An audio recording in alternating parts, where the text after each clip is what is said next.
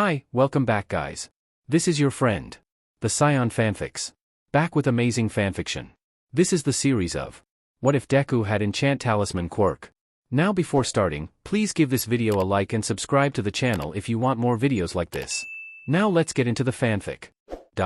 In a hidden location inside the fake city in which the heroes vs villains exam was being celebrated, a green-haired boy was wearing his temporal uniform as a villain as he looked at himself in the mirror, contemplating the situation and how those three kids were that eager to call themselves his friends let him alone in the villain team.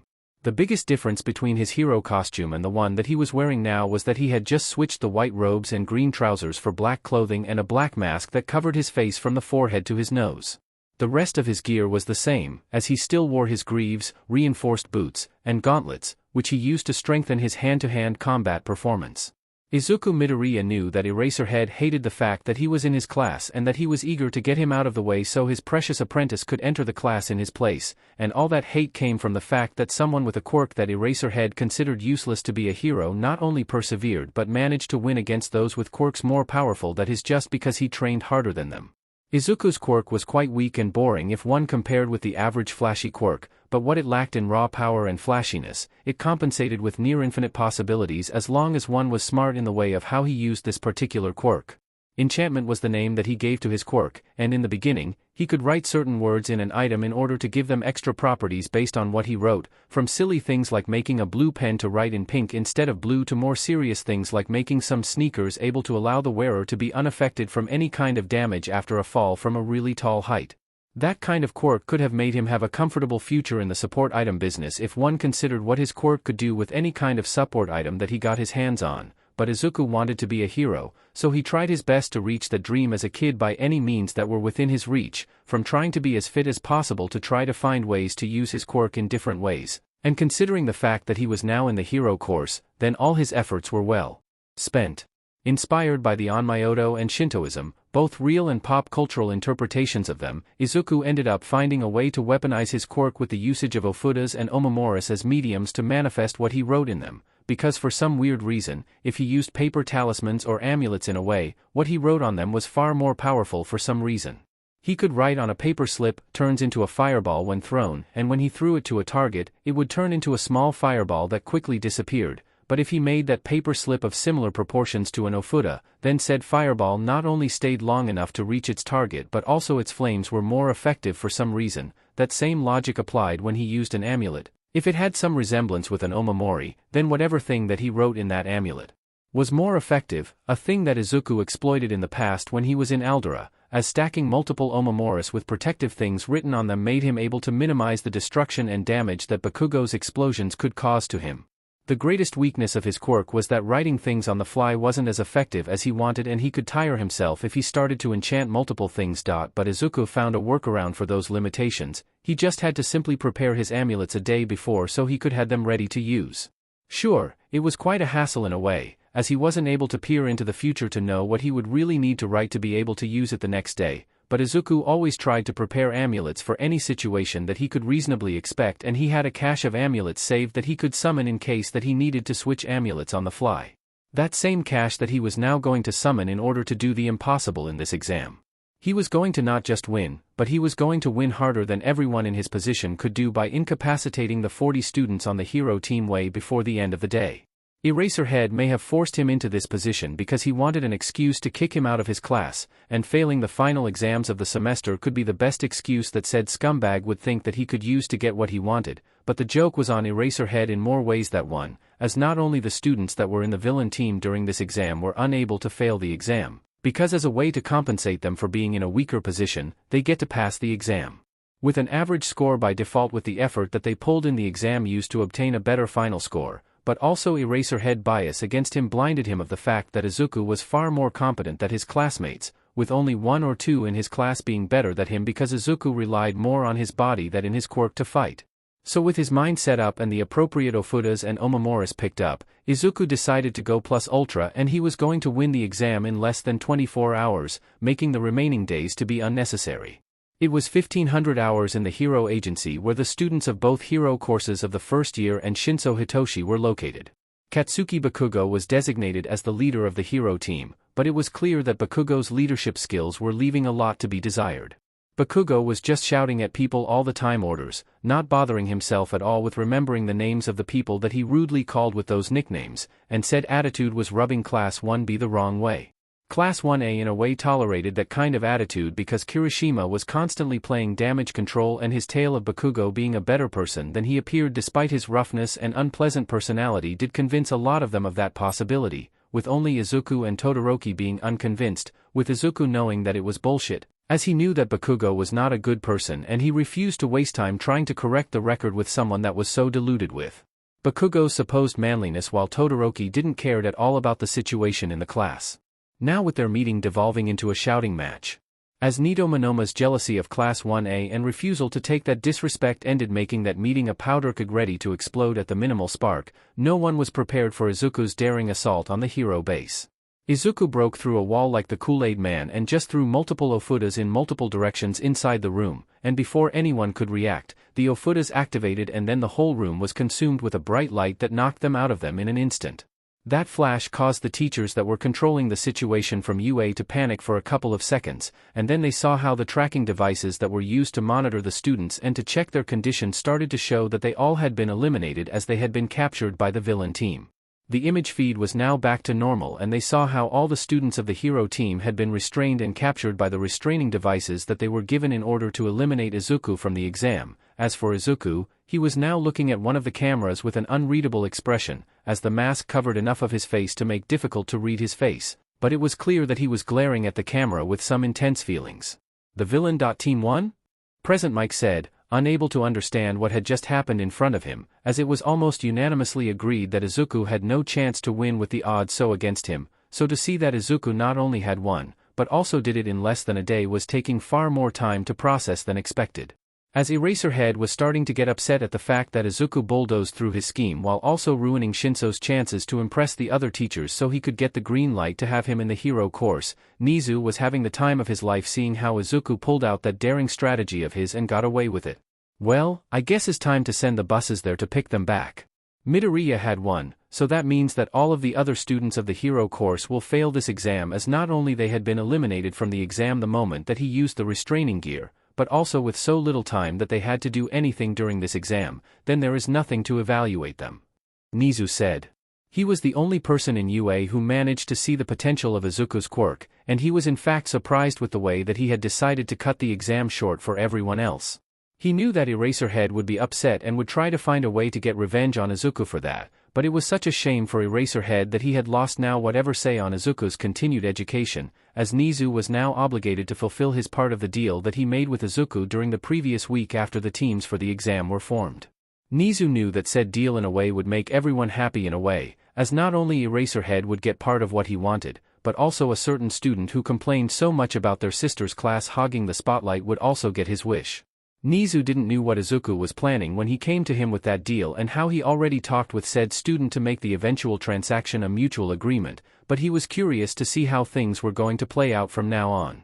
It was 1620, and all the students who participated in Heroes vs. Villains were now in the auditorium at UA to talk about how their short-lived exam went. Congratulations, Midoriya. It appears that you have an excellent understanding of your quirk's inner workings and showed to be quite resourceful in a situation in which you are against unsurmountable odds. Nizu said.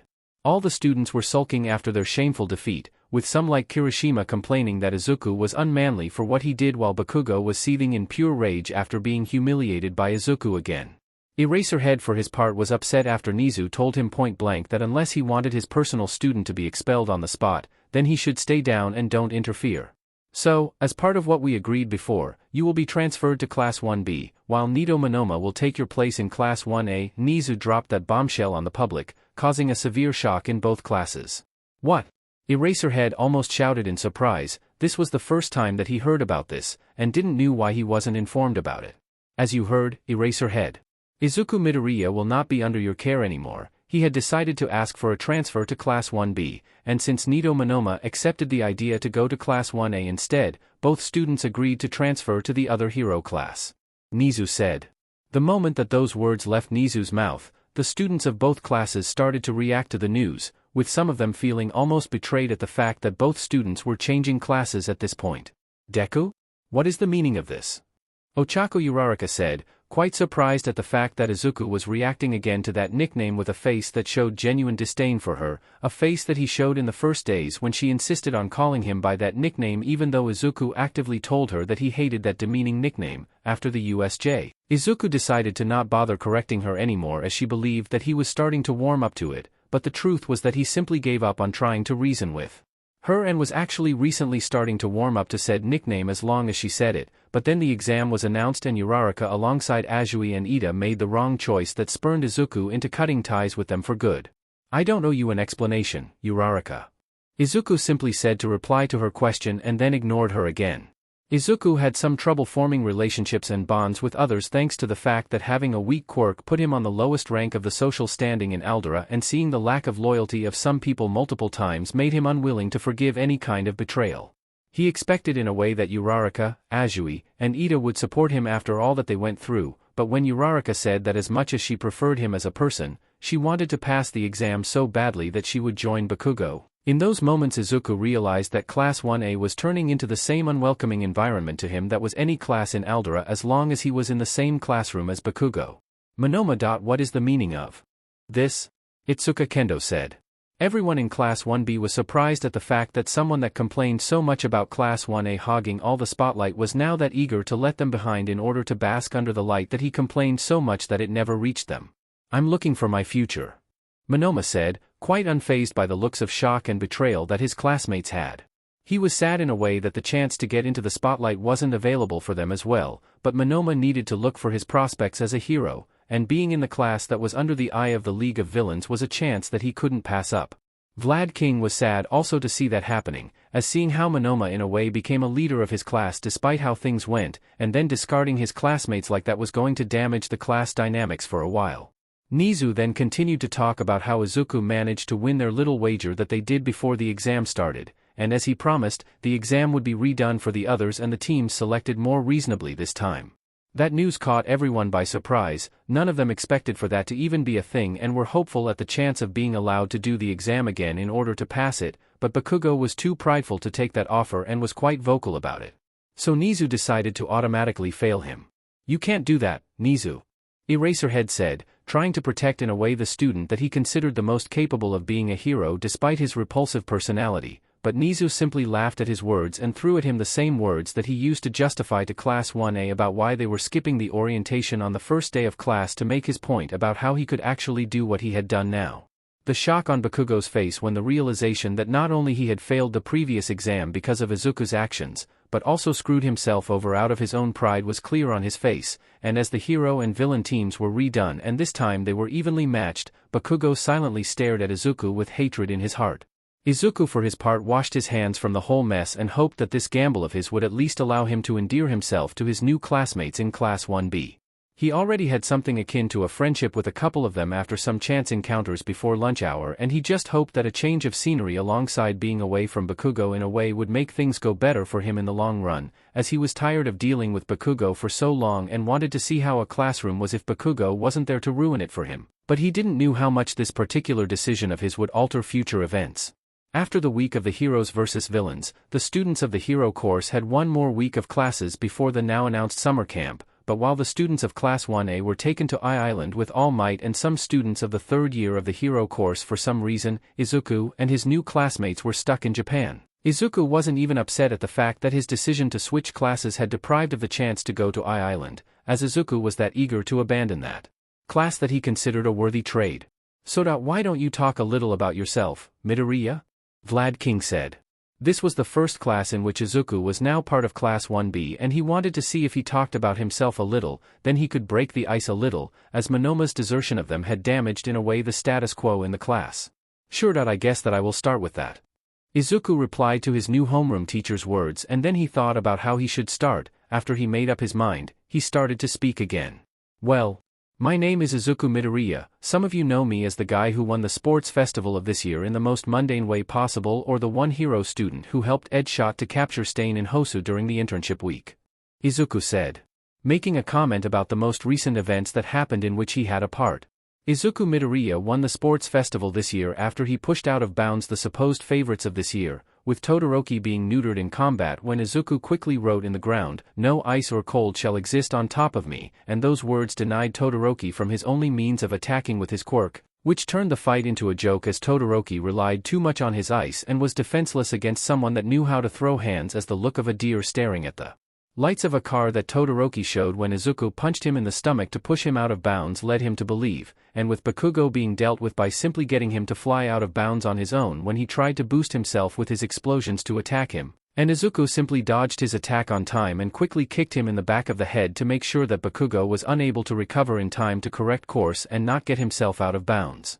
The action of humiliating Todoroki like that made the number 2 hero to be upset at Izuku for what he did, a frustration that grew a lot after the Hosu incident, in which by a slide of luck, the hero that was having Izuku as his intern for the week and Izuku managed to find the hero killer before he managed to kill Ida and they captured him. That boost on popularity that Edgeshot gained for being the one that captured Stain and the fact that Izuku somehow was part of that capture made the hero to privately seethe in anger after the loss of that chance to improve his reputation.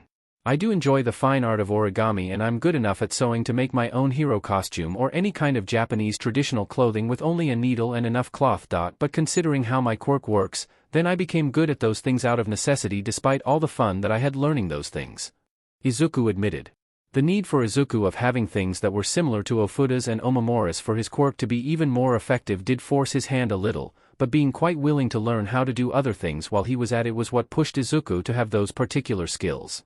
That particular revelation caught the whole class by surprise, not expecting someone who looked so menacing during the exam to have those hobbies. "So that black clothes of yours during the exam?"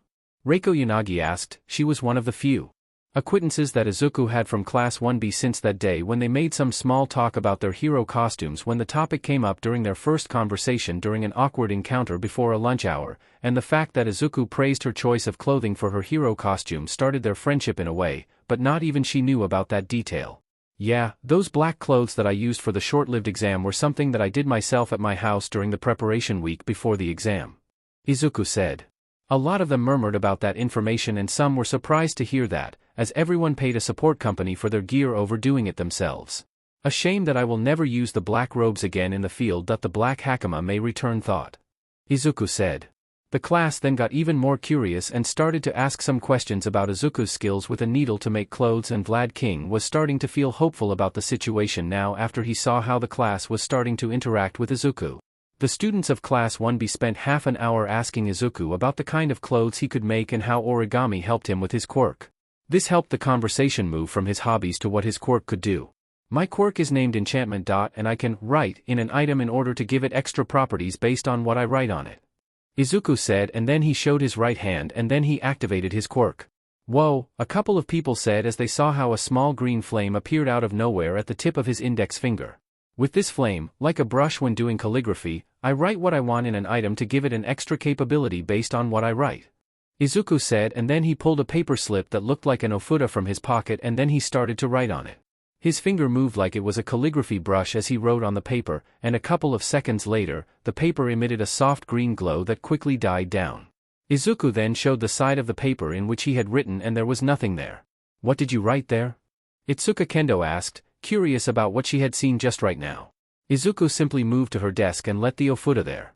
"Try to tear it apart," Izuku said to her, and then Itsuka tried her best to tear it, but her fingers became slippery when she tried to rip it in half and was unable to tear it. "That is a basic example. I could also make that thing fireproof or waterproof if I wanted. There are some limits on what I can write on an item to make it work, but this is how my quirk works," Izuku said, and then he gave her an omamori. That green charm had a tiger printed on it that had been embroidered on it alongside other small details that made the whole omamori show the image of a tiger badly hidden on green foliage. "Grab it with one hand or put it inside one pocket and try to tear it again," Izuku said to her, and then Itsuka tried again to rip the ofuda that she previously tried to break after she put the omamori in one of the pockets of her blazer, and now for some reason, her grip on the previously slippery omamori was more firm and now she was able to easily rip it in half. The looks of surprise about what they just saw were too obvious for Izuku to miss, and Izuku knew that because that other side of his quirk was something that he barely showed to people at all unless it was needed, but he knew that with the whole league of villains being out there and the threat that they represented was strong enough for Izuku to be aware that he and everyone else would need any kind of help to deal with those villains. Izuku tried the first day to share that with his classmates, but with Eraserhead being a piece of sheet and with Bakugo corroding the class with his caustic presence, then Izuku decided that he wasn't going to help them and keep it to himself. I can also write things in Omomoris to make them work like magical accessories from an RPG game. The one that I gave to Kendo enhanced the strength of the grip on her hands while making it really difficult for anything to slip past her fingers. Izuku said, and that left the class speechless. Izuku saw the faces of his new classmates and he believed that he may had better chances to fit in here now that not only he was away from Bakugo and the closest thing that was a disruptive element in this class was also out of the way, but also because he was trying to sell himself in a way that won't remind them to their ex-classmate Monoma. Izuku felt somewhat guilty about breaking Class 1B dynamics, but considering that he correctly guessed that Monoma would take his offer based on the way that he duped his classmates during the first event of the sports festival into underperforming while he mysteriously got between the 10th and 20th place made Izuku consider that Monoma would jump at the chance to be in the class that he hated so much in order to bask in the spotlight that he complained about how 1A hog it all for themselves. Then he did a favor to Class 1B by getting that snake out of the well in a way that everyone would win in the end. It was a shame that Monoma was so focused on the spotlight that he coveted it so much that he forgot to look at how Class 1A truly was, but he would soon find out how things are run in Class 1A and may regret the way that he chose to cut ties with Class 1B, and considering that he had 1 week before Class 1A returned from I-Island, then Izuku had a really limited amount of time before Monoma realized the mistake of his choice to endear himself to his new classmates, and he hoped that this presentation would help out a little in that endeavor. After that small introduction, the first class of the day went as good as it could be considering the fact that Izuku still in a way humiliated them in a way during the exam, and even if Nizu allowed them a redo of the exam as part of his deal, Izuku knew that some of them failed the Heroes vs Villains exam and put the blame on him. Izuku knew that as much as he gambled with the principal in a way to allow that scenario to happen, it was Nizu's decision to play ball with his demands what allowed all of that to happen, and Izuku could feel that Nizu had something in mind when he allowed that deal to happen because the new rules that Nizu put in the redo of the exam looked far too well thought out to be something that Nizu quickly pulled off to make the exam fair. Nizu had to have his own issues with the Heroes vs Villains exam. And Izuku's desperate gambit gave Nizu the perfect excuse to change the things that he didn't like about that traditional exam on UA to suit his vision and just used Izuku's ploy to his benefit. It was quite fair in a way as both sides got what he wanted, but Izuku had to remember that while Nizu may have trouble understanding human emotions, he is a crafty individual and a schemer who allowed his own plans to go unimpeded because not only they amused Nizu to no end, but because it gave Nizu the chance to do something that he wanted to do for a long time. The next class was one of heroics, and Izuku was now in the boys' locker room alongside his male classmates in order to change into their hero clothes for the heroics class. Not gonna lie, that hero costume of yours looks quite comfortable. Tetsu said. He was one of the students of Class 1B who was almost as miffed at his loss as Kirishima was for similar reasons, but he kept it to himself as in a way he considered that the lack of reaction of the hero team during those precious seconds was what cost them the exam. Blaming Izuku for using his quirk at his fullest to quickly defeat them when he was the one that was in the numerical disadvantage wasn't really manly, and besides, Izuku went for a KO and not for the kill, so being overly hostile with him for something like that was childish. It is in a way. Izuku said as he put the white robes on. A lot of his new classmates saw that Izuku was quite muscular despite his unimpressive and unassuming look in the school uniform. His abs were well defined and his arms were quite muscular. For someone whose quirk is not combat-focused, you do look quite muscular, Midoriya. Senkaibara said. That opinion was something that the boys shared after seeing him as he changed into his hero costume. Well, I kinda need to be that strong to compensate for my quirk not so obvious way to be used in combat. Besides, I believe that a hero, no matter what, has to be as physically fit as possible in case you can't rely on your quirk, because our bodies are what we use for hero work, and not being at your best could be the difference between victory and defeat, between saving the day or letting the villains win. Izuku said. His words convinced them about why Izuku was that strong, and then they met with the girls for the first heroics class of 1B in which Izuku would be a member of Class 1B. The doubts about him were still in the air and Izuku knew that the damage that Monoma's betrayal caused them was still fresh in their minds, but Izuku was confident in his chances to make this work. After all, he just needed to be himself and not being an a-hole like Bakugo is or acting like Monoma, and then things would be alright.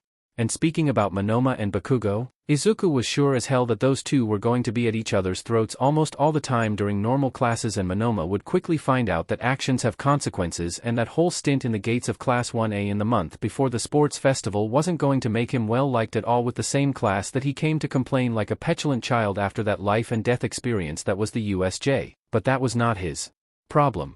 In ground beta, Izuku and his partner for this rescue exercise were now about to enter the building in which the civilians were kept hostage. Reiko Yanagi was his partner for the exercise, and the fact that both of them had the most Japanese-looking hero costumes, with Reiko's kimono that flowed down her legs and long, flared sleeves that slung down her wrists, and Izuku's white robes and green hakama combo that made him look like a Shinto priest in everyday clothes in a temple, that made the two of them pair off well thanks to their clothing choices and similar aesthetics, including the fact that both had a couple of details that partially broke said Japanese aesthetic that they had going on with their costumes, with Reiko's huge, puffy hood encircled at the back of her neck that was part of her kimono, and with Izuku choosing to wear iron boots, gauntlets, and greaves. A rescue exercise, Izuku said as he still was coming to terms with what he was about to do. Is that a problem? Reiko said, not in a malicious way, but out of genuine curiosity. No, is just that Class 1A had been strictly focused on defeating robots during the heroic class to improve our combat skills over doing anything else. All Might thought that maybe it would be for the best for all of us to quickly learn how to fight after how the USJ incident went. Izuku admitted. The way that All Might imparted the heroic class after the USJ changed, and now they were almost exclusively sparring with robots all the time without learning how to use their quirks for things like rescue operations or other heroic endeavors. Izuku knew that All Might meant well and that he just wanted to make sure that we would be prepared in case of facing a villain like those of the League. But that decision of his just damaged their education in a way, and since Eraserhead didn't cared enough to correct All Might about how he was doing things, then Izuku had almost forgot that a hero was supposed to be able to do more things than just fighting. Oh, Reiko said, aware that for as much as Monoma had stoked the flames of jealousy in the class with his rhetoric, none of them knew about the struggles that the students of Class 1A were going through. So I'm just surprised, that is all. Izuku said, and then both of them reached the building, and as Reiko was about to enter, Izuku stopped her. Wait, Yanagi, I have a plan. Izuku said. He saw in her eyes that she was considering his words, and despite her being the leader of the team, she decided to give Izuku a chance. After all, Izuku managed to incapacitate both classes in one simple move, so listening to him was a good idea. I'm quite nervous, to be honest. Nairenjiki Shota said. Kozai Tsuburaba and him were on the villain team, and they were protecting the only entrance to the room in which they moved the hostages for the exercise. I hate to say this, but I get it. He was the villain in the Heroes vs. Villains exam. He was the only one on the villain team against the 40 of us on the hero team, and even then, he just manned up and broke into our base, forced his way into the meeting room by blasting the wall open with ease, and took us out without a fight. And all of that wasn't because he had an overpowered quirk. Kozai said, he was quite upset in the beginning about what happened in the exam, but even he had to admit that what Izuku did took a lot of guts. Those in class who shared his opinion were more upset at the fact that they were taken out that quickly without a chance to fight back over being mad that someone with a weak quirk defeated them. And now that we got a basic explanation of what his quirk could do, then the chances of not being able to properly prepare to confront him are getting into me. Nairenjiki admitted. It's okay, it's not like he can prepare for every eventuality, right? Kozai said, and then they heard how someone was knocking on the door of the room in which the hostages were located from the inside, and that made them panic. Kozai opened the door and then saw that Izuku was already on the inside of the room for some reason. No way. Nairenjiki said, and then they saw how Izuku phased through them and broke into a sprint in order to get away from them. Both of them didn't know what came over them, but they knew that they couldn't allow Izuku to get away now. They also broke into a sprint in order to catch Izuku, completely forgetting about the hostages and the exercise itself for a moment. The students and Vlad King, who were seeing how the exercise was developing, were looking at the screens in the waiting room, and how the Izuku that Kozai and Nairenjiki were following was somewhat off, but they weren't able to explain why they felt that. End of the line, Midoriya. Kozai said. Izuku suddenly stopped in an empty hall in which the stairs were, and Kozai then used his quirk to try a move that he had been practicing after the internship week.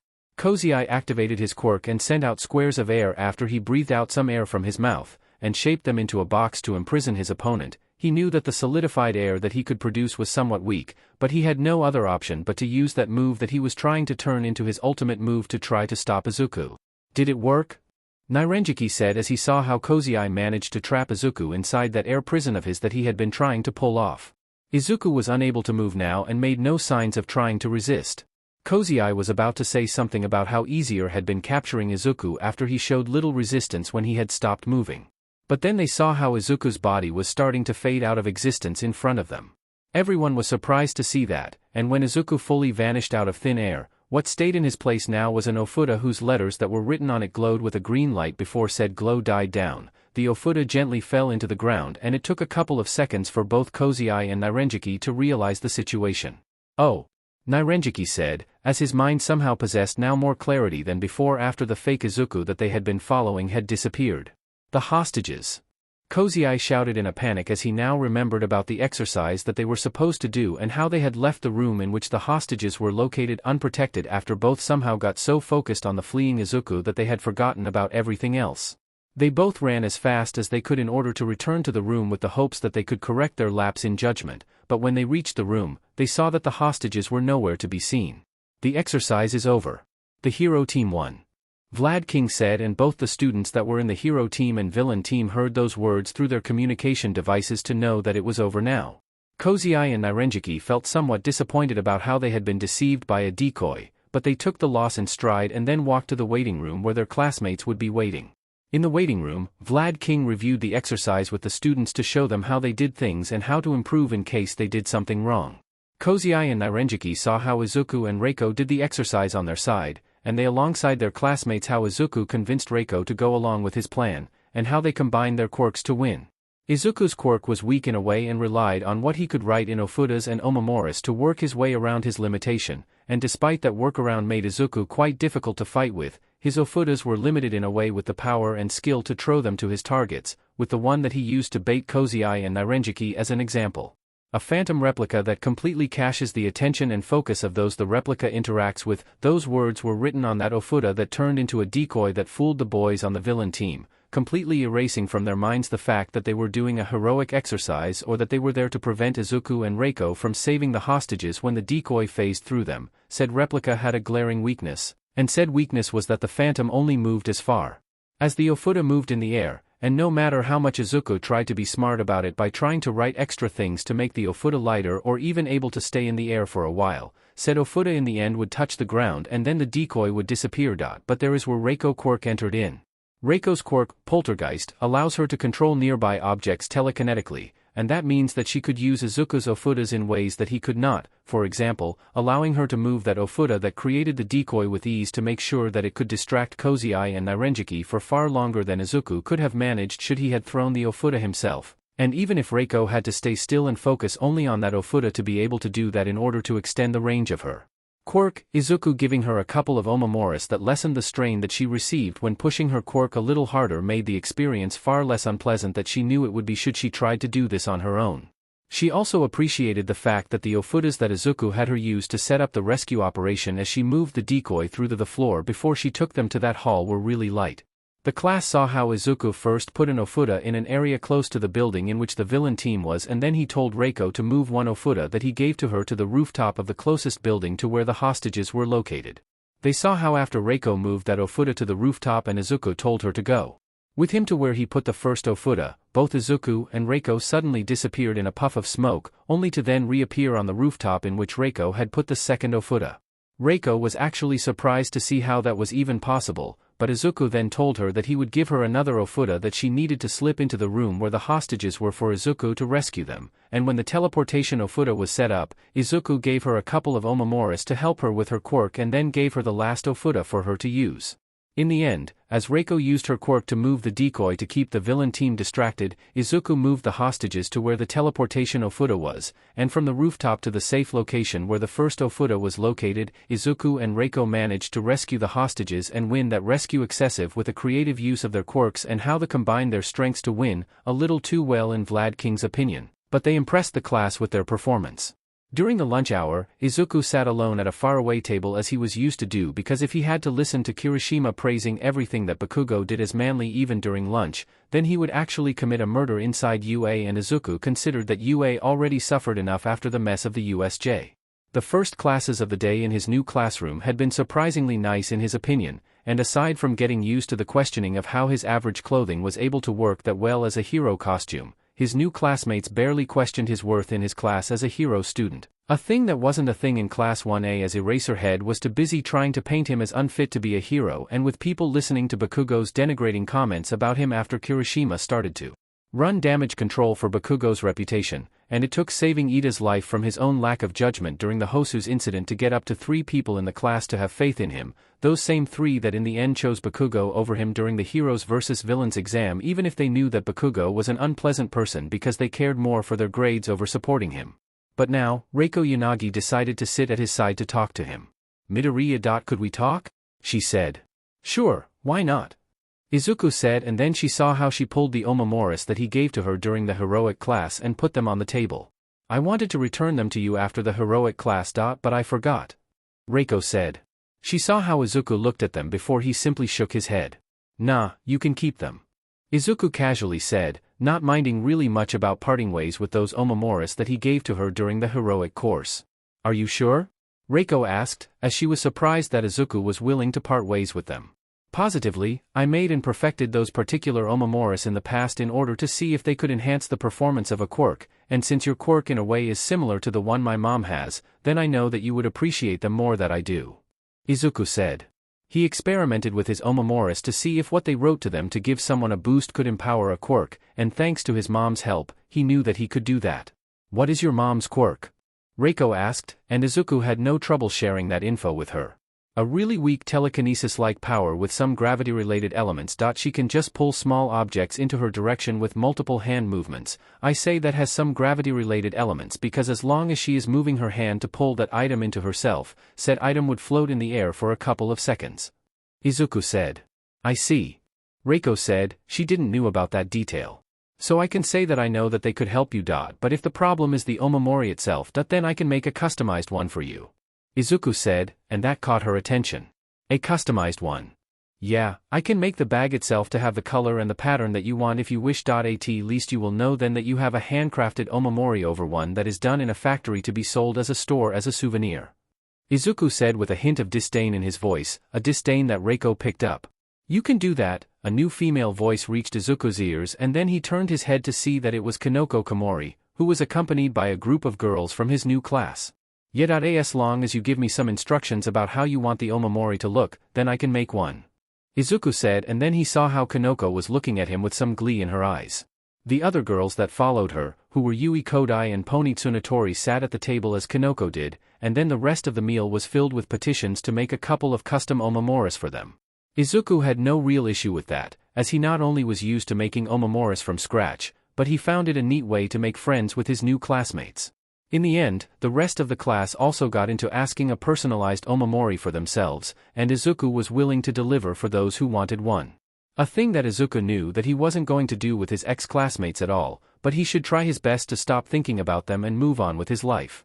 This was a new beginning for him and he needed to actually move forward with his life. Class 1A wasn't his problem anymore, and he should try to only concern himself with his new classmates over those who barely considered worthy of being a hero. This was his real start in his hero academia. Time flew fast for Izuku in a way, as before he even realized, now they were on the last day of classes for the week, a thing that was a first for Izuku in a long time as he barely remembered having such a pleasant time on school since he was saddled with being Bakugo's classmate in Aldera. Izuku's school experience in Aldera was defined not only by being on the lower level of the social hierarchy because of his weak quirk but also by being forced to hold back and being unable to do anything to upset the golden child of Aldera, who was Bakugo, as the faculty of Aldera in a way encouraged his barbaric behavior, refused to reproach him at all, and even punished those that defend themselves against his bullying because they wanted for Bakugo to mention their name as the school that he went before UA in order to ride on the coattails of his success. A thing that made Izuku's everyday trip to the train station sweeter after the sports festival, as his victory over Bakugo and the subsequent outburst of anger that Bakugo showed during the medal-giving ceremony caused Bakugo's chances to get an internship with a famous hero to evaporate in an instant. Izuku had to take a route that took him to walk near Aldera in order to reach the train station, and to see his ex-teachers looking at him with a look of shock and disbelief on their faces as a nobody in their eyes gained part of the reputation that they wanted for Bakugo to have, while Bakugo's attitude cost him any real credibility in the business was priceless to him. His prideful boast at the beginning of the sports festival alongside his defeat and then that showing of being a sour loser if he never gets it his way made people realize that Bakugo was only a hero student because of his quirk and lacked anything else that a hero should possess, like being somewhat approachable and not make people to be concerned about their safety if they were around him. Some of those qualities Endeavor lacked, as the man was a hard ass and an unpleasant person in that conversation before Izuku faced Todoroki. But at least Izuku knew that Endeavor would do his job as a hero to save people if the situation required it no matter what. Izuku believed that Bakugo would refuse to try to save someone in need, as he only wanted to hurt and beat people to show that he was the very best and the second coming of All Might even when the truth wasn't as glamorous as Bakugo envisioned.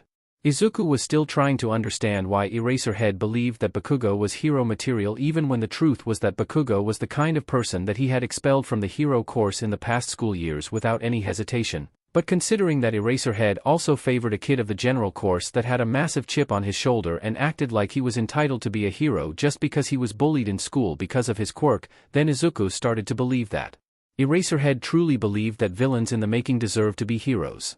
He was so glad now to be in a class with a homeroom teacher that actually gave a DMN about him and was willing to take some time out of his schedule to deal with any issue that his students had, but that made Izuku question himself about why Monoma was that obsessed with Class 1A even when it was clear for everyone in UA that Eraserhead was an incompetent teacher that not even the students of the past year that had the misfortune of having him as their homeroom teacher had anything good to say about him aside from one girl that nobody liked for talking positively about someone that put a literal death sentence on their records for no valid reason. Now that he thought about Bakugo, he realized that today was the day on which the gala before the I-Expo would be celebrated, and considering how the I-Island is in a different time zone than Japan, for all he knew, the party was already over or even about to start. But that wasn't his concern at all, it was the fact that Bakugo and Class 1A would return to Japan and the PRD of peace that he enjoyed in UA with them out of his hair was about to end that concerned him. He didn't want this peaceful week to end, but that is how things work in life. He just hoped that he could be able to enjoy peaceful times like this in the near future. Mirio. At the top of the tallest building in I-Island, the panicked and worried voice of a girl echoed on the rooftop as the night settled in. Mirio Togata had been pushing his body to the limit more than he needed to be, but now it appeared that it was the end of the line for him. He had been chosen by All Might to carry his legacy in more ways than one, but said legacy went from a sacred torch into a raging firestorm that was killing him from the inside. He collapsed on the spot after he and All Might joined forces to put an end to Wolfram's schemes, but even the device that Melissa gave to him to allow him to tap into the power of OFA with fewer issues was just a simple patch that couldn't fix the main issue that OFA had. The quirk not only reached the singularity after All Might transferred to him but also reached a level of power that would kill him in less than a year thanks to the fact that the strain that his body had to endure in order to hold OFA inside his body alongside his original quirk was too much for him to handle. Only a quirkless person could safely hold this power. But at this point, we don't even know if that is a possibility anymore. All Might remembered Mirio's words after he revealed that the vestiges of the previous wielders of OFA managed to communicate with him and revealed to him about the consequences of All Might's choice. Mirio was not only dying because his body was getting older way faster than a normal person, but also OFA's power was becoming even more unstable now that Mirio's quirk had been fully assimilated into it to the point that there was little hope of finding a quirkless person that could be trained enough to truly wield the destructive power that OFA contained now. This trip to I-Island was a shot in the dark in order to try to find a miracle to delay the inevitable or find a solution to it, and to have the students of Class 1A come to this trip was just an excuse to allow Mirio and his friends to come to I-Island as chaperones of their underclassmen with a valid excuse for them to skip class for a week. All Might chose Class 1A because Izuku was there and he wanted to see if those amulets of his could at least be used to buy Mirio some time so he and the others could try to find a solution. But Izuku's decision to switch classes so fast caught him by surprise, and then he was forced to bring the class without the student that he actually needed to talk to, and if he could talk to his past self, then he would say to himself that he should have left Class 1A in Japan as Bakugo almost managed to start an international incident because he was unable to handle the truth his losses against Midoriya, and thanks to Monoma's prodding, he almost destroyed a whole building in the island in a fit of rage. Bakugo ended up being forced to stay in the hotel as his actions weren't fit for someone who said that wanted to be a hero, and despite Monoma having part of the fault in that incident, Monoma was able to walk away only with a scare as one of those explosions almost killed him because Bakugo's unbecoming attitude during the sports festival made people there to instantaneity think that Bakugo was the only one at fault there, but it was not like they hadn't any reason to not think like that. Bakugo's shameful display during the sports festival while the medals were given was considered by the Japanese public as a childish temper tantrum that was unfitting for someone who was in such a prestigious position as a hero student in UA, an opinion that was shared around the world considering that Bakugo had to be physically restrained by himself before midnight put him to sleep before he could damage the other kids that were in the podium. Those thoughts occupied All Might's head in a way as he managed to carry the unconscious Mirio into the party venue, and then he saw that things hadn't been as painless as he believed. My God. All Might said as he saw that 2 of the students of Class 1A had been injured with a level of severity that would require intense medical attention. He saw how Nito Monoma had one of his hands shot by one of those villains with a firearm when Monoma foolishly tried to stand up to Wolfram and his goons and got a bullet on his left hand that left a hole in there for his troubles, but when he saw how Shoto Todoroki was unconscious on the ground after he passed out by the blood loss is when All Might felt guilty. Shoto's right forearm had been cleanly sliced off, and while the amputated limb had been safely recovered, it was clear to All Might that things weren't going to be the same for Todoroki anymore, as even with how quirks could perform things that could surpass the most advanced medical procedures, the damage that he suffered would take a lot of time before it would be fully recovered even if the limb is properly reattached. All Might knew about the consequences of having a limb cut off and then reattached, and he knew that Todoroki's effectiveness with his quirk, if he used his right arm, may never be the same even if things were done right during the surgery, as things like residual pain, numbness, stiffness, cold sensitivity, and loss of faculties of that particular limb would be things that Todoroki would have to face for a while at best and for the rest of his life at worst. This situation in a way made All Might regret coming to Island in a way, as he knew that part of this mess that had injured some of his students was on David Shield's shoulders. David's desire to recover that quirk amplification device to allow him to continue his job despite his situation was noble in a way, but the means that he used to reach said goal weren't. David was taken advantage of by one of his colleagues and then by Wolfram and his gang to fulfill their goals while deceiving his friend in the process. He would need to call Nizu to inform him about the situation there, as the situation would cause some commotion in Japan if the extent of the injuries suffered by Todoroki and Monoma was revealed. At this point, even All Might was starting to consider that Class 1A was cursed or something, because that level of bad luck wasn't normal. Sorry for taking so long, Komori, but now I have finished it, Izuku said to Kanoko during the art class hour before midnight entered the classroom. He then pulled the omamori that she requested based on her request, the first one that was a little more complex than the one that she ended up asking, but Izuku wanted a challenge and he decided to indulge her first request. No way. Kanoko said. She was now holding in her hands the omamori that Izuku had done for her, and she was surprised to see that he decided to take that wild request of hers. Said omamori was a simple green omamori with multiple small mushroom prints that had been embroidered there that barely let the green color be seen at all. Those small mushroom prints weren't all the same, a lot of them were based on mushrooms found in Japan, and even Kanoko was surprised to see how accurate Izuku had been with the design of those prints despite the fact that Izuku admitted that he knew nothing about mushrooms. I relied on Wikipedia a lot to get the design right in a way. But in the end, it was thanks to all the years of practice with the needle that I have that allowed me to pull that one off. Izuku said with a hint of pride in his voice. He barely had any time to impress people with that particular skill of his, so he was going to enjoy those few moments in which he could show off that particular talent of his. This is amazing. Kanoko said, admiring the omamori that Izuku had done for her. Midnight then came to the class and saw that omamori in Kanoko's hands and was surprised as well. It looked quite complex enough to be something found in a store as a souvenir or in a shrine. Those that are sold in stores could be more complex than those in a shrine, as they could have different patterns or designs on the outside than the ones on a temple, to the point that even some heroes have omamoris as hero merchandise, but to see one omamori that is filled to the brim with multiple prints of mushrooms that were different in shape, size, and color made her think that it was a handmade omamori. The students of Class 1B then returned to their seats and the class commenced with Midnight's eyes wandering occasionally in Izuku's direction as she remembered what Nizu had told her about what happened in Island after All Might called Nizu a couple of hours ago to inform him about how 2 of the students of Class 1A had suffered severe injuries and would return to Japan in a couple of days later after recovering from the surgery that they needed to go through. Midnight didn't know how things went wrong that fast there, and considering that the last time that one student of Class 1A got into a life-and-death situation, the only reason that said student survived was that Izuku managed to find him and brought Edshot with him, then Midnight just hoped that this was just bad luck and not a prelude of what was to come in the future.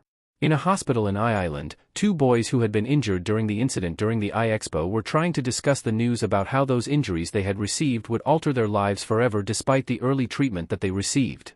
Nito Monoma had been shot in his right hand by Wolfram himself when he saw how Monoma wasn't going to stand down and was looking almost ready to try to be a hero in the situation, which put a stop to whatever poorly thought attempt of Monoma to try to be a hero in the situation. Said injury left a massive hole in his hand that while now back to normal thanks to the quick action of the medical staff of the hospital and some quirks that allowed them to heal that near career-ending injury, the truth was that Monoma had lost the ability to copy quirks of others if he touched them with his right hand. Monoma's quirk factor was in his hands, and losing a massive chunk of said hand also meant that he lost a number of his quirk factors on said hand as well, a thing that those healing quirks couldn't fix. Monoma got what he wanted in a way when he transferred to Class 1A, and that was the chance to bask in the spotlight that he coveted so much, but his first taste of said spotlight had been quite bittersweet, to say the least. During the Gala, Monoma heard how a lot of the people who were there had been sorely disappointed by the fact that the kid who won the sports festival wasn't there even though he was in Class 1A, unaware of the fact that Izuku transferred to Class 1B, and how they were quite disappointed to see how he was there. Monoma did hear how a lot of people considered what he did with his classmates during the sports festival as a scummy and underhanded move, framing his plan to underperform to catch Class 1A by surprise as a villainous thing as he took advantage of said idea that he convinced his ex-classmates to then get between the 10th and 20th position in the race while they almost barely made it to the next event. The only saving grace for him was that he also heard how the people there had not that much of a positive opinion of Todoroki as well as they had of him. For a lot of people, Todoroki's refusal to use his quirk at its fullest was a sign of disrespect for the hero community because as far as they knew, there was no life-threatening reason for Todoroki to hold back his fire at all, and only using half of your quirk for no reasonable reason was almost an insult to a lot of heroes. And now that Todoroki had his right forearm reattached to his body after a successful surgery, he gained one more reason to use the fire that he vehemently refused to use. Shoto Todoroki's right forearm had lost a lot of its resistance to the cold that it had before, to the point that the backlash that he had to face if he overused his ice side now settled in his right arm way before the rest of his body, and unless he wanted to lose it, he needed to either stop using his ice for a while or start using his fire more to regulate his body temperature, a thing that Todoroki refused to do even if that meant losing his arm. Both kids were still processing the news and knew that nothing would be the same anymore for them once they returned to Japan, a thing that would happen tomorrow for them since they had quickly recovered from their injuries thanks to the state-of-the-art technology and the healing quirks available in Island. They had less time than their classmates who returned before them to prepare for the summer camp, an event that now Monoma was afraid it could evolve into a similar incident as the one that occurred in Island a couple of days ago, a thing that Monoma didn't expect at all to happen when he transferred to Class 1A. But he only looked at the attention that Class 1A got from the public over the consequences of being in those incidents. Is this sense of dread that now invades him what his new classmates had to endure after the USJ incident? Monoma didn't know, but he would soon learn the answer to that question. The day of the summer camp was already upon him and Izuku was on the bus alongside his classmates from Class 1B, enjoying the scenery as he put his thoughts in order. The news about what happened in Island was something that Izuku ended up watching and was surprised to see how badly things had gone there, with Monoma and Todoroki being out of commission for a couple of days after they sustained serious injuries that required surgery. The recounts of some civilians about how things went before All Might freed himself from those restraints actually made him concerned about Monoma's sanity because it took a level of stupidity that rivaled Kirishima with his delusions of thinking that Bakugo was a hero in the making to think that he could have done something while being under the sights of multiple gunmen whose weapons were trained at him, the loss of a chunk of one of his hands alongside the effectiveness of his quirk. Effectiveness in said hand was something that Izuku hoped that forced Monoma to actually think about what he was trying to archive in those moments. What made him so obsessed with the spotlight that made him abandon reason and try to make a stand on his own when even those who had better chances than him to actually do something stayed down to try to not provoke the villains into shooting the civilians that they had trapped in the room? Izuku would never know, but he was also surprised to see that people mentioned how Bakugo almost leveled a building because he got upset about something that Monoma said and tried to deal with his emotions by attacking others. It appeared that Bakugo's empty boast alongside his defeat at his hands during the sports festival was still a sore spot for Bakugo, but Bakugo's wounded ego was not his problem. His problem was that now they were told to leave the bus that they were riding at a stop in the area near the Pussycats agency to meet the Pussycats, and then they talked about the summer camp about what they were meant to do. The moment that Mandalay talked about security concerns and how they took extra precautions, Izuku decided to ask something. So that means that we are going to board another bus to reach the camp? Izuku asked. He saw how his question in a way caught the Pussycats by surprise. No, why we should do that? One of the pussycats, a blonde woman with the hero named Pixie Bob, said. I mean, if there are some security concerns, to the point that we have to leave our phones in UA in case some villains could hack them and use them to find the camp through the GPS coordinates of our phones, then changing buses in case the one on UA had been sabotaged in a way to allow any kind of savvy villain to slip a tracker on it sounds quite reasonable. Izuku said. His words left the heroes quite confused for a couple of seconds until they saw what Izuku was trying to say. He has a point. The heroine Ragdoll said. No wonder Nizu is interested in you. Vlad King said, realizing in a way that despite Izuku's suggestion coming out of the blue, what he said was something that they could have done just in case to improve the security of the summer camp. Sure, the kids were now going to face a new test at this moment that would make the second bus not really necessary. But if they moved the luggage of Izuku and the others to the other bus while they walked to the location of the camp, then that would have helped to increase the security just in case. Yeah, he might have a good idea, but it's not like it matters anymore. Pixie Bob said, and then she prepared to use her quirk to push the kids to the forest below them, but before she could even touch the ground, Izuku reacted on time and just threw an ofuda to her that got stuck to her forehead, and then Pixie Bob started to panic. My quirk is not working. The heroine said. She tried to activate her quirk to move the ground, but the moment that she was about to activate it for real, then her quirk turned off for some reason. Good to know that this new ofuda that I recently developed works as intended. Izuku said, still holding a couple of ofudas in his hand as he looked at the other pussycats. One of the things that Izuku learned from his internship with Edshot was to always be prepared to act at any moment and to pay attention to the body language of a person to know how to act, and Pixie Bob's actions after she dismissed in a way his words clued him in about the fact that she was going to try something, and that made him react like that. What had you done? Vlad King said, not expecting Izuku to actually react on time and manage to disable Pixie Bob. Izuku activated his quirk and let that small flame appear in his right index finger and started to write in the air something. I will subconsciously keep deactivating my quirk all the time even if I want to activate it. The hero Tiger said as he read what Izuku had written in the air. That caught Vlad King by surprise. It is not erasure, but it can work in a pinch. Like in this situation. Izuku said. The mention of Eraserhead's quirk did catch the hero's attention. Midoriya, are you implying that? Vlad King said, knowing that Izuku told him that he was always trying to write new things to use in his ofudas.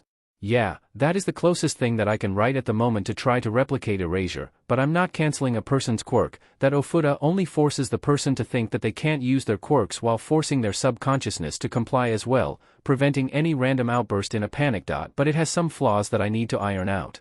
Izuku admitted, he wasn't around villains who would take advantage of what he said. He was around his classmates and heroes who would benefit from knowing what he could do to dispel any doubt. What are those? Pixie Bob said, trying to take the ofuda that was stuck in her forehead, but her body refused to even touch it despite the fact that she wanted to take it off. Relax, you just have to really want to take it off, to the point that you need to show an impressive amount of willpower and determination to overpower the constant self-suggestion that is forcing you to delude yourself into not using your quirk.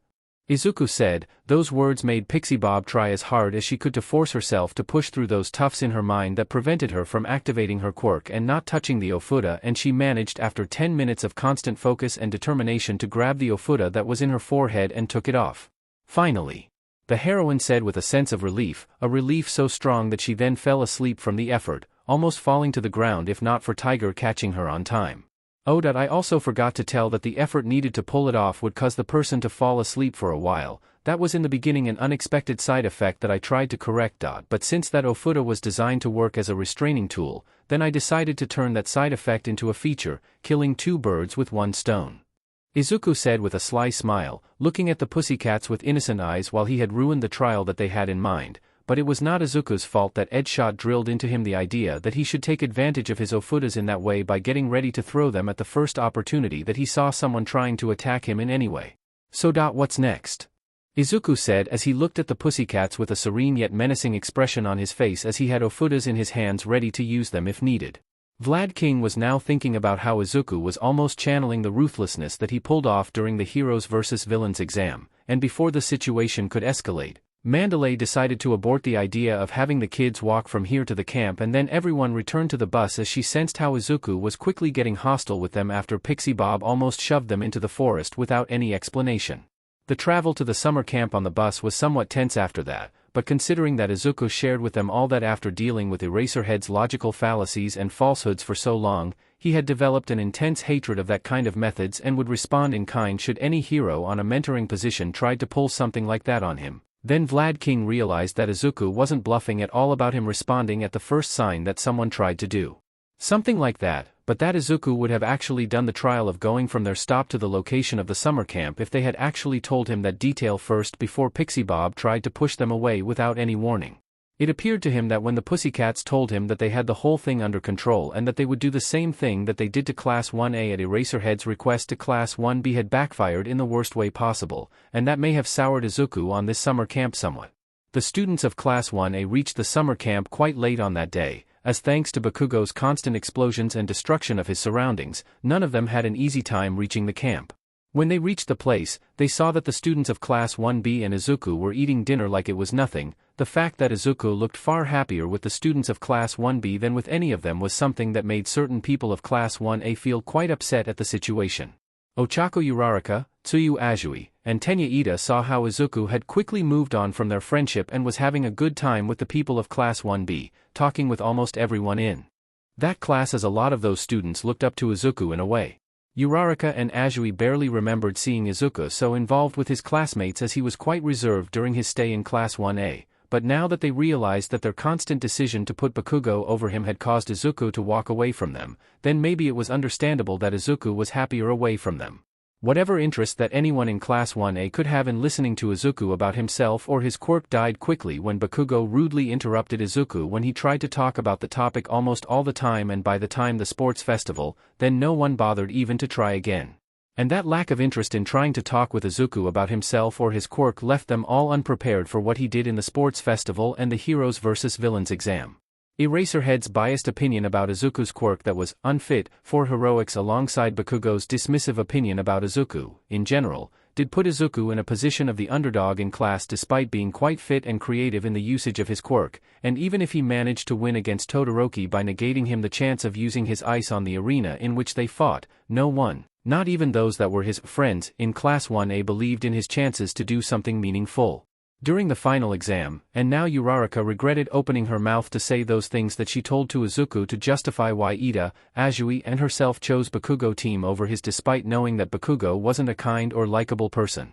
What she believed was just a simple thing that Izuku wouldn't take personally, as she believed that Izuku would have done the same if he was in her position, was, in fact, the last straw that made Izuku walk away from their lives. And it appeared that the moment that Izuku walked away from Class 1A, whatever luck they had to walk somewhat unscathed from any incident that they suffered, and whatever allowed the class in a way to be a cohesive unit despite the tumultuous situation, walked away with Izuku, as now that Izuku wasn't there anymore and Monoma was in his place, the class atmosphere was far more stressful and oppressive than before. Monoma's addition to the class wasn't well received at all, as everyone remembered the stunt that he pulled after the USJ, and all his antagonism to them during the months before the final exam didn't make him receive a warm welcome in the class, and his constant conflict with Bakugo even after returning from I-Island didn't make their situation better.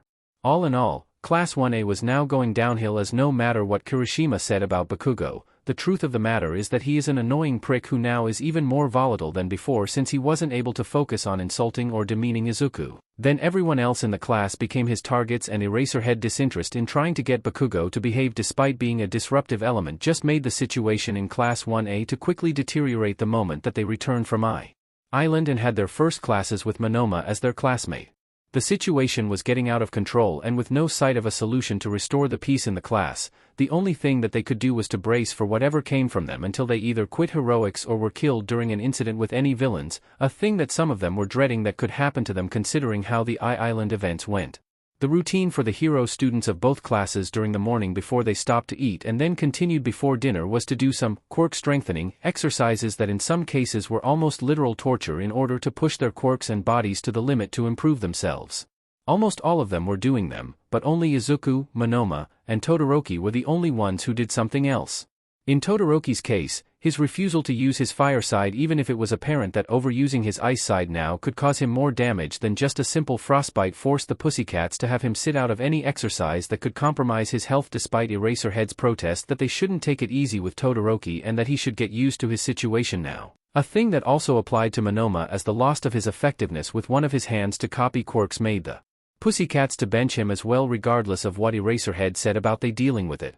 For Izuku though, it's not like he was fooling around or anything like that, he was doing some exercise of his own, but the thing was that the pussycats were partially intimidated after the way Izuku took Pixie Bob out, and partially unable to figure out what Izuku should do to push his quirk to the limit, but seeing that Izuku was sitting on a table nearby, with a notebook and they saw how Izuku was quickly writing things in it by using that green flame on the tip of one of his fingers and he was using all the fingers of both of his hands, then they decided to let Izuku work on how to train his quirk on his own terms. Vlad King knew that Izuku admitted that he was right-handed, but he forced himself as a child to learn how to do things with his left hand as well in order to be able to use his quirk with his weaker hand in case he was unable to use his dominant hand to write things with his quirk, and seeing the speed that Izuku had when he used his left hand, then Vlad King knew that Izuku didn't lie at all when he said that. His eyes then moved to his other students and saw that some of them were making some progress despite their reluctance to do those exercises, and he then saw that some of them had one omamori in their pockets. I see. Vlad King muttered to himself.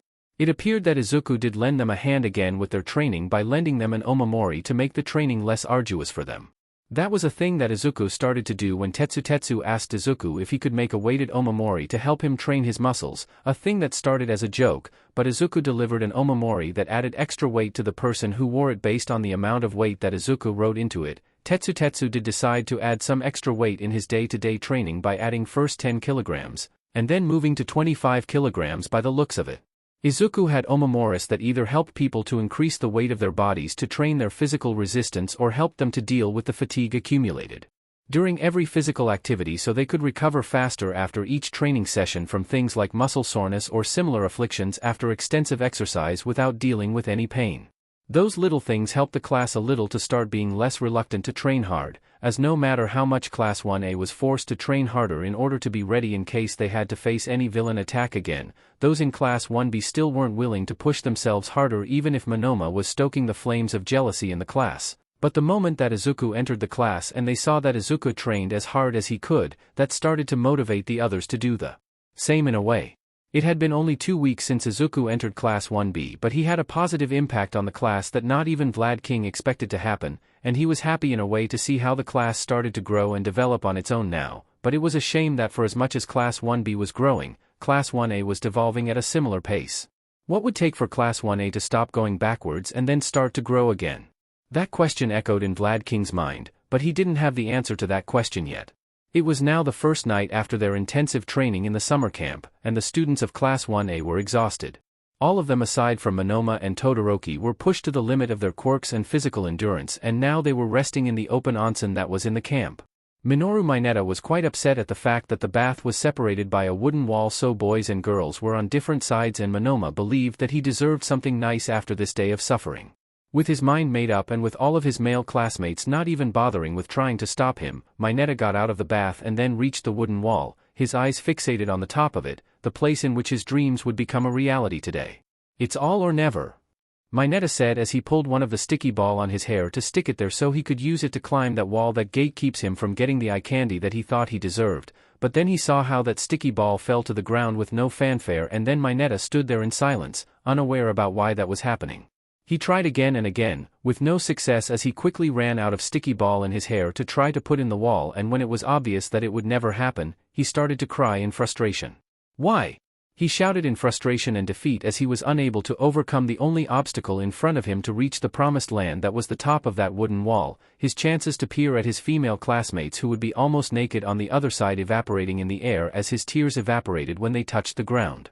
The girls on the other side heard Mineta's cries of frustration and defeat and had to remember how Mineta was and why he was crying now to remember that no kindness or mercy should be wasted on that SEC pest of a classmate that they had been saddled with since the beginning of the school year.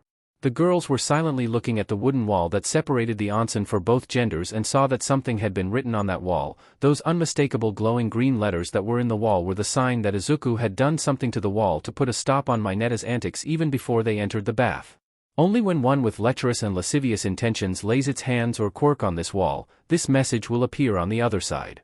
The first part of the message said, the girls read those words in silence as Mineta's unconsolable sobs echoed in the whole onsen. No quirk, tool, or appendages will stick on this wall if one only holds impure and lascivious intentions when interacting with this wall.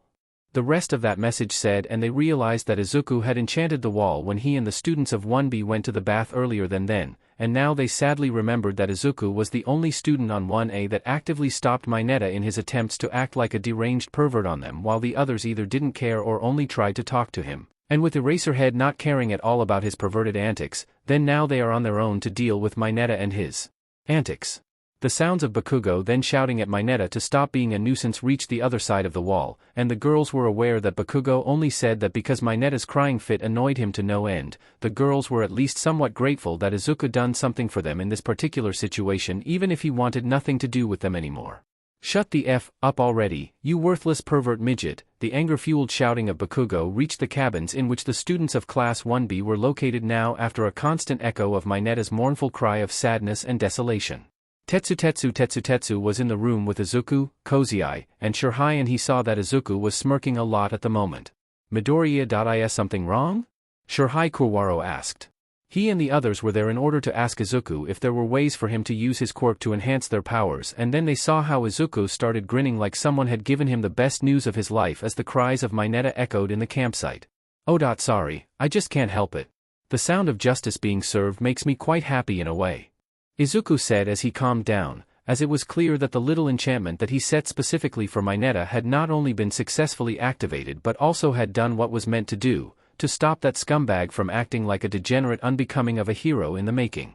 Izuku wasn't that really against any kind of perversion, as he was somewhat understanding that people his age can have their minds distracted when thinking about girls, but the level that Mineta showed his perversion was a massive red flag that Eraserhead had ignored time and time again. And since even if he brought the issue to Nizu, the only thing that he got was that unless he crossed the line, then Nizu couldn't do anything about it, then Izuku decided to take matters into his own hands and decided to just make sure that his attempts to perv on the girls failed as long as he could help it.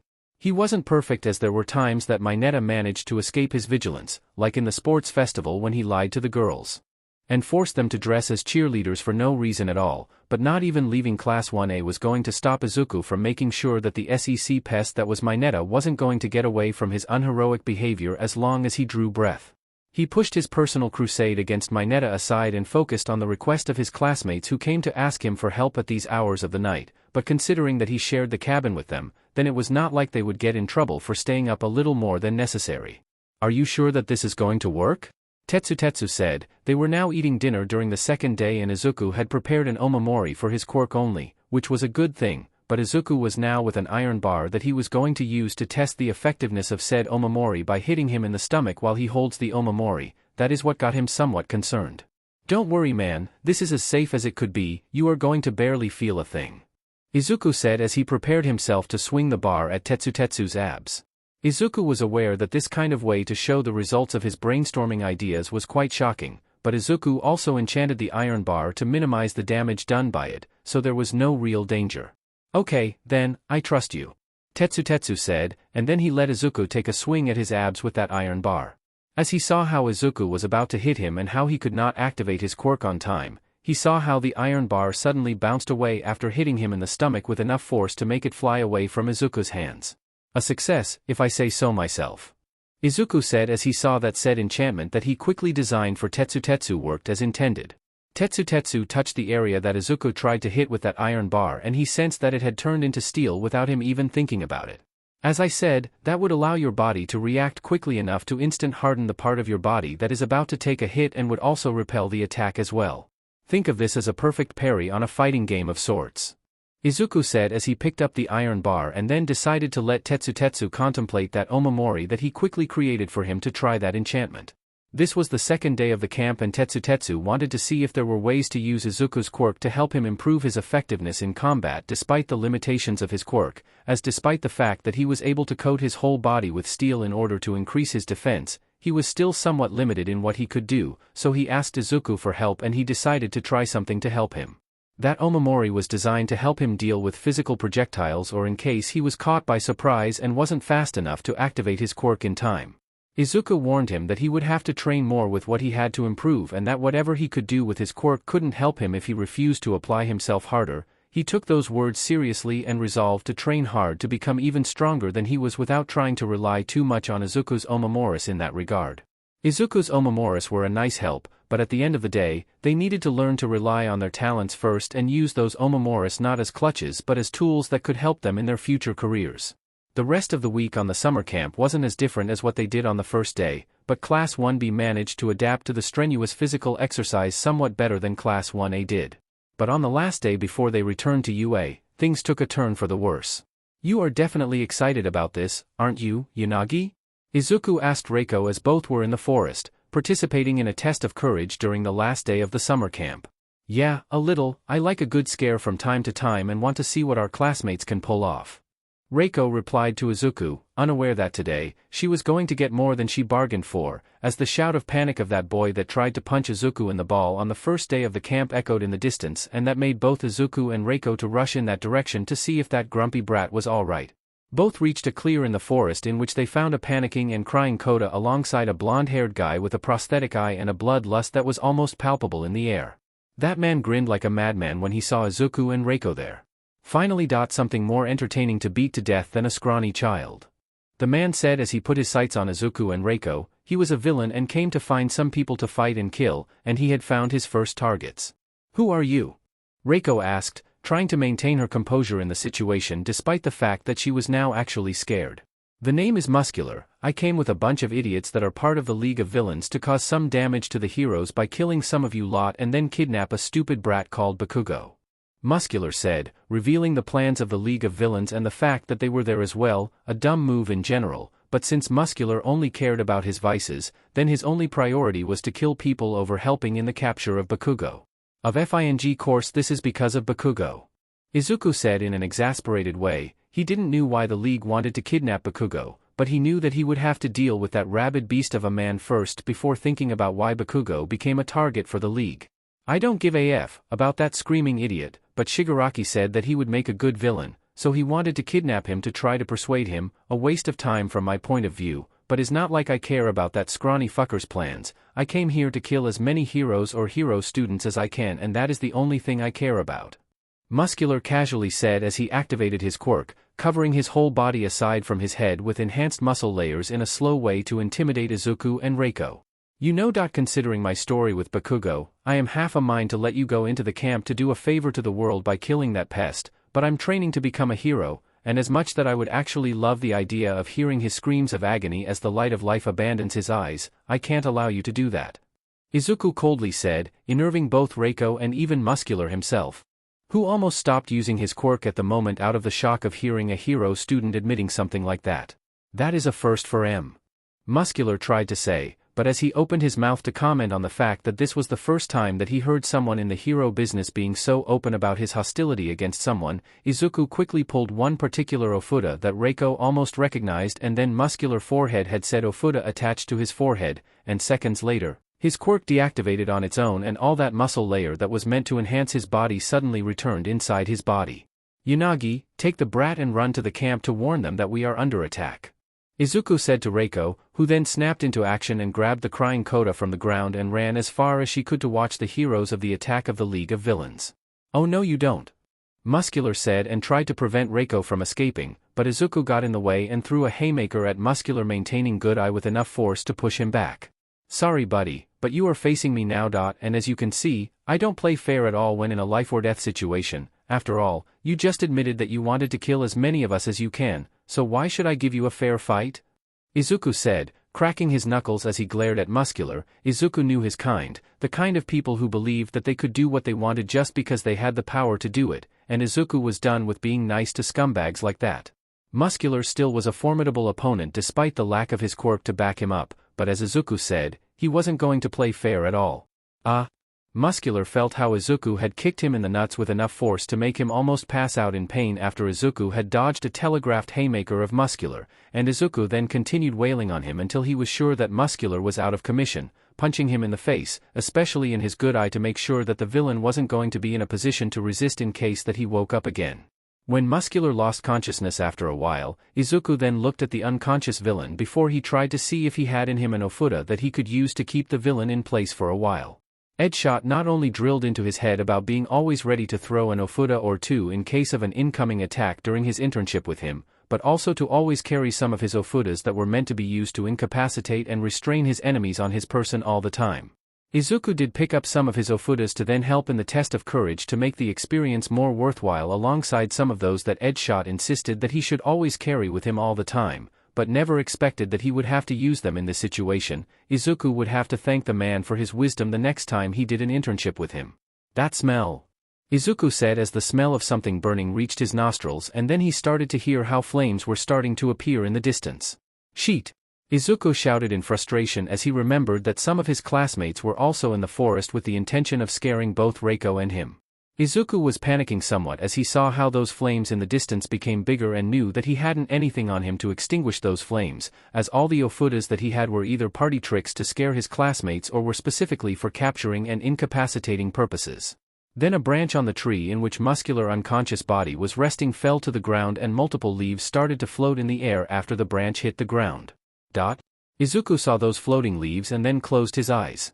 His quirk was more effective if he used papers that were styled in the form of an ofuda or with charms that had the form of an omamori, but that didn't mean that he couldn't use something else with his quirk to reach a similar result, and while he had no time to turn a bunch of leaves into ofudas, he could use them as they were on a pinch, and considering that he was in a forest surrounded by trees, then he might as well have a near-infinite reserve of less powerful enchantments that he could use to try to extinguish those flames, and he had the perfect enchantment in mind to deal with those pesky flames. The sound of a bullet being fired from the gun of that villain that attacked Tetsu and his friends was the only thing that his mind was able to register in this chaotic situation. The League of Villains had attacked them during the summer camp, and before they were able to even try to return to the camp, a kid that named himself Mustard got in the way and almost incapacitated them all with his sleeping gas. He wasn't fast enough to activate his quirk in time to tank that bullet, and as he saw how the bullet got near him, he braced for the impact. Itsuka was about to shout at him when the bullet made contact with his chest, but then something happened. Clank, the sound of that bullet impacting on a metallic surface reached her ears, and then she saw how the kid that was threatening them with the gun had the gun knocked away from his hand as said bullet bounced from Tetsu's chest into the kid's hand. Tetsu saw that and then moved to action, his quirk now active and his body on the move as he delivered a punch to the villain's helmet with enough force to not only crack it open but also knock the lights out of that villain at the same time. "Are you alright?" Itsuka said, reaching his classmate who now was pulling one of his hands in one of the pockets in his trousers like he was looking for something. "Thanks, Midoriya," Tetsu said as he pulled out the omamori that Izuku created for him a couple of days ago and realized that said omamori's enchantment had allowed him to pull through this situation. Itsuka also looked at the omamori and felt somewhat relieved. It had been almost half a month since Izuku entered their class, and he had not only quickly filled the hole that Monoma left in the class, but he became an important part of the class despite the short time that he had been with them. While Monoma in a way led the class for his benefit to take advantage of their quirks to compensate for his quirk weakness, Izuku never took a leading role in class aside from heroic classes in which he was the leader of a team and took a supportive role using his quirk to help others when he had no real reason to be that helpful. She knew that Izuku wasn't as kind-hearted as he could appear at first glance and was quite manipulative and shrewd when he wanted to be, but she also knew that his desire to help them was 100% genuine and he was a pleasant person to interact with as long as Izuku didn't have a strong dislike for you, as he showed when the pussycats almost tried to throw them into the forest or one or two ex-classmates of his tried to talk with him in order to try to convince him to return to Class 1A. And speaking of Izuku, she saw how he was running in their direction after he saw them and then started to compare notes. She heard how Izuku had stopped a villain named Muscular and how he told Yanagi to go to the camp to warn them about the villain's attack. A couple of seconds later, they received a telepathic message directly into their minds, courtesy of Mandalay's quirk, to warn them about the attack of the League of Villains, their objective to kidnap Bakugo, and how Bakugo decided to ignore the hero's warnings about staying in the camp and rush to the forest to fight the villains himself if he had to. "God fing damn it Bakugo," Izuku said in an exasperated tone, seriously considering now that maybe he should have let Muscular go into the camp to kill Bakugo in order to spare everyone from this mess. He took a deep breath then and tried to help those of his classmates who were unconscious on the ground to wake up before telling Tetsu and Itsuka to go to the camp first, that he was going to stay behind to deal with the incoming mess that Bakugo was going to cause by refusing to listen to the heroes. He just hoped that he could mitigate the amount of damage that could potentially happen now. Darkness. That was the only thing that registered in Bakugo's mind after he had been taken captive by a guy with a mask that touched him and confined him into a marble. Bakugo refused to listen to anyone when that creepy beach from Class 1 came running into the camp to warn them about an incoming attack of the League of Villains in order to capture him. To hear that Izuku was confronting a villain that was there in order to capture him was the only thing that registered in his mind, and he launched himself into the forest in order to take the fight back to those villains, freak himself if he had to. His pride took a serious blow during the Heroes vs Villains exam when Izuku used his quirk to eliminate them all in a couple of seconds like they were nothing but mere stepping stones for him to stomp to reach his destination, and after the sports festival, every victory that Izuku had become the worst insult unimaginable for Bakugo to his ego. As long as he remembered, Izuku never fought back in Aldera when he bullied him, and the fact that Izuku now started to fight back just made Bakugo upset as he believed that Izuku was refusing to stay in his place as a simple stepping stone for him, but the truth was simpler. Aldera's faculty protected Bakugo with incredible zeal, and attempting to fight back against Bakugo's bullying could mean that you would be expelled with a black mark that would ruin your life because the faculty of Aldera didn't want anyone to ruin Bakugo's chances of becoming a hero to the point that even scarring his face was considered a sin worthy of that disproportionate response. Izuku was aware of the consequences of trying to fight back against Bakugo and just relied on his Omomoris to minimize the damage that Bakugo could cause to him while channeling that anger and frustration to train harder so Izuku could surpass Bakugo in UA, and considering that his track record since the first heroic class with All Might gave Izuku a perfect track record in that regard, then all those training sessions and brainstorming weren't wasted. Bakugo wasn't able to accept that people could be better than him or that he wasn't the number one in everything when the people he faced weren't pressured to just let him get away with his delusions of grandeur, and despite the fact that Bakugos had hoped for Eraserhead to get rid of Izuku as the man wasn't that good at hiding his clear distaste and contempt for Izuku's presence in the hero course, the moment Nizu allowed Izuku to get out of Class 1A into Class 1B, Bakugo realized that Izuku wasn't going to go out quietly of the hero course so he could gain all the glory and adoration that he wanted. So with the stupid idea of defeating and violently maiming the villains that came to capture him, Bakugo rushed into the forest, releasing his explosions from his hands to move faster, to reclaim the glory that was meant for him, but the forces behind the scenes that orchestrated the attack on the summer camp were prepared to deal with him. Bakugo found a lone Shigaraki standing in an area like he wasn't doing anything and then moved to attack him. That explosion was able to obliterate Shigaraki's body from the face of the planet, but before Bakugo could even realize what he had done, a guy with a weird mask quickly rushed him and touched him, trapping him into something and leaving him trapped into that darkness that was the only thing that he could see at the moment. Then, out of nowhere, that darkness dissipated and he was released into a strange room that looked like a bar. Bakugo was unable to react fast enough to defend himself as the sudden appearance of light after being confined in that darkness for some time distracted him, and then he was strapped to a chair and his hands covered so he couldn't release his explosions to escape. Well, that we may only manage to capture you in the end, but this works for me anyway," Shigaraki said, somewhat upset at the fact that thanks to that green-haired brat last-second intervention, the heroine Ragdoll, who was one of Sensei's targets because of her quirk, managed to escape when said interloper Trua Ofuda on Mr. Compress Chin when he had mouth open to show that he had in his tongue the marbles that contained Bakugo and the heroine, and said Ofuda forced Mr. Compress to forcefully close his mouth with enough force to bite his own tongue off, making the marble that contained Ragdoll to fall into the ground while the one that contained Bakugo to go inside his stomach as he ended up swallowing it by mistake. That mishap made Shigaraki decay the villain's stomach to quickly recover that marble, even if there were other alternatives. Shigaraki wasn't a patient person and wanted to try to persuade Bakugo now. Bakugo saw how that masked villain that captured him was now lying dead on the ground, with only a few of those villains that were in the room being horrified by what Shigaraki did. "I think it's time for us to have a little chat, shall we?" Shigaraki said, uncaring about how he just killed one of his new allies like it was nothing. Shigaraki knew that Sensei had told him to not decay Bakugo as he still had a role to play even if he refused to join them, and that was the only thing that would keep Bakugo alive for now. Izuku was now in Principal Nizu's office, preparing himself to recount the events that happened the previous day during the attack of the League of Villains on the summer camp.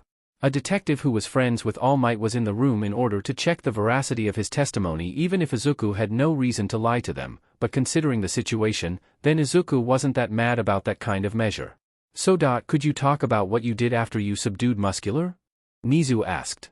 "Sure," Izuku said, and then he started talking about how he picked up some leaves that were attached to a branch that fell to the ground and used them as emergency tools to use my quirk to either put down the flames or attack the villains. He then talked about how he reached Tetsu and Itsuka and how he helped them to quickly patch up those that were affected by that villain's quirk before Mandalay's message reached their minds, and then Bakugo's explosions echoed in the forest. "I see. But that means that you used your quirk without permission then?" The detective stated. Izuku decided to talk about that particular point in order to make his position clear. I did, I won't deny it, but considering that a villain that made his intention to kill all of the people on the camp very clear before trying to attack me and the other two people with me in that situation, then, unfortunately, I'm not that broken about that issue, because from my point of view, it's better to be lectured about the quirk usage laws over letting that monster to kill me and those around me. Izuku simply stated with no anger in his voice. The detective took a moment to listen to his words before he decided to talk about that statement. As an agent of the law, I can't agree with that argument. But as a person that has hero acquaintances and is aware that your situation at that moment was exceptional, then I can agree with what you had said just now. The detective said in order to not escalate the tension at this moment.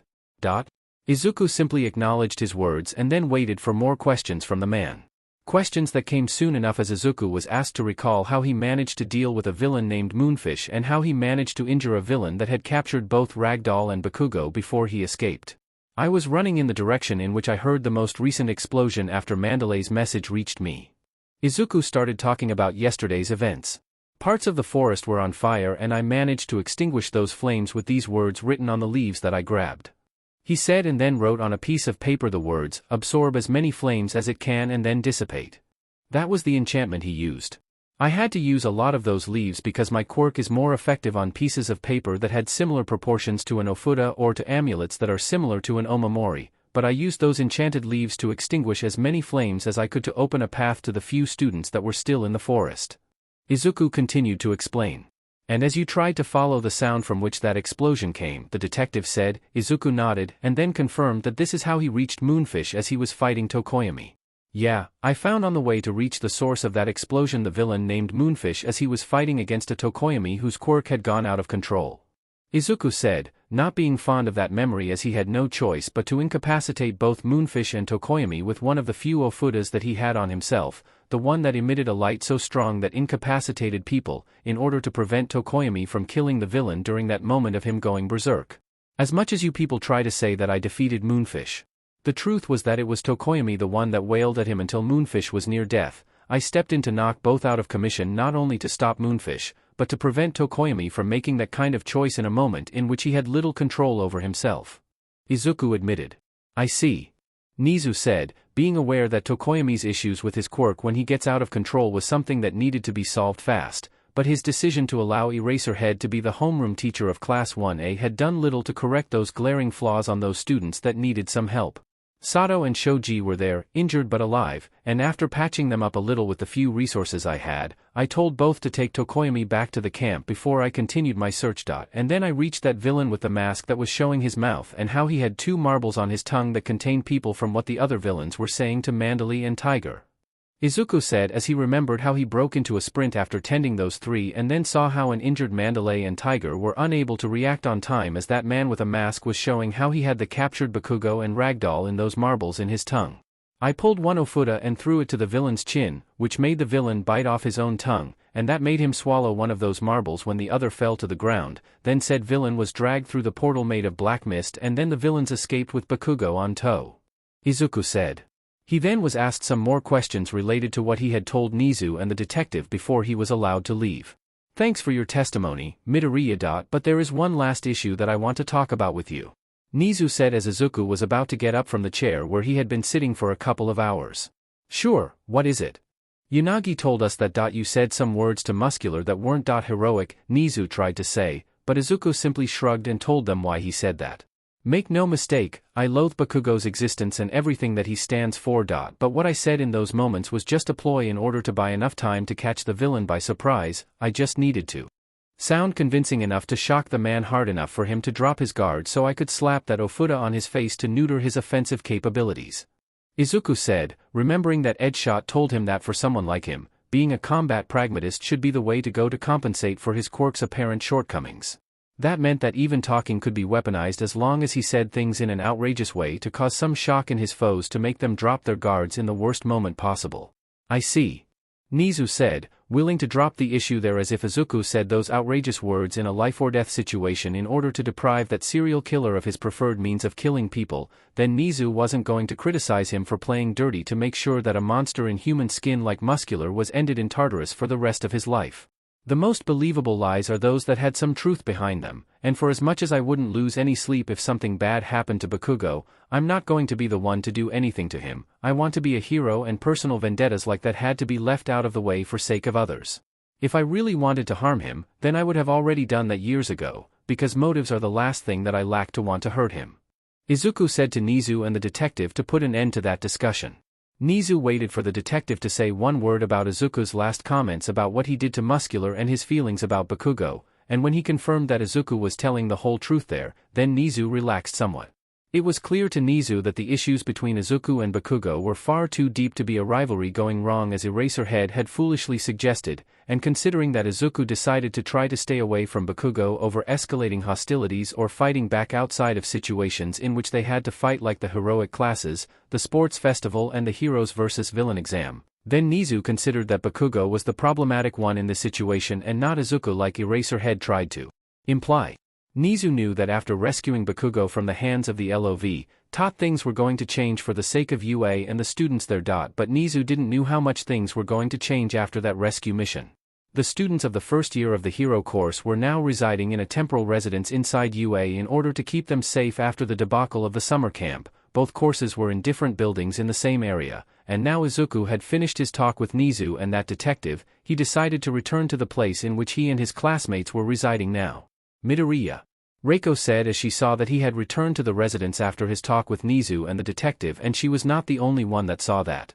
All the students of Class 1B were in the waiting room, hanging around and in a way concerned about what Reiko told them about what Izuku had told Muscular before Izuku ordered her to run away with the kid. Those kinds of words were something unbecoming from a hero student, and consider that despite Izuku having made a good impression in the class during those 2 first weeks, they didn't know Izuku well enough to know that he was bluffing, and Izuku knew that. So he wasn't that upset at the fact that Reiko ended reporting his words to the principal. I'm not mad about what you did, Yanagi. If that is what you are worried about. Izuku decided to might as well tackle the issue that had surged because of his choice of words during a dangerous situation over letting it stew for a while. You don't? Reiko asked, somewhat surprised by the fact that Izuku wasn't upset at the fact that she commented to Nizu her worries about Izuku's behavior during a villain attack. The other students of the Class 1B were surprised as well. No, because let's be real, we only started to interact for real since 3 weeks ago, and you people only saw how I do things in a fairer environment. None of you are aware that when pushed into a life or death situation, I am the kind of person who would make use of everything that I deem necessary to win, including things like saying outrageous things to make my foes lose focus for a couple of seconds or to fight as dirty as possible to make sure that the villains are incapacitated. Izuku admitted. He was aware that for some of his new classmates, his words and actions could be considered villainous, but Izuku took Edshot's teachings to heart and decided to not play nice with villains who tried to end his life. Izuku wasn't going to take a life if he could help it, but he wasn't going to let himself being killed by a villain because he refused to do everything in his power to survive. I see. Reiko said, still a little surprised and disturbed at the fact that Izuku was being so forgiving about something that she considered a slight and a betrayal of sorts, and considering that Izuku said that he considered any kind of betrayal to be something unforgivable, then said forgiveness was unexpected. I am a reasonable person, Yanagi. What you did wasn't born out of a desire to betray me or any malice, but out of genuine concerns about the possibility of one person on the hero course being unfit to be in the hero course despite passing the exam. You don't know me well enough to know that I was bluffing in a way to gain a moment to catch that serial killer by surprise, so I can't consider what you did a betrayal because you didn't know me well enough for me to consider what you did to me to had any malicious intent. Izuku said. Izuku's words weren't expected, as they expected Izuku to slip into the kind of ruthless individual that he showed that he could be after Reiko decided to talk with Nizu about Izuku's feelings about Bakugo. But why do you hate Bakugo so much, Midoriya? I can see that Bakugo is an unpleasant individual to deal with, but that amount of hatred isn't normal. Ibara Shiozaki said, being one of those students who was the most wary about Izuku's presence in the class. Would you like a list? Izuku said, waiting for her to reply. Ibara simply nodded and then he started to list the amount of things that Bakugo had done to him during their childhood and Aldera. So that in a long story short, he bullied me for 10 years simply because I have a weak quirk both physically and mentally without anyone to reproach him for his villainous actions because his quirk was heroic and mine was boring. He has the personality of a raging chimpanzee if anyone does better than him at anything because he has a dangerous combination of an inferiority-superiority complex that makes him get violent with people that commit the sin of doing anything better that he could, to the point that the faculty of Aldera decided to constantly alter the scores of the tests because telling Bakugo that he wasn't the very best at everything was not an option, because upsetting Bakugo with a reality check was a no-no for those BSTRDS, and the fact that he suicided baited me enough times for me to consider that he is a lost cause and a villain freak unworthy of any kindness or mercy is why I loathe Bakugo's existence. Any questions?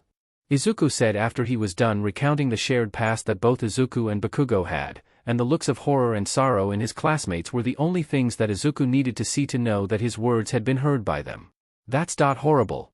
Ibra said. She didn't expect Izuku to actually spend almost 2 hours in order to give them a more contained version of the number of things that Bakugo had done to him when Izuku told her if she wanted a list of the reasons why he hated Bakugo.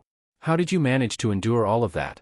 I would have snapped and cut that BSTRD down to size for even less of half of the bullshit that he had done to you. Toguru Kamakiri said. He was one of the most aggressive students in Class 1B, to the point that Izuku in a way considered him in a similar way to Bakugo at first, but changed his mind when he saw that he was far more cordial than Bakugo and was able to keep his aggressiveness in check outside of a fight. When you have a literal sword of Damocles hanging in your head all the time, like a black mark that would ruin your future, should you defend yourself against that villain freak actions, then you learn to keep whatever anger and frustration that you can feel in check if you wanted to have a future after moving away from that place. Izuku said. It had to be a harrowing experience, Midoriya. Jirota Shishida said, admiring in a way the fact that despite going through all of that, Izuku was still a heroic person despite his ruthlessness in combat if the situation called for it. Well, I would deny this if you asked me in another situation, but I found a way to channel that anger and frustration thanks to a Western animation series of the pre-Quirk era, the Powerpuff Girls. Izuku said with a straight face, which caught his classmates by surprise. What?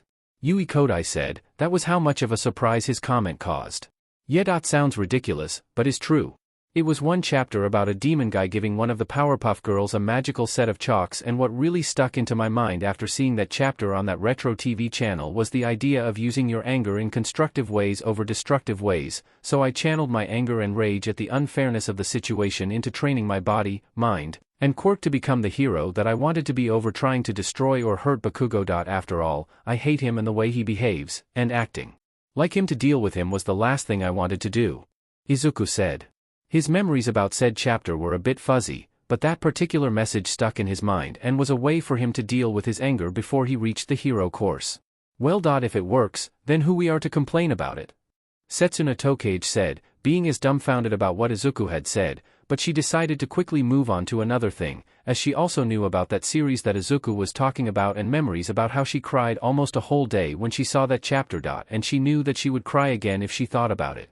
After digesting that information, as some of them saw how Setsuna was trying to not cry for some reason as she muttered the words, poor bunny, for some reason, the atmosphere in Class 1B became less oppressive and people started to feel somewhat closer to Izuku after he revealed some things about his past, and that curious admission about how some cartoons from the pre-Quirk era gave him an idea about dealing with his anger was something that made them think that Izuku was comfortable enough with them to share something that could be considered embarrassing for some people, and considering how coldly he was treating his ex-classmates, then it was clear that Izuku believed that he found his place in this class as their classmate, and that is what really mattered in the end for some.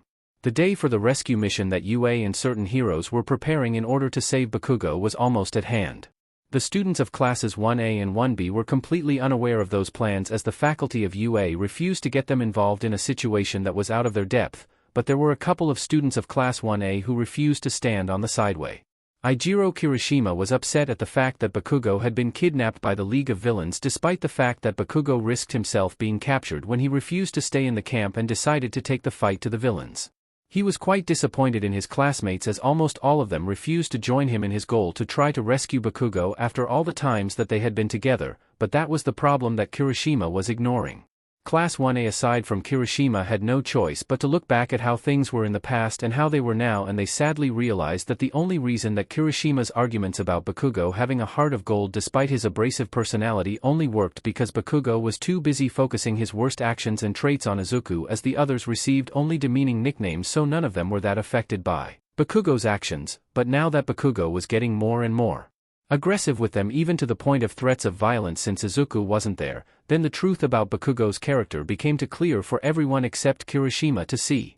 Kirishima's attempt to recruit his classmates to rescue his Bakugo only managed to allow him to recruit Todoroki, who was only accompanying him because he said something about that scarred man with blue flames that he believed that he recognized in a way for some reason, and for Yayorozu to give him a replica of the tracker that she gave to the police to allow him to find Bakugo in Kamino.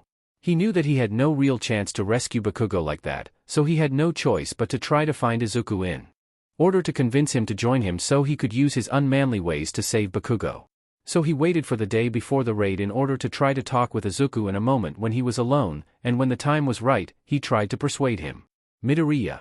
Izuku heard Kirishima's voice after he walked away from the bathroom inside UA. Izuku knew that Kirishima was up to no good, and whatever he had in mind had something to do with Bakugo because, at this point, Izuku considered Kirishima as nothing more than a deluded Bakugo fanboy that lacked any kind of personal agenda aside from embellishing Bakugo's reputation in Class 1A. No, I don't need to hear whatever you have to say to hear that it would be something stupid and related to Bakugo, so I will make it quick for both of us and say no to you now before you have the chance to speak. Izuku said in an exasperated tone of voice. If there was someone in Class 1A that Izuku despised as much as he despised Bakugo and Eraserhead, said person was Kirishima. Please, be reasonable. Kirishima said, but Izuku was not in the mood to entertain his delusions. I am being reasonable. You are going to try something stupid like try to escape from UA to try to save Bakugo on your own, and I won't have any part in whatever idiotic idea that is on your mind. Izuku said, and he saw how Kirishima just stood there in silence before deciding to continue in his futile attempt to rescue Bakugo. Todoroki and I are going to go to Kamino to find Bakugo, and you are the last person that I can go to as no one else wanted to join me. Kirishima said, and Izuku was not surprised to hear that at all. Then maybe you should realize that what you said is a bad idea, Kirishima. Izuku said and tried to walk away from Kirishima, but it was clear that Kirishima wasn't done yet. Bakugo wouldn't. Kirishima tried to say, but Izuku refused to even indulge him and decided to just say his piece before walking away. Bakugo wouldn't what? Not join in your rescue operation if someone else was kidnapped? Maybe, but he would only join because he wants to beat the villains over trying to rescue any person that the LOV kidnapped. He won't give a DMN and in fact, would consider that the person kidnapped was at fault OG being kidnapped because they were weak enough to not escape or fight back against the kidnappers no matter what. So no, Kirishima, don't try to paint an image of Bakugo being a caring person, because I endured his bullshit for 10 years straight to know that Bakugo only gives a DMN about himself and only himself. Izuku said, and then he walked away from a stunned Kirishima, completely aware that Kirishima was that much of a fool to walk straight into a death trap if his precious Bakugo was used as bait. Izuku walked away from Kirishima and just washed his hands from whatever ill-thought plan that Kirishima believed would work to save Bakugo, and there was nothing that Izuku could do about it. The day of the raid on Kamino Ward came, and before anyone could even consider how the day would end, the plots of multiple parties involved with this event clashed with each other. The heroes not only had to wait until night as they silently evacuated the area just in case the LOV could cause any kind of destruction on a grand scale, but they also had to divide their forces to prevent both Kirishima and Todoroki from getting involved in their well-meaning but poorly thought-out attempt to rescue Bakugo themselves. Endeavor decided to lead the search team with the intent of trying to stop Todoroki from disgracing himself even further with this last action of his, but the fact that both kids managed to keep themselves away from their sights until the turning point of the raid was something that none of the heroes that were there in the aftermath managed to figure out how they managed. Izuku decided to go straight to Nizu to talk about what Kirishima tried to do in a moment that the principal had free before a press conference that was another issue that UA had to face thanks to the way that Bakugo got himself captured, and needless to say, that made Nizu's opinion on the way Eraserhead was running Class 1A to drop even further into the negative. That press conference that now was being released to the public on the same day that the raid was about to take place was something that not only the members of the LOV were seeing on the TV in their hideout seconds before the heroes trashed their hideout, but Izuku, his classmates, and those students of Class 1A were seeing in the TVs that were in their temporal accommodations inside UA. Bakugo was still tied to a chair with his hands bound in a way that he couldn't use his quirk and had to hear how some journalists in that press conference were taking shots at him, showing no mercy at him as Bakugo was considered a loudmouth kid that believed himself to be way better than he truly was, and his aggressive and boastful nature wasn't looked in a positive light as his constant failures to live up to that hype that he believed that he had and the fact that he almost blew up a building on Island because he got riled up during a discussion with one of his classmates only made people look at Bakugo as the deranged and petulant child that he was despite his flashy and heroic quirk managing to shield him from any scrutiny in the past. Bakugo saw how Eraserhead's arguments about his heroic potential were quickly shot down by the journalists who brought up his past failures and how he behaved during his internship after the sports festival to call into question UA's ability to discern heroic potential if someone who had shown little heroic aptitude aside from having a flashy quirk was someone worthy of being in the best hero academia in the world. The sound of All Might's voice talking about a pizza delivery as he broke through the wall and then heroes entered the bar didn't register in Bakugo's mind as he was still in shock after hearing how the press talked about him as a villainous individual who was a stain on UA heroic course, and then he started to spew a black sludge from his mouth before he was teleported away to another location nearby. The last party at this event that had set their plans in motion decided to reveal itself to the world, and All Might realized now that it was his most hated opponent, the one that was behind the LOV and had orchestrated the events that had led them all to this day. AFO was back. Kirishima and Todoroki somehow were able to avoid being detected by the heroes and sidekicks that were trying to locate them in order to prevent them from getting in the way, and now that AFO entered the fray, Kirishima decided to intervene to try to save Bakugo. "Where do you think you are going?" A voice coming from an alleyway startled both kids, who then looked at that alleyway and saw that a couple of villains of the LOV were now reaching their position through that alleyway. "You," Todoroki said as he was looking at the man with multiple scars on his whole body who had a quirk that allowed him to create blue flames. That villain was the reason that he decided to join Kirishima in his mad request, as Todoroki sensed that said villain was somehow connected to him for some reason, as there was something in those eyes that made him think about someone who was almost forgotten by him until recently. "You two are beyond idiotic. What chance do you think you have to save that stupid brat?" the villain said, aware that this was his reward for joining the league, as AFO promised a chance to carry his revenge if he joined Shigaraki's little league, and he was now eager to put an end to the one whose existence took everything away from him. "You," Kirishima tried to say, but Todoroki stopped him. "Leave them to me. You go and save Bakugo," Todoroki said to Kirishima, who despite not wanting to leave that insult stand, he knew that he needed to focus on Bakugo. "Yes, he should, as two of my associates are fighting Bakugo, and despite the kid being resilient despite the week of captivity, he would get in the way of the heroes if he continues to fight over getting out of the way," villain said as he created a small blue flame that he was about to send to both kids. Todoroki reacted on time and slammed his foot on the ground, creating an ice wall that protected them in the last second, but Todoroki started to feel some serious discomfort in his right arm. "Todoroki," Kirishima said, unaware in a way that Todoroki's right arm was now less resistant to his own ice and he was almost now starting to suffer the backlash of using his quirk in such a way. "Just go already," Todoroki said, and Kirishima had no choice but to run away in order to try to reach Bakugo.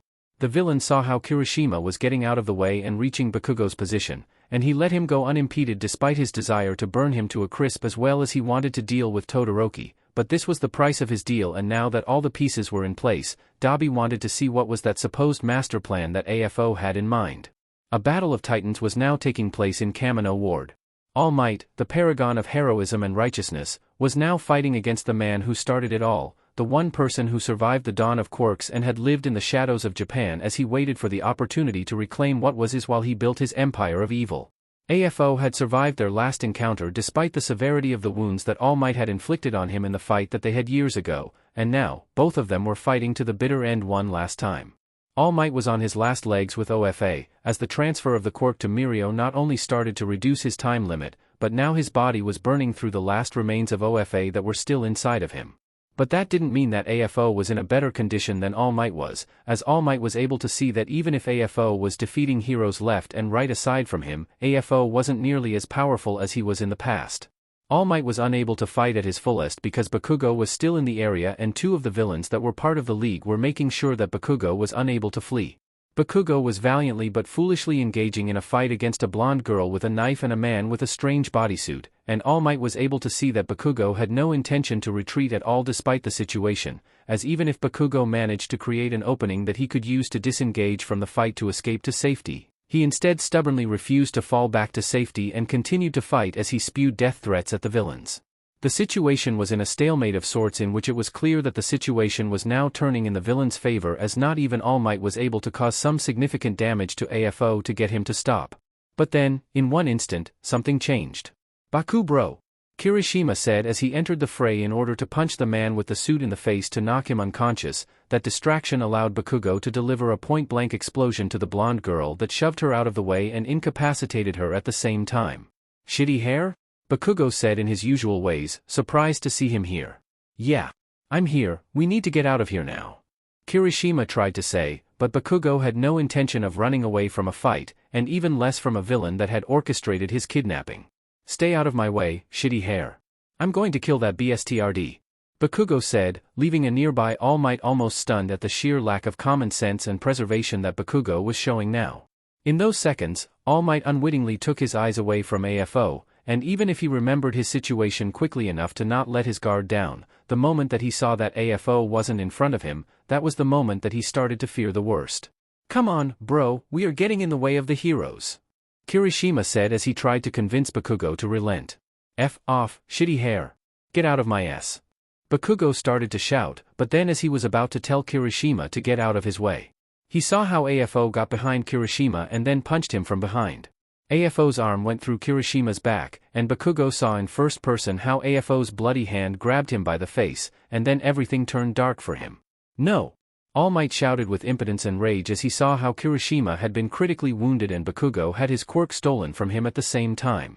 The anger that he felt and the hopelessness that he felt were channeled inside All Might to push past his limits, and he rushed at the villain, who was somehow not trying to get away from that attack after AFO let Bakugo fall unconscious on the ground and he pulled his arm out from Kirishima's body. AFO simply moved to confront his attack and then both clashed one last time, with All Might's fist reaching AFO's mask and cracking it open out of the force of the impact.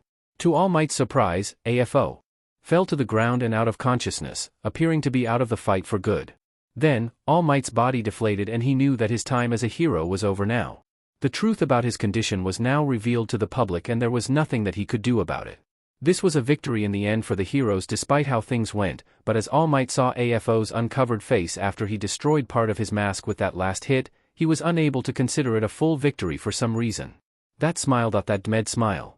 AFO was grinning like a madman despite being knocked out and defeated by All Might. It was almost like AFO had gotten what he wanted on this day and All Might was now racking his brain to try to figure out what had AFO in mind to smile like that despite losing this fight. All Might then saw how Endeavor was carrying the badly burned body of his son and how he looked at the young Todoroki with a combination of horror, sorrow, and regret. This wasn't a victory at all even though AFO had been defeated, and even if the heroes and sidekicks that were still standing managed to capture almost all the members of the league. Shigaraki was still out there and All Might felt that this wasn't over yet. As AFO was losing consciousness after All Might's attack, he managed to crack one last smile as things had gone not only like planned, but they had gone perfectly as he wanted. AFO's reach and influence were far and wide, and not even the Island was safe from him. He kept tabs on David's shield just in case, with some of his agents posing as his colleagues or managing to bug his workplace in order to gather information, what made him aware of the quirk amplification device, and the moment that All Might visited his old sidekick to deal with his successor's health problems, AFO managed to learn some important details that forced him to change of plans. The ninth successor of his brother's quirk was dying from the backlash OFA had in a body if a person had a quirk before having OFA transferred to them, and AFO could allow that to happen. So he decided to focus on the boy that Shigaraki wrongly considered as a villain in the making, and when a lot of people saw disappointment, he saw an opportunity. His spy in Class 1A reported about how Bakugo wasn't taking it very well, the fact that Izuku Midoriya was outperforming him despite his weak and complex quirk, and after a quirk research about that boy's past, AFO found the perfect solution to his problem. Bakugo was the perfect successor for OFA from his point of view, as he not only was weak-willed, but now that he took his quirk away, All Might would had no choice but to have him inherit the quirk from Mirio to save that boy's life, so AFO not only knew where the quirk could be, but now that the doctor is busy working with Shigaraki's body to prepare it from the backlash that OFA could cause, then only was a matter of time before he could reclaim OFA at a later day unimpeded. Having some of his agents cover those two foolish boys so Kirishima could reach the battlefield in order to distract everyone for a couple of seconds as he failed to persuade Bakugo was just the last part of his plan, as he needed Kirishima to enter the fray to try to get rid of him, and the assurance that Bakugo's weak will would never be reinforced, since the only person that keeps Class 1A more or less stable after Midoriya walked away and was the only one that still believed in him would never be able to become a hero would made the tumultuous atmosphere in Class 1A to deteriorate even further, and with everyone pointing the blame to Bakugo, said boy's fragile ego would be easy to overpower when the time to steal his quirk came. So even if he lost to his most hated opponent, AFO was smiling in the end, because even if he lost the fight, the war was still going, and the chances for him to win were even greater now than before. In a hospital room in a hero hospital at Yokohama. A now scrawny All Might was recovering after the aftermath of that fight with AFO, a fight that All Might suspected that had been too easy in a way. It was almost like AFO threw the whole fight the moment that he managed to steal Bakugo's quirk. Bakugo had been rescued, but now both Kirishima and Todoroki were fighting for their lives as both of them had sustained severe injuries after they managed to somehow evade capture from Endeavor and his sidekicks that were on the hunt for those two. Todoroki had been severely burned to a crisp as one scarred villain that had been killed by Endeavor, as seeing Todoroki being almost killed in front of him pushed him into a rage so profound that he brutally beat that villain to death with his burning fists before being stopped by one of his sidekicks, and now was being healed up in this same hospital. He had a good chance to survive as, despite the severity of his burns, his quirk resistance to fire managed to protect his internal organs from fatal damage, but he would need at least a full year of recovery to even consider the idea to return to the hero course. Kirishima had suffered internal damage, as part of his spine had been obliterated after AFO punched through his body to steal Bakugo's quirk, and even if he managed to recover from that injury, he wouldn't be able to walk again as a result of those injuries. Bakugo suffered the least because, aside from having his quirk stolen, he only suffered some malnutrition and exhaustion from being kept captive by the now-defunct League of Villains. All Might was receiving now the visit of Nizu in his room, who came to talk with him about how the situation couldn't be considered a victory, and how the actions of those few students of Class 1A who got involved in this event would have consequences. He took a deep breath as he listened to Nizu and how Kirishima's stint of not only dragging Todoroki to try to rescue Bakugo but also getting in the way of this mission was going to cause massive damage to UA's credibility. Nizu started by saying that despite firing Eraserhead as his lack of interest in curbing Bakugo's unheroic behavior alongside his less that stellar methods of doing his job effectively had made Nizu to had enough of his antics.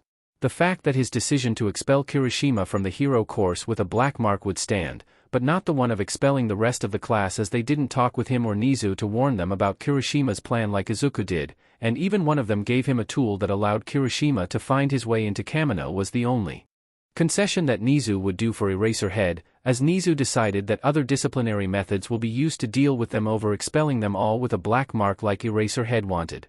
As the conversation about Bakugo's fate came up, All Might decided to ask about how Midoriya was doing, as he was recently forced to stay in UA Infirmary to not only properly rest but also to check his condition in case it could get worse. He is reaching the limit of his endurance. OFA's backlash had made his body age up really fast.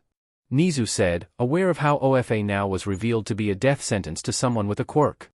All Might's mood soured as the realization that Mirio's time was up settled in his mind, and he knew that it was his fault that Mirio was suffering like that. Nizu told to him that since Bakugo was rendered quirkless now thanks to AFO's actions, Nizu considered kicking him out of UA so he could continue his education elsewhere as his lack of quirk combined with his lack of heroic traits made Nizu consider that Bakugo's time on the hero course was over. Bakugo is quirkless. All Might said as he digested the information that Nizu gave him about Bakugo's potential future, and in a normal situation, with everything that he knew about the boy, the desperate idea that was coming now to his mind would be completely ignored. But as Mirio's life was now hanging on a thread, then this poorly thought idea that All Might was having now was starting to become a reality in his mind.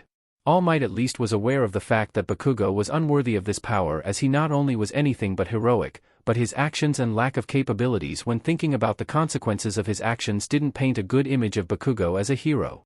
So when he told Nizu about this desperate plan of his to save Mirio's life from OFA's backlash, All Might was not even surprised when Nizu pointed out the reasons why Bakugo was a poor choice to inherit OFA, but Nizu, in the end, had to relent as the fact that AFO was still alive and the fact that Shigaraki wasn't found out in the area while the other members of the LOV were meant that AFO had still an ace on his sleeve and they couldn't afford to lose OFA's power yet. Very well, if this is the only way to save Mirio, then Bakugo will not be kicked out of UA. Nizu said, aware of the fact that All Might arguments despite their shared knowledge of Bakugo's unworthiness as a hero student had some logical sense, but he didn't like it at all. Nizu then told All Might that Bakugo wasn't going to have a free range like Mirio had when he obtained OFA from him, and that he would be constantly monitored to make sure that he never stepped out of line, arguments that All Might agreed upon. All Might for his part only said that he would call Melissa Shield in order to gain her help, as she managed to create a support item to mitigate the damage done to a person's body after using OFA's power, but that was as far as he was willing to go with his help to Bakugo so he could manage to use OFA in a way.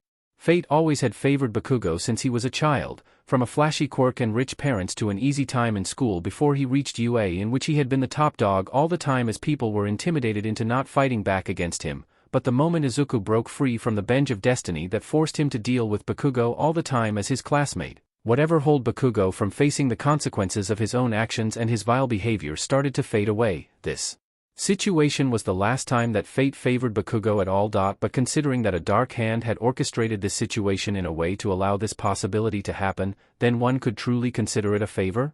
Izuku was still thinking about what he saw on TV the other day, how even if he warned Nizu about Kirishima's poorly thought plan in order to stop those two from literally committing suicide, fate decided to just allow those two to avoid being captured by Endeavor and his sidekicks, despite the fact that Endeavor would be the first one to be interested in preventing his son from running his own future like that. And it was that small detail that was still on Izuku's mind. Maybe it was his intuition, or maybe it was him being somewhat paranoid, but something told Izuku that the fact that both Kirishima and Todoroki managed to hide away from Endeavor and his sidekicks for so long, despite the fact that both of those two were anything but stealthy, made Izuku realize that there was some foul play there. Izuku knew from his time on 1A that neither Kirishima nor Todoroki were pros at stealth, with Kirishima actually scoffing at the idea of being stealthy as it was unmanly in his eyes to not face his enemies head-on. And even if Izuku could believe that Todoroki could be somewhat stealthy if the situation required, the fact that they evaded people with not only more experience on the field than those two, but also who were single-mindedly focused in to catch them, and despite the way that said day ended, it was shown that they were quite thoughtful with their search.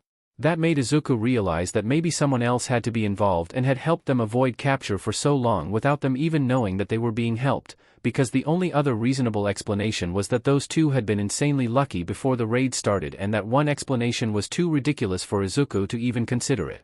But who would benefit from helping those two to get involved in that fight? Multiple wild theories came to Izuku's mind, and even if one of those wild ramblings that he was having could be the closest thing to the truth of why things ended up going as they did, Izuku knew that without any solid proof or any evidence that could back him up, then what he could figure out was at best a plausible theory, and at worst the wild ramblings of a child that won't be welcomed by the police of the heroes should he decided to offer his opinion with nothing to back him up. As much as Izuku could be right or wrong about what happened during the Kamino incident, the fact that he lacked certain pieces of critical information that only All Might and a few other people were aware of meant that he couldn't connect the dots in a way that could help to shed some light about AFO's actions during that fight. The only thing that Izuku could do at the moment was to focus on the present, and despite the supposed disappearance of Shigaraki from the board, as he was the only member of the now-defunct League of Villains who escaped capture, Izuku knew that he was still a threat needed to be dealt with in the future. So he just turned to his private notes, which he uses to keep track of all the enchantments that he developed so he could refer to them during those resting moments, in which he used to create more Ofudas and Omomoris for future use, and decided to prepare a couple of particular enchantments, both offensive and defensive, to make sure that Shigaraki's decaying quirk would be countered and neutered for good, as Izuku knew from only the time that they interacted during the UJS that anything less of drastic measures would be needed to stop that deranged villain from damaging people. There was one particular enchantment that Izuku developed years ago as a way to defend himself from Bakugo's explosions, that while effective, Izuku had to not use it at all as the consequences of getting Bakugo hurt were too great for Izuku to risk it. But now, Izuku decided to not only bring it back from his secret archives, but he was going to try to develop it so he could use it to protect his classmates just in case from villains with dangerous quirks. Izuku looked at those kanjis and got ready to develop a new brand of enchantments for the future.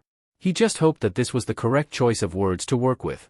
Kyudai Garaki was now in one of his private laboratories, which had been used to develop Nomus, and he was working to develop something else. In one tank, a floating Shigaraki was resting, his body recovering from the first surgeries and quirk implantations that were done to him in order to prepare AFO's next body for the titanic task of containing the out-of-control power that OFA had become after the 9th transferring. Garaki saw no real hope in Shigaraki as AFO's successor, and he considered one of the test subjects used to create a copy of AFO far more worthy than Shigaraki, but now that they knew about OFA's backlash on a person's body should they possessed a quirk already before the transferring process, and with AFO's plan to engineer the appearance of a poorly suited vessel to carry OFA so the quirk didn't die out, Garaki was able to work on Shigaraki's body without caring too much about his mental state. As the priorities that AFO had for his next vessel changed from a strong mind so he could overpower OFA's will to a strong and durable body that could survive said backlash and could develop even further. Once Shigaraki's body was fully prepared to carry AFO's quirk, then Shigaraki would be no more, and instead, AFO's original consciousness that was held in the original copy of AFO that was left there so Shigaraki could inherit later would fully take over the boy's whole existence and AFO would be back at full power. But in the meantime, Dr. Garaki had to keep up with his civilian identity and responsibilities as a Jaku Hospital Board chairman and to try to create artificial quirks that could empower AFO's new body for the task at hand. That meant that as far as the world was concerned, the League of Villains was officially disbanded and that AFO being imprisoned in Tartarus was the end of his villainous empire, but that was one mistake that the hero community would pay for dearly in the future, as the truth was that despite AFO's defeat, all the pieces on the playing board had been set up perfectly and only someone going off script could ruin it. The war between good and evil in this country wasn't over, it was just ended on a stalemate that would persist until the time was right. A week had passed since the Kamino Ward incident, and the changes that Nizu thought would be done after the rescue of Bakugo were now in place. The dissolution of the LOV didn't deter Nizu from creating a dorm system inside UA to allow the students of the hero course to live inside UA to improve their efficiency among other things. Part of the process of making those dorms meant that Nizu had to talk with the parents of the kids of the students on the hero course so they would know about this and would allow the kids to stay inside UA grounds for a couple of years. The process wasn't as smooth as Nizu wanted it to be. Despite not having any trouble contacting the parents of the students in Class 1B, the moment the parents of the kids of Class 1A were informed about it, a lot of protests and questions came that Nizu had to answer to at least convince the parents to allow the kids to live in those dorms. The firing of Eraserhead did little to help those parents to be open-minded about the situation, as some of those kids did comment about Eraserhead's methods of teaching, and a lot of those parents were frankly horrified that the best hero school in the world did allow Eraserhead to get away with that clear abuse of power and authority that had been proven that he abused with no regard for those kids.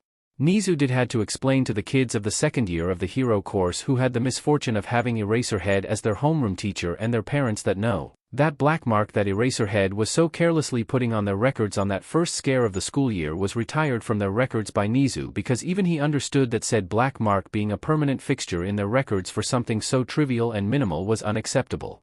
Then to learn that Eraserhead refused to clear the air about said black mark and keep a hold in the class by exploiting that fear that he caused with that black mark just made Nizu lament to not fire Eraserhead way sooner. But the worst part came when it was Bakugo's turn to talk with his parents.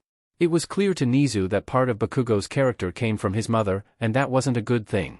Mitsuki Bakugo was quite clear about how she was disappointed about how the best hero school in the world allowed her son to be kidnapped. But Nizu decided to just explain to her that her son not only got kidnapped because of his actions but that a lot of incidents in Class 1A that Eraserhead refused to deal with or even report showed that Bakugo in the best case scenario shouldn't have been allowed to enter in the hero course unless he was part of a villain rehabilitation program. After leaving the proud and loud matriarch of the Bakugo family speechless, both Nizu and a scrawny All Might decided to talk with Bakugo in private about the situation. Needless to say, Bakugo did quickly jumped at the chance to have a quirk again, as Bakugo only was able to see any value on a person by the power of his quirk. And since AFO stole his quirk, then he considered himself a worthless individual. Neither Nizu nor All Might spare any words to tell him to his face that this chance wasn't given to him because he deserved it, as the way that he conducted himself in the past months proved to them that he wasn't a hero at all, but that he was the only one that had the theoretical requisites to wield OFA safely. Bakugo had to swallow his massive pride to shout at them for that insult to his person, as he wanted to have any kind of power back as soon as possible in order to have any value in this world again. With that, Bakugo swallowed a gray stray of hair that belonged to Mirio, and the transferring of OFA from Mirio to Bakugo started.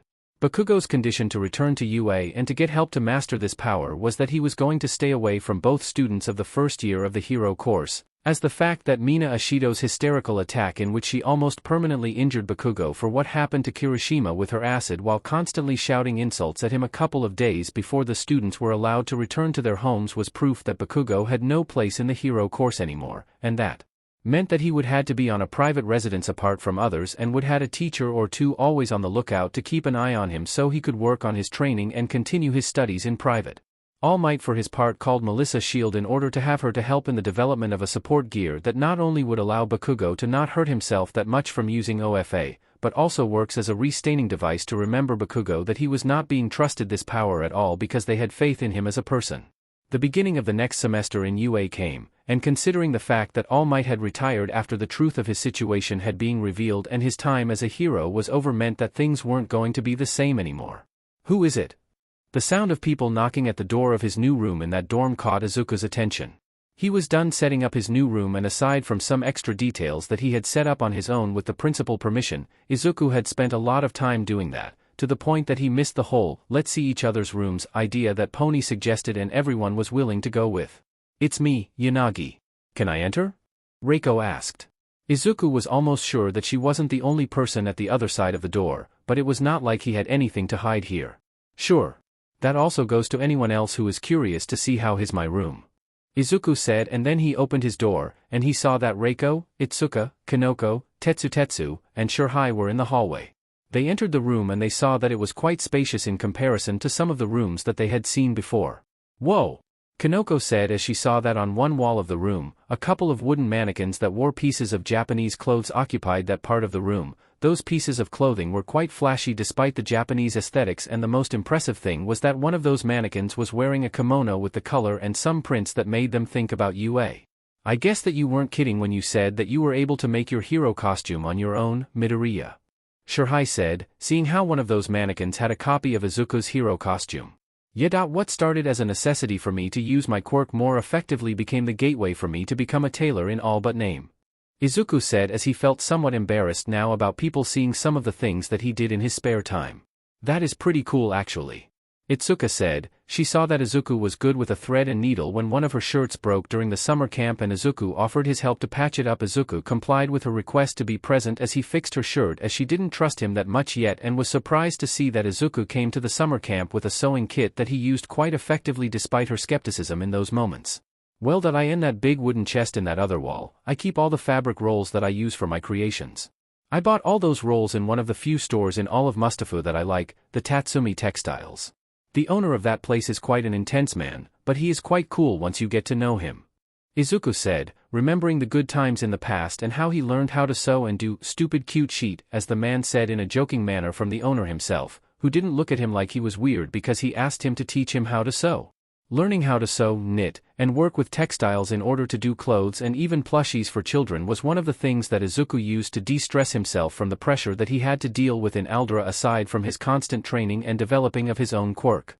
"I see," Reiko said, eyeing the other sides of the room. Aside from a bed, a bookshelf, a wardrobe for clothes, and a desk with a computer, Izuku's room wasn't that different from the other rooms that they had been seeing from other classmates. "I know my room is quite boring, but it's not like I'm going to celebrate a party here. A bedroom is to rest and relax after all," Izuku said. He talked with them for a while before he asked both Tetsu and Shirhai for their help with a little experiment of his. Both weren't that surprised when Izuku pulled an omamori from his desk and asked Tetsu to lightly punch him in his left shoulder first without his quirk active, and then to do that again but with his quirk active. "Okay." Tetsu complied, and then he did as instructed, punching Izuku lightly on his left shoulder first without his quirk active, but when he then activated his quirk and then punched him in his left shoulder, something happened. "Huh," Tetsu said as the moment that his steel-coated fist contacted with Izuku's shoulder, he felt how something lightly punched him in his left shoulder at the same time. "I see, Kuwaro, I think that I know what would happen, but try to hit me like Tetsu did," Izuku said, and then Shirhai reluctantly punched Izuku in his left shoulder, and as Izuku suspected, whatever damage that said blow could have caused to him bounced back to Shirhai instead. "Thanks for your help. This means that the newest enchantment that I am working with is quite promising by the looks of it," Izuku said. The girls were surprised in a way to see that Izuku then went to his bookshelf and pulled out a notebook in which he started to write a lot of things in quick succession before he left it on the desk. "A new enchantment?" Itsuka asked, curious about what Izuku was working on. "Yeah. With the whole disaster that was the Kamino Ward incident, and the fact that Shigaraki was the only villain of the league that somehow evaded capture, I considered that it was time to develop a countermeasure against quirks like those, and I had to check on my private register of enchantments that I use in order to keep track of all my enchantments that I create, to find out one of those enchantments that I created once in order to deal with Bakugo's bullying before switching to just reducing whatever damage he could cause to me in order to find the right words," Izuku said, and then he showed Itsuka and the others the kanjis, written on one of the papers to make them realize what was the new enchantment that he was developing. "Reflection," Reiko said. "Yeah. With this enchantment and a little bit of wording involved, I created an omamori that will theoretically bounce back any kind of damage done to someone back to the attacker. As long as said damage is done with a quirk," It's in the early stages of testing, but Tetsu and Kurwaro's help allowed me to prove that it works in a way," Izuku said. He then explained that when Tetsu activated his quirk and then attacked him, the damage that said punch should have done to him was reflected back to him in the part of his body that he had tried to attack him, making Tetsu punch in his left shoulder to damage his own left shoulder instead of hurting Izuku's shoulder. "And what about Kurwaro?" Kanoko asked, making Kurwaro to get somewhat flustered. In a way, the way that he looks is a result of his quirk, as some transformation quirks are always active no matter what, so even if he is not actively using his quirk, he is technically using his quirk all the time when he does anything in his normal life. Izuku explained. He was surprised to see how for the first time since Izuku was able to have use of his memory, how people who weren't his mom were showing real interest in what he was doing with his enchantments and were actively engaging with him as he was creating an enchantments.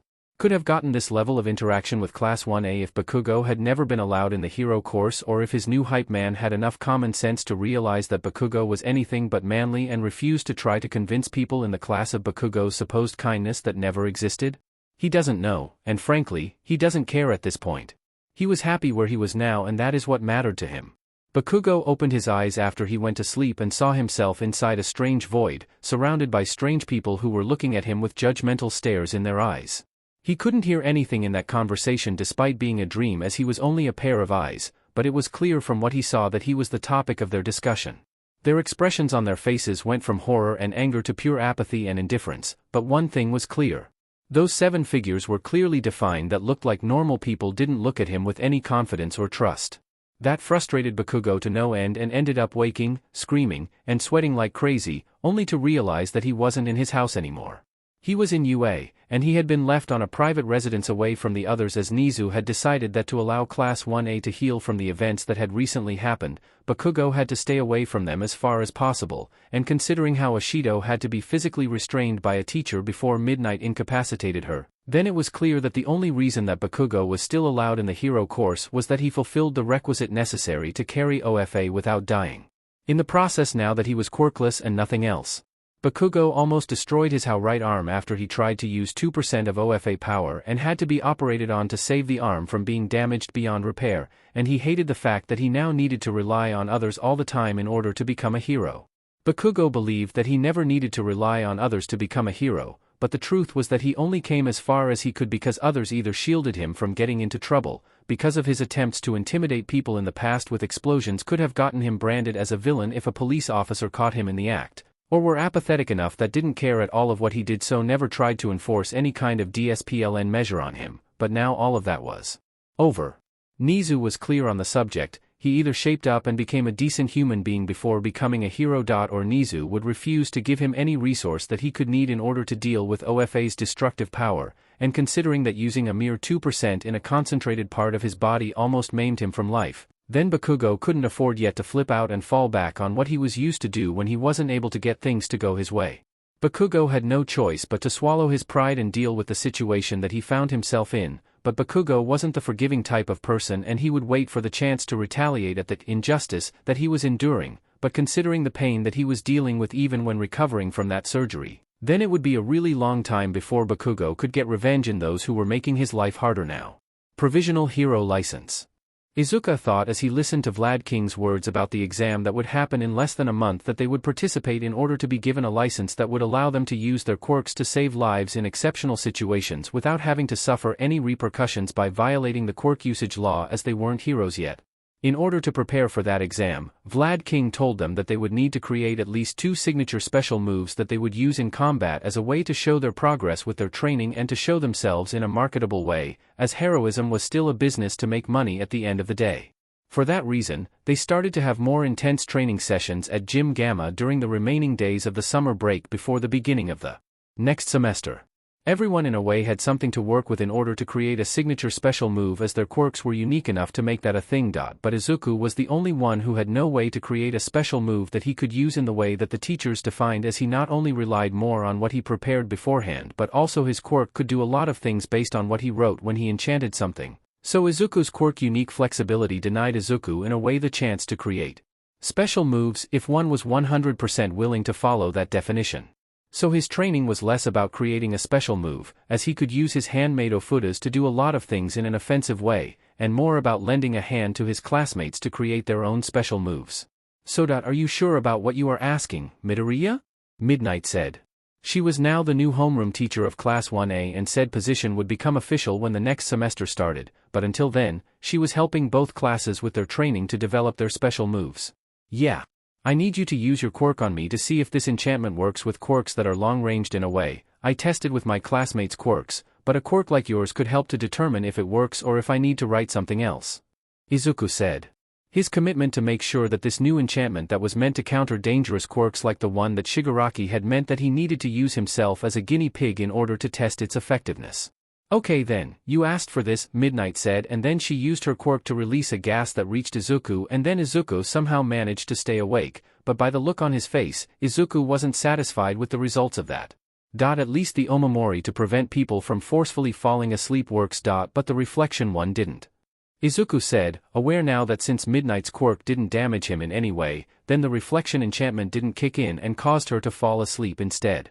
"I see," Midnight said. She knew about the decision of Izuku to create an enchantment that would be able to reflect any kind of damage done to a person if they were attacked with a quirk, thanks to Vlad King talking about it before the start of those training sessions, and that only made her see how short-sighted Eraserhead was when he singled out Izuku as the student that he wanted out of the hero course for his weak quirk in order to allow his personal student to enter the hero course. After the whole summer camp incident, the other members of the faculty were informed about how Izuku managed to incapacitate both Pixie Bob and Muscular with one of those enchantments of his that not only was a portable and targeted version of erasure in a way, but also could put people to sleep in case that they tried to take that Ofuda off their bodies without Izuku being the one that removed it. A part of Midnight considered that part of Eraserhead's antipathy with Izuku was because Eraserhead saw himself in Izuku, and after being informed of both Bakugo's and Izuku's past after Nizu debunked Eraserhead's theory of a rivalry going wrong, she realized that the reason that Eraserhead barely tolerated Izuku was not only because he remembered Eraserhead about his past, but also because Izuku managed to do what Eraserhead was unable to do, and to see someone that was almost similar to him that succeeded in what he failed could have made Eraserhead feel somewhat upset. Would Eraserhead had been more supportive of Izuku's decision and attempt to be a hero like he had been with Shinso's ambitions if Izuku failed to enter the hero course and followed the same path that Eraserhead had to tread to enter the hero course?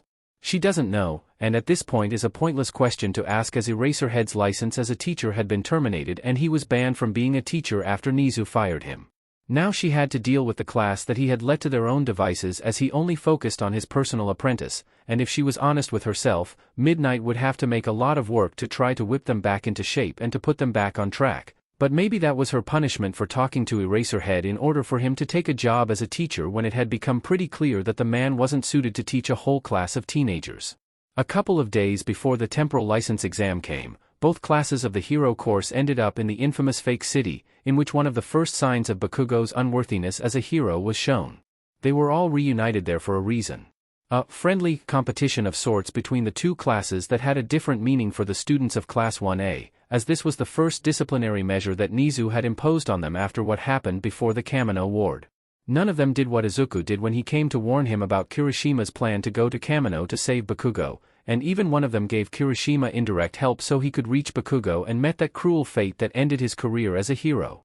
In the beginning, Nizu considered not allowing them to take that exam despite the pressure that the HPSC was trying to apply to them to send to that exam as many students as possible, but Midnight convinced him to give them a fair chance, and he decided to celebrate this exercise to see if they were deserving of that chance. Bakugo wasn't allowed to participate in it, but also wasn't allowed to take that exam as he was still injuring himself even with the support gear that Melissa created for Bakugo, so Nizu hoped that by keeping them separated then Class 1A would perform slightly better.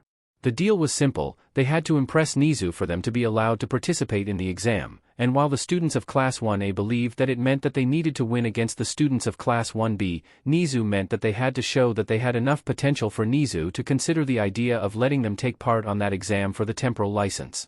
He also decided to allow Eraserhead's apprentice to join that exercise despite the fact that Nizu not only wasn't impressed at all with his performance, but he also considered him part of the problem that made Class 1A to degenerate like that, as Eraserhead only concerned himself with his training and refused to care for his students. But maybe in the end it never mattered, as Eraserhead had done similar things in the past with the other classes. That he was a homeroom teacher. In order to make things fair for Class 1A, 2 of the students of Class 1B would had to participate in that exercise 2 times. Those students would be Izuku and Reiko, but those 2 will then participate in the first and last groups to allow them time to rest. Izuku and Reiko were told about that eventuality and decided to roll with it, as they considered the fact that they were given enough time to rest as a fair compromise to that imposition. Nizu was now watching through the cameras and some drones that were in the air in order to pay a closer look to how this competition between both classes would go, and hoped that Class 1A would manage to impress him enough to allow at least some of them to see if they had what it takes to participate in the Temporal Hero License exam. The first 2 groups of students that were competing with each other were Shinso, Jiro, Koda, and Sato from 1A, and from 1B it was Izuku, Reiko, Jirota, and Nirenjiki who made the second team. The rules were simple, they had to capture the members of the other group to win. While the students of Class 1A tried to work together, Shinso decided to go solo as he did not have any intention of collaborating with them, as he considered the fact that they weren't that competent by the looks of it a thing that could cost him his chance to enter the hero course no matter what. Despite Eraserhead being unable to vouch for him anymore, it was Present Mike who ended up convincing Nizu to give him this chance to participate in this event, as Izuku's power move during the Hero vs. Villain exam denied him the chance for an easy entry, as it appeared that it was meant to be. The redone exam showed the truth about how competent Shinso was in a situation in which the scales weren't tipped in his favor and Nizu found him lacking. He considered this his chance to finally enter the hero course, as he had to show that he was better than Izuku in order to avenge Eraserhead in a way, as he considered the fact that Eraserhead suffered the consequences of his actions was somehow Izuku's fault. So with his trusty scarf that Eraserhead taught him how to use and his support item that Eraserhead helped him to design, he believed that he was ready to take on Izuku himself. Shinso willingly ignored how Izuku dealt with him in the sports festival, as he was the only one who saw what he did to Nirenjiki and his friends, so when their fight started, Izuku ignored any of his taunts and just punched him until he was out of bounds. Shinso considered that in a fight in which he was allowed to fight as he liked, then he would surely win against Izuku, as he was handicapped during the tournament as he was unable to use the scarf that became so ingrained in his fighting style that he was unable to fight properly without it. Never mind the fact that Izuku was denied the chance to use his Ofudas and Omomoris during the fighting tournament and relied on his natural strength and wits to win, and that he only used his quirk once to disable Todoroki's ice before he shoved him out of bounds. So when he saw that Izuku was alone in an alleyway minding his own business for no reason, he saw the perfect opportunity to score an easy win, but the moment that he used his scarf and saw that his scarf phased through Izuku like he was just an apparition or something, he froze in place as he was unable to comprehend what had happened. That was his first and last mistake, as Izuku then rushed at him, but instead of attacking him, he just easily bumped his shoulder as he ran away, and before Shinso was unable to think about how strange was that he barely felt a thing, he was now on the chase of that Izuku, who was somehow moving at a speed that almost appeared that he was light as a feather despite his surprisingly bulky frame. Izuku then forced Shinso on a mad chase in which Izuku for some reason was circling through a couple of buildings in a loop that barely changed at all, but Shinso was too focused on catching Izuku to even pay attention to anything else aside from Izuku and the path that he was taking. "I got you now," Shinso said, and then he threw his scarf in order to catch Izuku, but not only did his scarf went through Izuku again, but he then captured someone else. "What the F dash?" A feminine voice reached Shinso's ears, and then he saw that he had dragged Kyokujiro to his side when he pulled his scarf back to himself when he believed that he had captured Izuku.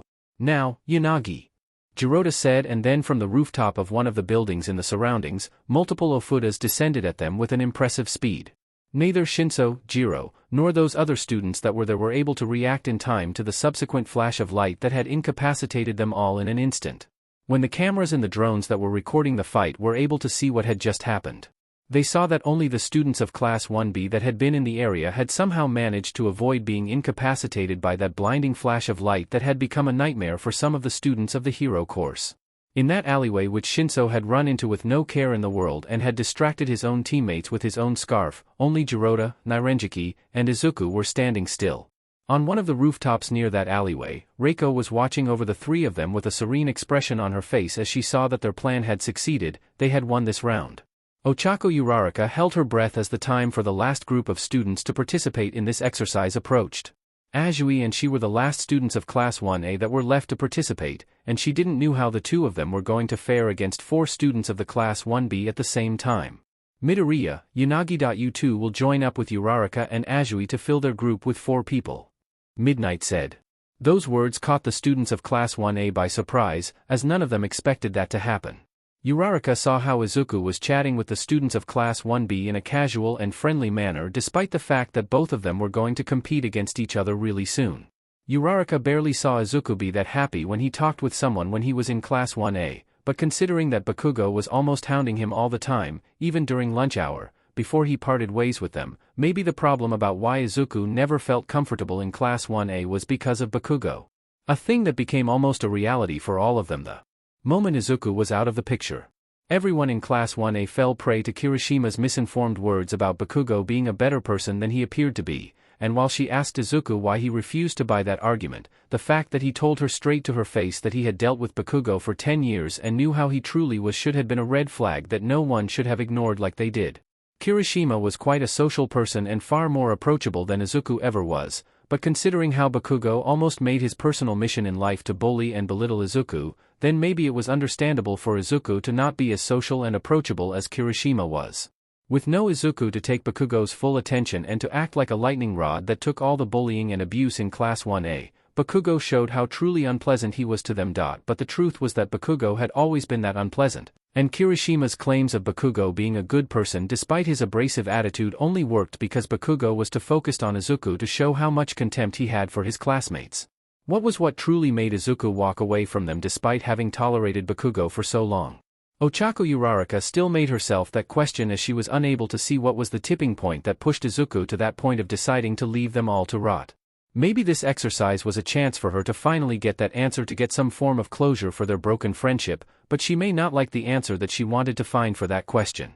In comparison to how the students of Class 1A took the competition as hard as they could, as they believed that defeating the students of Class 1B would be what they needed to participate in the provisional license exam.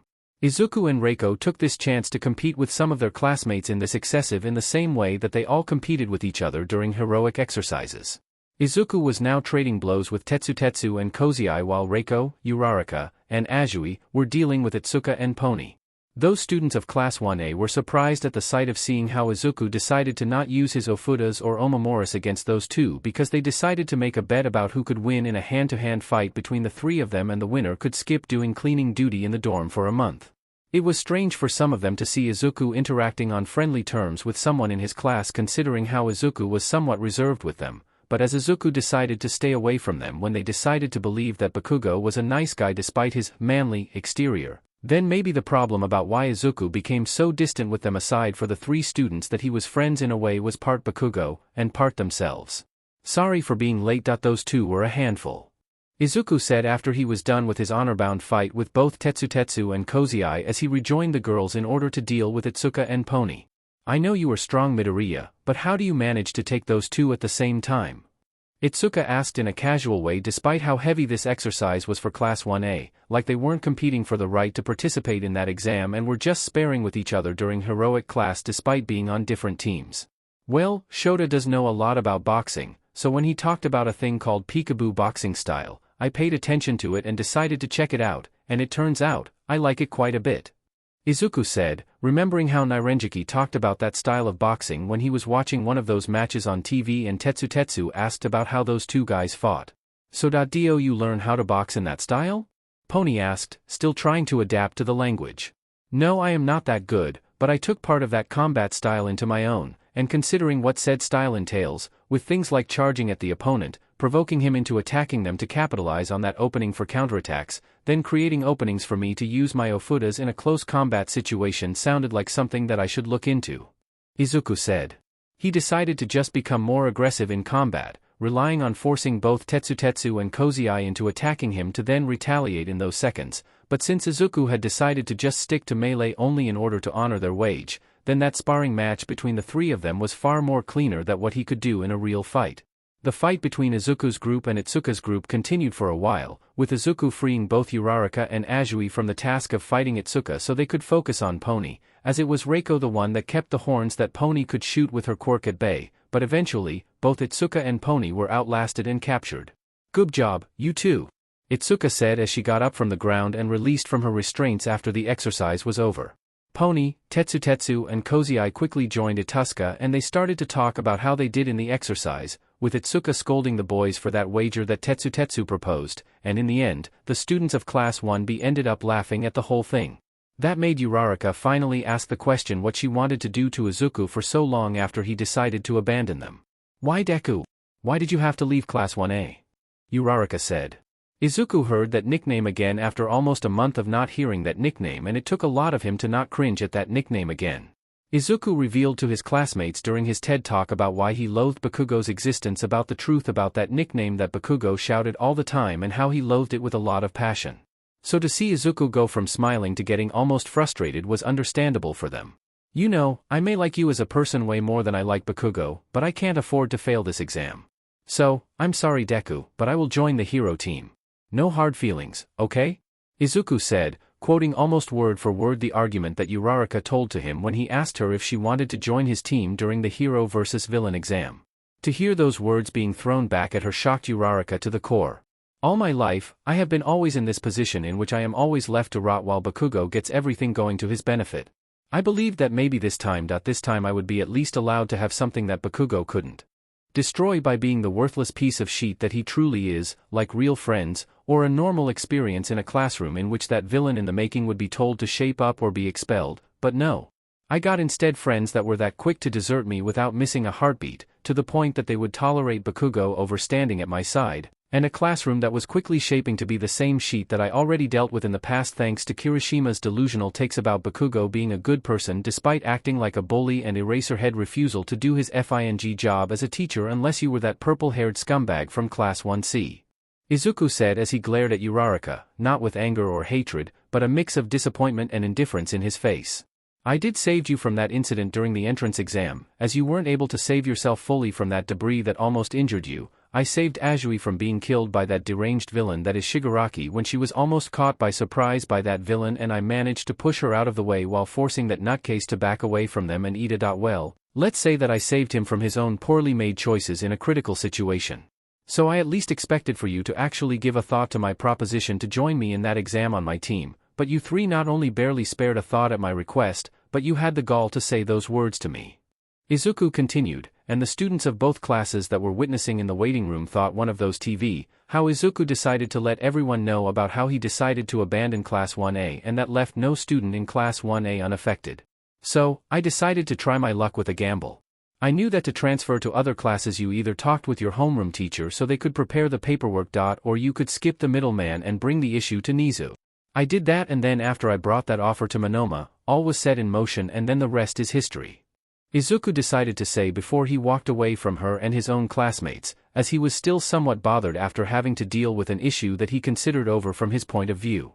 He wasn't appreciated in Class 1A and decided to move to a class that appreciated him for what he could bring to the table, which wasn't a shitty personality and an overinflated ego like Bakugo truly was if you took his quirk away from him. Move on with your life, Uraraka, as I already moved on from Class 1A. Those were the last words that Uraraka heard before Izuku disappeared from her sight. This issue was over as far as Izuku was concerned. DMNIT. Bakugo shouted in pain as he activated the protective suit that was built for him so he could manage to use a small percentage of OFA's power without damaging himself, but Bakugo was unable to get in his mind that said suit needed to be properly tested first in order to make adjustment to it so he could manage to draw more power safely, and he managed to destroy that suit when he decided to bump the amount of power that he used from a 2% to a 6%. Melissa Shield had installed in that suit a small computer that not only allowed UA to keep tabs on Bakugo all the time when he wore that suit but also could activate the restraining measures that Bakugo didn't know that existed just in case he decided to step out of line, and as the suit broke, the faculty was informed about it and Melissa sighed with exasperation as she knew that she would need to get back to work again. The first and last meeting that Melissa had with Bakugo made her never want to deal with him ever again, as Bakugo demeaned and belittled her as he refused to even consider that a person that was useless from his point of view was able to create something that could help him. So neither All Might or Nizu blamed her when she told them that while she would help with that special suit, she refused to interact with Bakugo ever again. Bakugo not only alienated someone who could help him with his personality and attitude, but also cemented in both heroes' minds that those safety measures that were installed on Bakugo's new suit were needed more than ever. He wasn't having a good time as not only he made little progress with mastering his quirk, but not only the pain of using OFA was unbearable, but also those strange figures in his dreams that looked at him with those judgmental stares became more recurrent during his sleep time, and now he was partially able to hear snippets of their conversations and those words drove him mad. Undeserving, unworthy, a bad choice in all but name, a mistake. This and other things were what Bakugo heard from those individuals' mouths that only made his situation even worse. The vestiges of OFA were able to see Bakugo's past, and his memories, and were able to see and feel what was going through his head almost all the time. Not even the second or the third vestiges that were more or less appreciative of Bakugo's aggressiveness were considering Bakugo as someone worthy of OFA, and that made them all decide that none of them would let him use the quirks that were laying dormant inside OFA, as the last thing that Bakugo needed was the knowledge about those quirks. Bakugo would only be allowed to use the raw power of OFA and nothing else, as they knew that if he managed to use things like Black Whip or FA Gene, then the first thing that he would try to do was to confront Izuku and put him in his place, as Bakugo refused to accept that someone that he considered an inferior person was allowed to be a hero while he was being treated like a villain in the making all the time. Those thoughts of revenge and eventual retribution were what made the vestiges of OFA consider Bakugo as a poorly chosen successor to this power, and only a strange coincidence allowed Bakugo to get this power bestowed to them, and they were worried about the fact that Bakugo's mind was that weak and his will wasn't strong enough to enforce his will upon them. That wasn't a good sign, as they believed that Bakugo would fold should AFO return, and then AFO would finally succeed in his goal to recover OFA after all those years if AFO tried to steal OFA from Bakugo. They just hoped for that scenario to never come, but they had little hope at the moment for things to go well. In the end, Nizu decided to be merciful in a way and decided that showing some form of clemency during his final judgment in this exercise could be a motivator for the students of Class 1A so they could get back on track, but said mercy has limits. Mineta didn't show enough promise in this situation for Nizu to decide to extend an olive branch to him, and Shinso Hitoshi had lost his chance in this school year to try to impress him enough to consider the idea of having him enter the hero course, as his lack of sportsmanship after the excessive when it was his turn was over, and how he was unable to even reflect about his own shortcomings to instead blame others for his failures had made Nizu decide that he wasn't ready or even mentally prepared for the hero course. Class 1A desperately needed someone who could stabilize the tense situation in the class, not another troublemaker like Bakugo who could only make the fragile and volatile atmosphere of Class 1A to get even worse. With that decision made, Nizu decided to personally inform the students of Class 1A about their incoming participation in the temporal license exam, while also pointing out what made Nizu decide to offer them this chance despite his lack of trust in them at the moment. From teamwork that showed that they understood their quirks well enough to work in a team, to showing initiative and the desire to not fail even if they felt that they were losing. Nizu made the point of trying to bring those details about their performance in order to clue them in about what Nizu wanted them to work on to get back on track. Nizu saw that it was not like the whole class was a lost cause despite the situation, but that a lot of them were in clear need of guidance, a guidance that sadly Eraserhead refused to give to them as a result of Nizu's own failures, and he decided to at least try to give those kids that guidance that they sorely lacked so they could work to improve to become the heroes that they wanted to be. As for Izuku and his conversation with Uraraka, it was clear that despite Izuku trying his best to not let those trust issues of his get in the way of being a hero, the scars that he wore from those betrayals to his trust were still fresh enough to make Izuku get somewhat colder with people that caused those injuries in the first place. Nizu saw that Izuku was willing to at least work with his ex-classmates professionally despite his issues with them, but Izuku was cold and distant with them in comparison to his interactions with Class 1B, and it was too soon in a way for Izuku to try to be more candid with them. Those issues related to the emotional mind frame of a person were things that sadly Nizu knew that it would take a lot of time for them to fix themselves, and that while things could improve, they would never be the same. The moment that Izuku entered his office to talk about his proposal to change classes, it was the moment that Izuku was ready to cut ties with his classmates in Class 1A, and Nizu could see that he had no regrets, he had moved on from them and found his place in Class 1B. There was a couple of days before the provisional license exam, and Izuku was now in his bedroom despite being early, laying on his bed without anything to do. There were times in his life in which he occasionally hit a wall when he tried to create a new enchantment, and the more he tried to push himself into trying to break that metaphorical wall, the more frustrated he became to the point that he could lose his focus and whatever progress that he had done by the sheer frustration that he could feel, so he had no choice but to relax and to take a break in order to not mess things up. The sound of someone knocking on his door caught his attention, and he decided to check who it was in order to do something more productive as he was resting over staying in his bed while doing nothing. "You three," Izuku said as he saw how Yui, Setsuna, and Itsuka were at his door, dressing in casual clothing. "Are you busy, Midoriya?" Setsuna said. She and the others were busy with their leisure activity of assembling models in Yui's bedroom as part of their model assembling club activity, and Setsuna had an idea that relied on Izuku's quirk, so she dragged the other two to ask Izuku for his help. Sure. I was lying on my bed doing nothing after I recently hit a wall during one of my research in order to create new and better enchantments, so I'm sure that whatever you had in mind would be a better use of my time than what I am doing now. Izuku said, and then he told them to come inside. Hey, where is that yukata that was in one of those mannequins the last time that I entered here? Setsuna asked, remembering that she saw a purple yukata on one of those mannequins a couple of weeks ago and was curious about it. It is stored in one of the drawers in my closet. Izuku said. He had recently finished that yukata a couple of days ago and was not in the mood to sew something else, but he was sure that Setsuna and the others didn't come for that yukata. I see.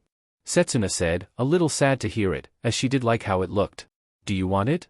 Izuku said in a joking manner, but considering how Setsuna looked at him with that expression on her face that showed that she was considering it, then Izuku was feeling a little guilty about making that question. Can I? That was the only thing that Setsuna said. Izuku then took a deep breath and decided to take the yukata from when he had it stored and then gave it to her. Seriously? Setsuna said, surprised at the fact that Izuku gave it to her. Yeah, clothes in the end were meant to be worn by people. For me the fun is in making those things, and if I keep all the clothes that I make, then I would need a bigger closet. Izuku said, not that concerned about parting ways with that yukata, but he then decided to say something more. Besides, I remember losing a bet with you when you challenged anyone in the class to match you in a game about knowing dinosaur trivia, and I took that challenge without knowing that you are as versed in dinosaurs as Komori is versed in mushrooms. So I think that giving that to you will settle our debt. Izuku said. Setsuna then laughed at what Izuku said to her. Oh, you cheeky bstrd. Setsuna said in a playful and teasing manner. From a lot of people, Izuku would had a lot of trouble accepting those words, but considering that he knew how Setsuna was, he knew that those words, despite being almost an insult, weren't told with that intent and that she was just messing around with him in a playful manner. Love you too, Tokage. Izuku said. After some conversation about what they did in their club, which was only a club in name as the students of the hero course were forbidden from taking part in any club activity in UA, they reached the point in the conversation in which they explained to him what Setsuna had in mind. So can you do that? Yui said, actually invested in a way when she heard Setsuna's plan. I actually never thought about that possibility. Izuku said, surprised at the request that Setsuna had for him. She wanted to see if he could use his enchantments to make a model of a Tyrannosaurus Rex that had been recently built to be able to move on its own, like it was almost controlled remotely or something like that. So you could do it? Itsuka said. I will need to figure out something, but maybe you people are into something. Izuku said.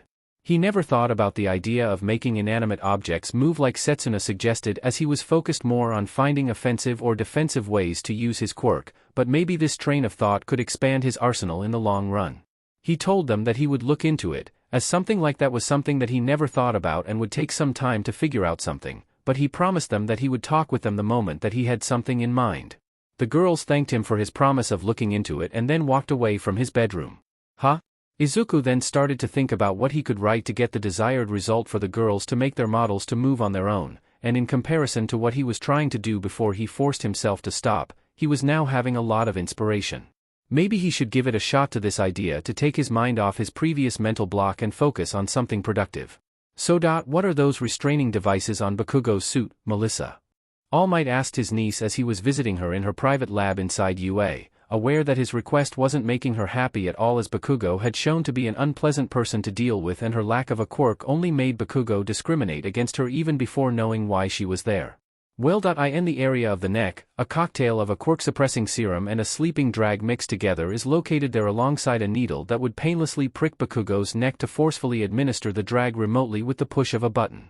Melissa said, partially grateful to his uncle for giving her a chance to be outside of Island, but upset at the same time as Bakugo had proven himself to be a piece of work that badmouthed her even before he knew about her quirkless status.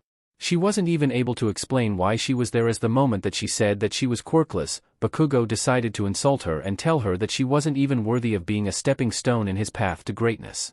I see that there's something else? Aside from the quirk restraining wristbands that are hidden in the gauntlets of that suit that would attach themselves to his wrists in case he tried to use OFA without any authorization, then nothing more at the moment. Melissa said. I'm sorry for this. All Might said, trying to apologize to her for getting her into this situation in which she wasn't comfortable at all. It's okay, you aren't the one that is the unpleasant person to work with. Melissa said, trying to ease All Might's guilt. I know. But if I knew about OFA and what he did a long time ago, then I could have All Might tried to say, but Melissa simply shook her head. I know that I could have been your successor of OFA instead of Mirio or Bakugo. You never knew that until it was too late to make that choice, and maybe it was for the best. Melissa. I wanted to be a hero like you, but in the end, I found peace in what I do know. I won't deny that a part of me is upset about it, but is stupid to try to get upset about what ifs and what if not. What is done, and the only thing that we can do is to move forward and deal with the results of our choices. Melissa said to All Might, as in order to better help Bakugo, she had been informed about the consequences of wielding OFA with a quirk and how being quirkless was a boon in that situation. She could be mad at him for keeping that information about his quirk being transferable to her and knowing that he could have helped her to be a heroine if he had chosen her instead, but All Might cared for her safety, and the reason that he refused to entertain the idea of making her his successor was because he didn't want to put her in harm's way in a similar way as he did to himself. The damage that OFA did to Mirio's body after the transfer and how the quirk grew out of control when it was passed to Bakugo could have meant that Melissa, in hearing the quirk now, could have injured her for life, as her body wasn't properly trained for any kind of physically demanding duty, and considering how Bakugo almost lost an arm with only using a 2% and only extensive surgery managed to save that limb, then she had to accept that she had dodged a bullet in the end. It was sad to see that the only chance that she could have to be a hero ended up having a massive price tag attached to it, but maybe it was for the best for things to be like this. She found her place in the world building support items to help others, and she could at least take solace in the fact that what she could do for others was something that couldn't be easily taken away like a quirk was, and that she knew that she had value as a person because of what she could do, not for she was born with. When Izuku woke up this morning in order to take part in the provisional license exam, he had some expectations about how things could go that day, but nothing prepared him for how things ended up going. From quickly learning that all the other participants that came from other schools were targeting them with the excuse of a tradition called the UA crushing, to then see how a tall guy crushed his own skull so hard when he headbutted the ground that hard when he apologized to them because he joined to them when they shouted the school's motto that he was taken to a hospital as he loses his consciousness after the hit. Izuku knew that this was going to be a wild day and a half by the looks of it. There was no time to plan, no time for Izuku to look at his surroundings and decide the best course of action. So Izuku just decided to follow the plan that his classmates had in mind as they entered the examination area. They all split up in order to not draw all the attention of the other participants in one big group as they combined forces to endure the relentless assault of those participants in smaller quantities of people. Izuku, Reiko, Ibra, and Kanoko decided to take refuge in one of those buildings. They wanted to create a bottleneck for the participants who pursued them by forcing that big group of people to enter the building in an orderly manner, as the doors weren't big enough to allow them to enter all of them at the same time. Izuku and Reiko combined forces as always and used their quirks to allow their small group to gain some breathing room by making some of Izuku's ofudas fall to the ground in strategic locations in the nearby hallways, so when another participant stepped on them, said ofudas would activate and cause some mayhem. That infamous white flashing light that the students of both hero courses in UA learned to fear appeared in those hallways as the last things that some of those students of other hero schools saw before they lost their consciousness, and when they woke up, they were eliminated from the competition. Izuku did have an idea in those moments and decided to rely on one of the ofudas that he had developed based on the quirk of one of the heroines that were in the summer camp in order to call his classmates to go to their location for easy points, as a lot of those participants that were that eager to crush them were now out of commission in their location, and Izuku and the others saw no need to be overachievers in this situation. That ended turning the whole thing into a massive last stand between the students of UA and those of other schools, as in the end, those of Class 1A followed the students of Class 1B to that building, and they brought with them those participants that wanted to take them out. Izuku had to put his feelings for those of Class 1A aside in order to make sure that the building that they were taking shelter now wasn't sieged by those students. The UA crushing of this year almost became a reality, but the superior numbers that all other participants from other hero schools presented weren't enough to surpass the combined effort of both hero classes from UA, who held their ground against those insurmountable odds and won. With Izuku, Reiko, and some other students who were more support-focused with their quirks handled the defense of the entrance of the building so that the bottlenecks that Izuku and his friends relied on to deal with their pursuers weren't destroyed. The others who were more combat-focused students of UA managed to push back all those students for enough time before the first part of the exam was over. Is this how people who defended a fort in the past felt when they had to stop a whole army from entering the building? Izuku said, pulling up one of the ofudas that he saved for emergencies, as he had to use almost the entire stock of all the ofudas that he had on himself to deal with that literal invasion of people that had tried to breach that building that Izuku and the others had used to take shelter, not just because they wanted to score points to pass to the next part of the exam, but because they were that committed to getting them out of the competition that Almost all of them neglected to score any points. First and focused that much into eliminating all the students of UA from this exam. Maybe. Itsuka said, somewhat exhausted from the constant fighting that she and the others did to pass to the next part of the exam. She and those who were the most combat-focused students of the hero course had kept waves of participants at bay, with Izuku and the others giving them support from some distance with their quirks, as they also prevented the doors or the walls of the building from being destroyed. At least we made it. Reiko said, tired but happy to see that all their training and teamwork had paid off with their victory. Both Izuku and her combined their quirks to keep as many students of the other schools at bay, while the others protected the walls or reinforced them until the time was up. All of them were tired, and were trying to relax and rest as much as they could before the next part of the exam started. Izuku for his part summoned a small chest that he had in his room in UA that contained a selection of ofudas that he stored on, then to call a chest or two in case he needed to restock his ofudas, and considered that he was now only carrying 5 of the 100 that he always had on himself, then he needed to restock his ofudas for the next part of the exam. So that is why you have a lot of small chests in your room. Ibra said. Yet I need to be prepared for almost any situation, and to summon a chest that contains a selection of ofudas that I prepared beforehand can be a time saver or a life saver depending on the situation. Izuku said as he finished restocking himself for the next phase of the exam. It sounds like a lot of work. Kozai said, aware of the fact that he and the others had seen Izuku a lot of the time that wasn't training or studying was focused on his quirk by doing things like trying to create new enchantments or folding paper to use them at a later date as an ofuda. It is. But if one wants to be a hero, then you can't let things like menial and repetitive tasks like this deter you. You have to give it your all even if it's boring and you would prefer doing something else. Izuku said after he recalled the chest back to his room in UA and decided to rest for a while before the second part of the exam was on them. There were a lot of expectations now on them after they had reached this far, and Izuku didn't want to disappoint those who had put their hopes on him to succeed now. A rescue operation. That was the second part of the exam, and Izuku, alongside those who passed the first part of the exam, were tasked to do the rescue of civilians who had been injured after all the buildings in the area of examination had been partially destroyed by some controlled explosions. Was a short resume of what they had to do now. Izuku then gave each of his classmates of Class 1B a couple of ofudas that Reiko recognized. That was the one that she saw during their first team up in the first heroic class in which Izuku took part as a student of Class 1B. Isn't that? Reiko said. Yet this is the teleportation ofuda that I used for the first time in that heroic class. I managed to design a new enchantment based on that one, so at least one of the sides can be used by other people aside from me. Izuku said. He saw the faces on his classmates and then decided to explain what he meant with that. In a long story short, you can use those ofudas that I gave you to either warp yourselves or someone that you stick the ofuda to the place in which I set another ofuda that is part of the enchantment. Izuku said. That in a way worked as they started to understand what Izuku meant. I will use that ofuda first in a safer place in the area, and as you go and find those civilians, you can use those ofudas to instantaneously get them into the location in which I set that ofuda, or you can use it for a quick getaway from a sticky situation. But I don't think that any student here is going to pick a fight with us now, considering that this is a rescue operation. Izuku finished his explanation and then one of them decided to ask something. Why are you giving us this? Don't get me wrong, it's a fine tool for the occasion, but I expected you to use them first over giving them to us. Yosetsu Awase said. Well. Because I will play a different role. I will stay in a safe area and will attend to the injured people that you bring me with those ofudas or on your own, because whether we like it or not, a rescue operation always has a hero or two staying behind in order to tend to the injured while the other heroes do the rescue, and since my quirk is versatile enough, I can take that role so you can focus on being more efficient with the rescue. Izuku said. His classmates looked at him for a couple of seconds before conceding his point and let Izuku set a safe area so they could focus on the rescuing of civilians. Reiko was the last to go away as she looked at Izuku with some concern in her eyes. Are you sure that this is okay for you?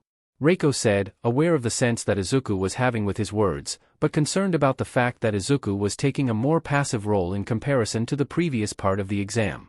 I will be honest with you. The last part of the exam left me quite exhausted, and I am afraid that I don't have enough energy to properly rescue people while using my quirk at the same time, so I decided to take a more passive yet important role to not let everyone down. The last thing I want is to jeopardize this exam for everyone because some of you people have to rescue me in case that I faint or something. Izuku admitted. Do you want me to keep you company? Reiko said, not wanting to leave one of her classmates and friends in a delicate situation like that. But Izuku first blushed a little before shaking his head to say no. As much as I would like to but no, focus on the exam and not me. Even if I fail this, I am sure that there is something prepared for the participants to make up for that failure later to then get that license. So don't worry for me. Izuku said, trying to compose himself after losing his cool for a couple of seconds. If you say so? Reiko said, not fully buying his words, but she knew that as much as Izuku was willing to help others, he had a lot of difficulties asking others for help, so she could only do one thing, to focus on the rescue of civilians as fast as she could so she could check on Izuku just in case.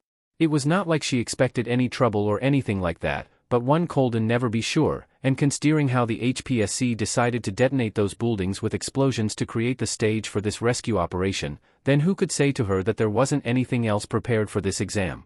The HPSC was watching over the second part of the test with some interest in their eyes.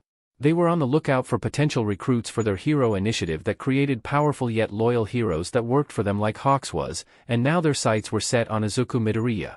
Truth be told, they already were looking at him with some interest for some time before the sports festival started. The HPSC was always on the lookout for kids with heroic aspirations who possessed not-so-flashy quirks that had far more potential than it appeared at first glance, and Izuku fitted that description to a T. The problem for the HPSC was that they never managed to get in contact with Izuku in order to sponsor him, as Izuku was too focused on his own development to create any opportunity for any agent of the HPSC to enter the scene and make any kind of contact. The moment the sports festival happened and he humiliated the two supposed favorites, the HPSC knew that they were running out of time to try to get their hands on him. So in this exam, now the chance for the HPSC to enter the scene to open the possibility for Izuku to work for them was at hand. They ordered Gang Orca and his sidekicks to go near one of the edges of the area in which Izuku was alongside the civilians that his classmates rescued and try to defeat Izuku, because if he was incapacitated by the villains in this exam, then his score on this part would suffer a severe penalty and they would have a last chance to make any sort of contact if Izuku was forced to participate in the remedial course.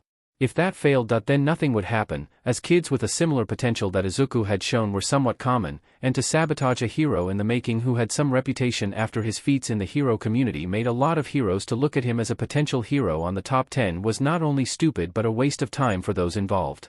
Either Gang Orca managed to push Izuku into the remedial courses so they could get a chance to tempt Izuku, or Izuku persevered, and that meant that a new competent hero in the making was ready to be on the streets, as the situation at the moment demanded more heroes to quell the public unrest. The HPSC still got what they wanted. Something is coming, Izuku said to himself as he felt how a hostile presence was getting near him. One of the omemoris that he had on himself allowed him to sense in a way if people with hostile intentions were getting near him, and after years of dealing with Bakugo, Izuku learned to never question that feeling and to accept that he was going to get himself on a fight soon enough, and as he thought, the moment that he saw how Gang Orca and his sidekicks were coming out of nowhere to target him, Izuku knew that he was going to brace himself for a fight. What do we have here? A hero who is alone alongside the civilians that had been recently rescued. I don't know how you managed to get that amount of people in such a short amount of time, but while impressive, you also created a massive target for villains to attack should they decide to appear to mess with any rescue operation. The hero said. He was quite aware that the HPSC was using him and his people for their own interest when they told him to ignore their original target and to move to deal with Izuku, but had no choice but to play along for the moment, but that didn't mean that he was going to fully comply with that order. I am aware of it, but since this rescue operation lacks a lot of details that would make it a real rescue operation, then can you really blame me? I mean, are some guys playing the role of paramedics or any other public service like the police or the firefighters? No, we are only here and people playing the roles of victims, but no people with ambulances to take the injured away or similar things that one would find in a disastrous situation. We have to be the ones that do all the job without any real support, because the last thing that a government does when sending heroes to deal in those situations is to send heroes alone with no backup. Izuku said, and Gang Orca couldn't disagree with that statement. Point taken. But that is not going to save you from a real villain attack, boy. Gang Orca said, aware of what he had to do next. I know, but that bought me time. Izuku said, and then Gang Orca and his sidekicks saw how a lot of the pieces of debris around them started to rumble, and then some hastily made golems made of the remains of those buildings started to appear. What the? One of the sidekicks of Gang Orca said. Seeing how those golems made of debris were closing in and then took a defensive position between Izuku and them in order to prevent them from reaching Izuku. You popel. I will buy as much time as I can, but the rest of the way is on your own. I will not allow them to pass me, but I can't protect you anymore. Izuku said in a somber way. He knew that it was an exam and he shouldn't take this that seriously, but as one of the injured people told him when he was criticized for his dulled emotional response, he needed to take this seriously no matter what. "Are you insane?" the boy who criticized him said. He and his coworkers were able to see that despite putting a front of being fine, Izuku was quite exhausted and reaching his limit, so to see how Izuku was getting that seriously and appeared that he was going to fight to the bitter end concerned them. No. A hero at the end of the day has taken an oath to save and protect lives from the villains no matter what. If I have to die to get the job done, then so be it. Izuku said, the seriousness in his voice not only unnerved those actors but Gang Orca and his sidekicks as well. Izuku was tired, exhausted, and aware that he was reaching his limits now that he decided to use for the first time the results of his investigations to fulfill the request of Setsuna and the others. While some people could panic and let their emotions take control of the situation, Izuku managed to keep as calm as he could as he decided to switch his priorities. If he was unable to walk away from a fight, then he would make sure to take as many people to hell with him if he had to. That is what Izuku knew that he needed to be willing to do in order to be a good hero. The cornered rat will bite the cat. Gang Orca thought as he saw how Izuku was now resolved to make a last stand no matter what, and by the looks on his face, which reminded him of really dangerous villains that became downright menaces when they had no chance to walk away that he faced in the past, Gang Orca knew that Izuku was going to get really nasty at the smallest opportunity that Izuku could found. He needed to de-escalate this situation, as not only this was just an exam, but the last thing everyone needed was for Izuku to really injure a hero or a sidekick in a situation that didn't need to happen at all. Midoriya. The sound of a girl reached the hero's ears, and then he saw how the students of Class 1B appeared from behind them.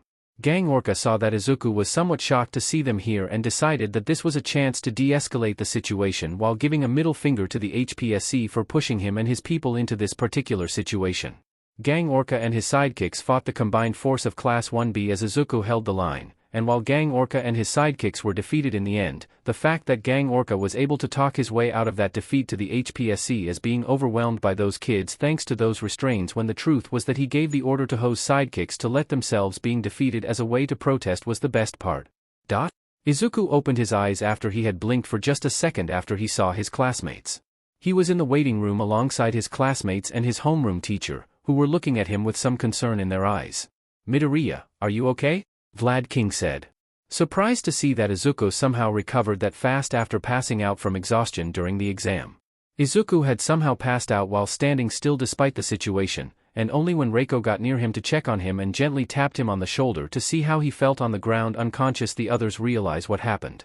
"Yeah, but is the exam over now?" Izuku asked, as he only was focusing on the reason that he came here. "Yes, you did pass out from exhaustion, and while I want to reprimand you for not telling me about that and pushing yourself hard enough to pass out, I will at least concede that you did warn Yanagi about your exhaustion and took a passive role to not get in the way," Vlad King said. The fact that Gang Orca and his crew decided to single target him when he was far away from the action was suspicious and made him think that the HPSC had something in mind with that particular stunt, but he couldn't reproach Izuku for his decision. "I see. Maybe I should have slept something before the exam," Izuku said without thinking. That caught the attention of Vlad King and the others. "What are you saying, Midoriya?" Vlad King's question made Izuku realize that he had said more than he needed and that might as well not hide it.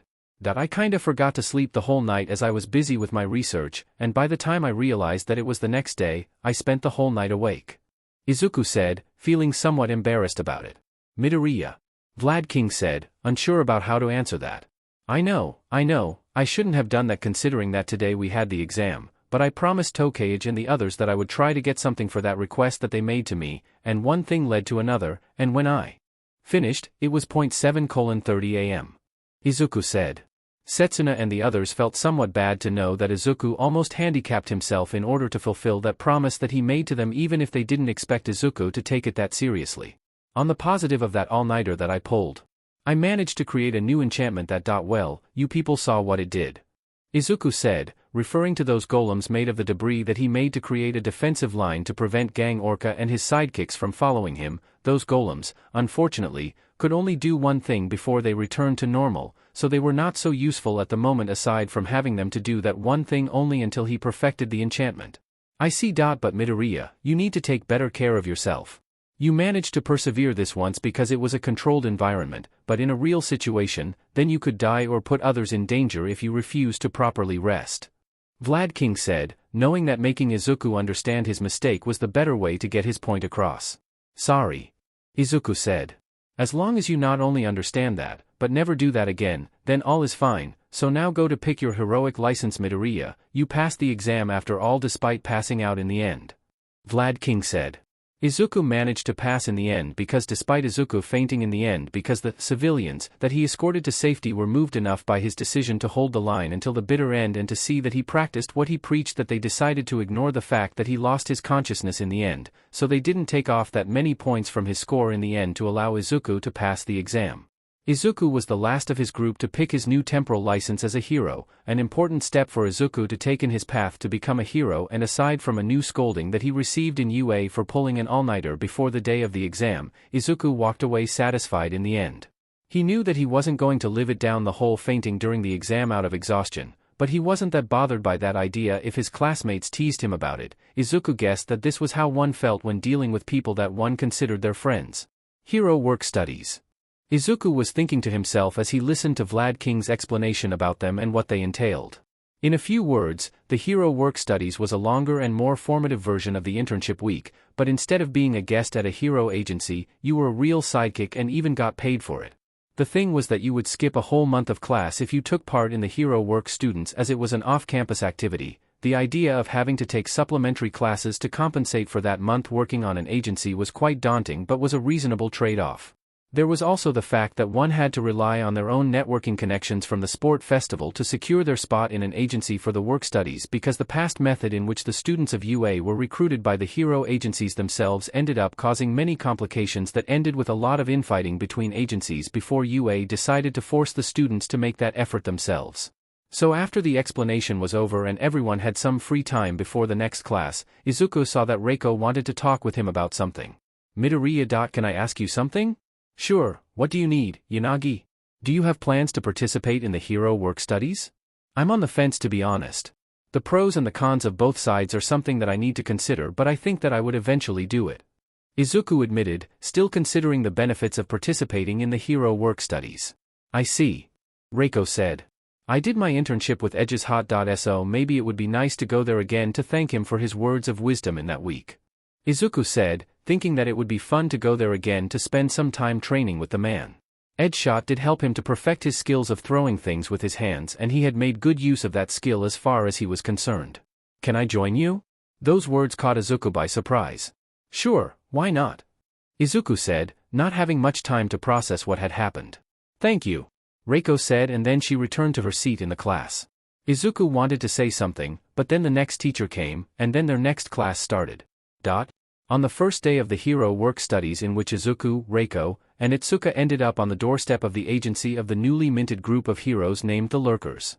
Izuku had to see two heroes that he neither liked nor disliked. But he felt an impressive amount of contempt for them as he remembered how that incident with that sludge villain went and how those two got upset because a kid managed to do something when those two were busy saying that they couldn't do anything about it.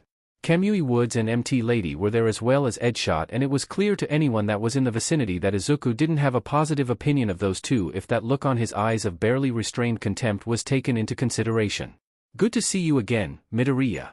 Edgeshot said, trying to start a conversation to try to dispel that heavy atmosphere in the area. Yet I did learn a lot from you in that week. So after hearing the whole thing about the hero work studies and having a license, then I decided to repeat it, but it appears that you have more people working for you now.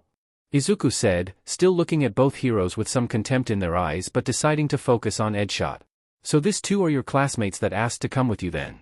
Edgeshot said, looking at Reiko and Itsuka, who were somewhat unsure about how to proceed after seeing how hostile Izuku's gaze became after he saw both Kamui Woods and MT Lady. Yeah. They are Reiko Yanagi and Itsuka Kendo.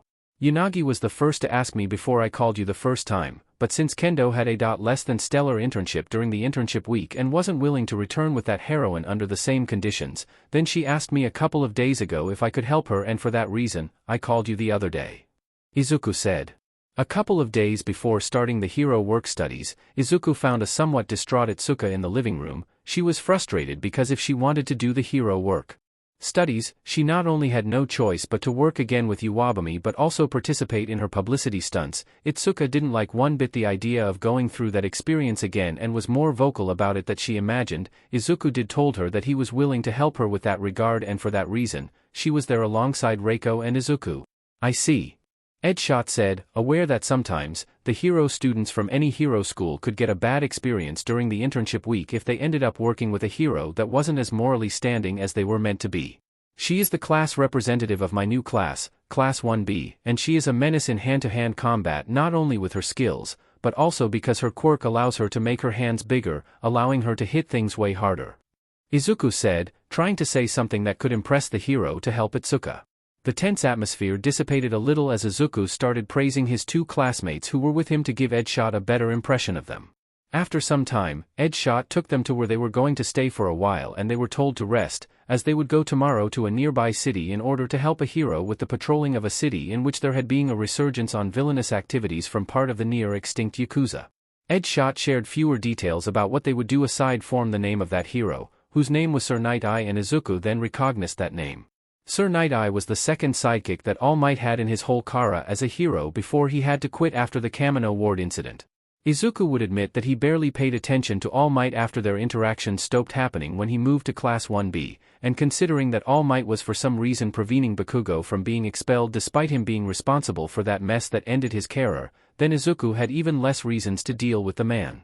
He just hoped that this patrolling in a city in which there had been a spike in villainy even from the Yakuza wasn't something as dangerous as the summer camp or the USJ, but he would wield his anti-Shigaraki Omamori just in case. To live in a world in which All Might was no more a hero was a reality that Japan was taking a lot of time to adjust.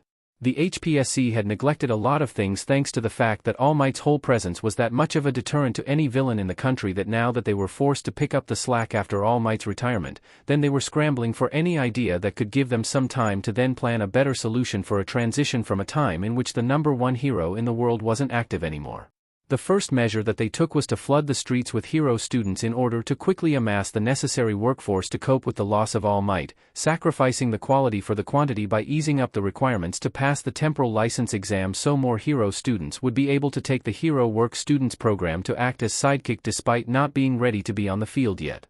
The temporal license exam was more or less prepared for the students of the last year on the hero course at every school so they could at least get a head start in the business despite being still in school, but now that they had decided to lower the bar, then a lot of students of the second and even the first year were now acting as sidekicks despite the lack of practical experience in some cases. Nizu didn't like it at all, that idea, despite the fact that he understood where it came from, but had no choice but to let almost all the hero students of the first year take that exam despite his reluctance to get his students into dangerous situations if one considered the slide of bad luck that Class 1A had faced in the past.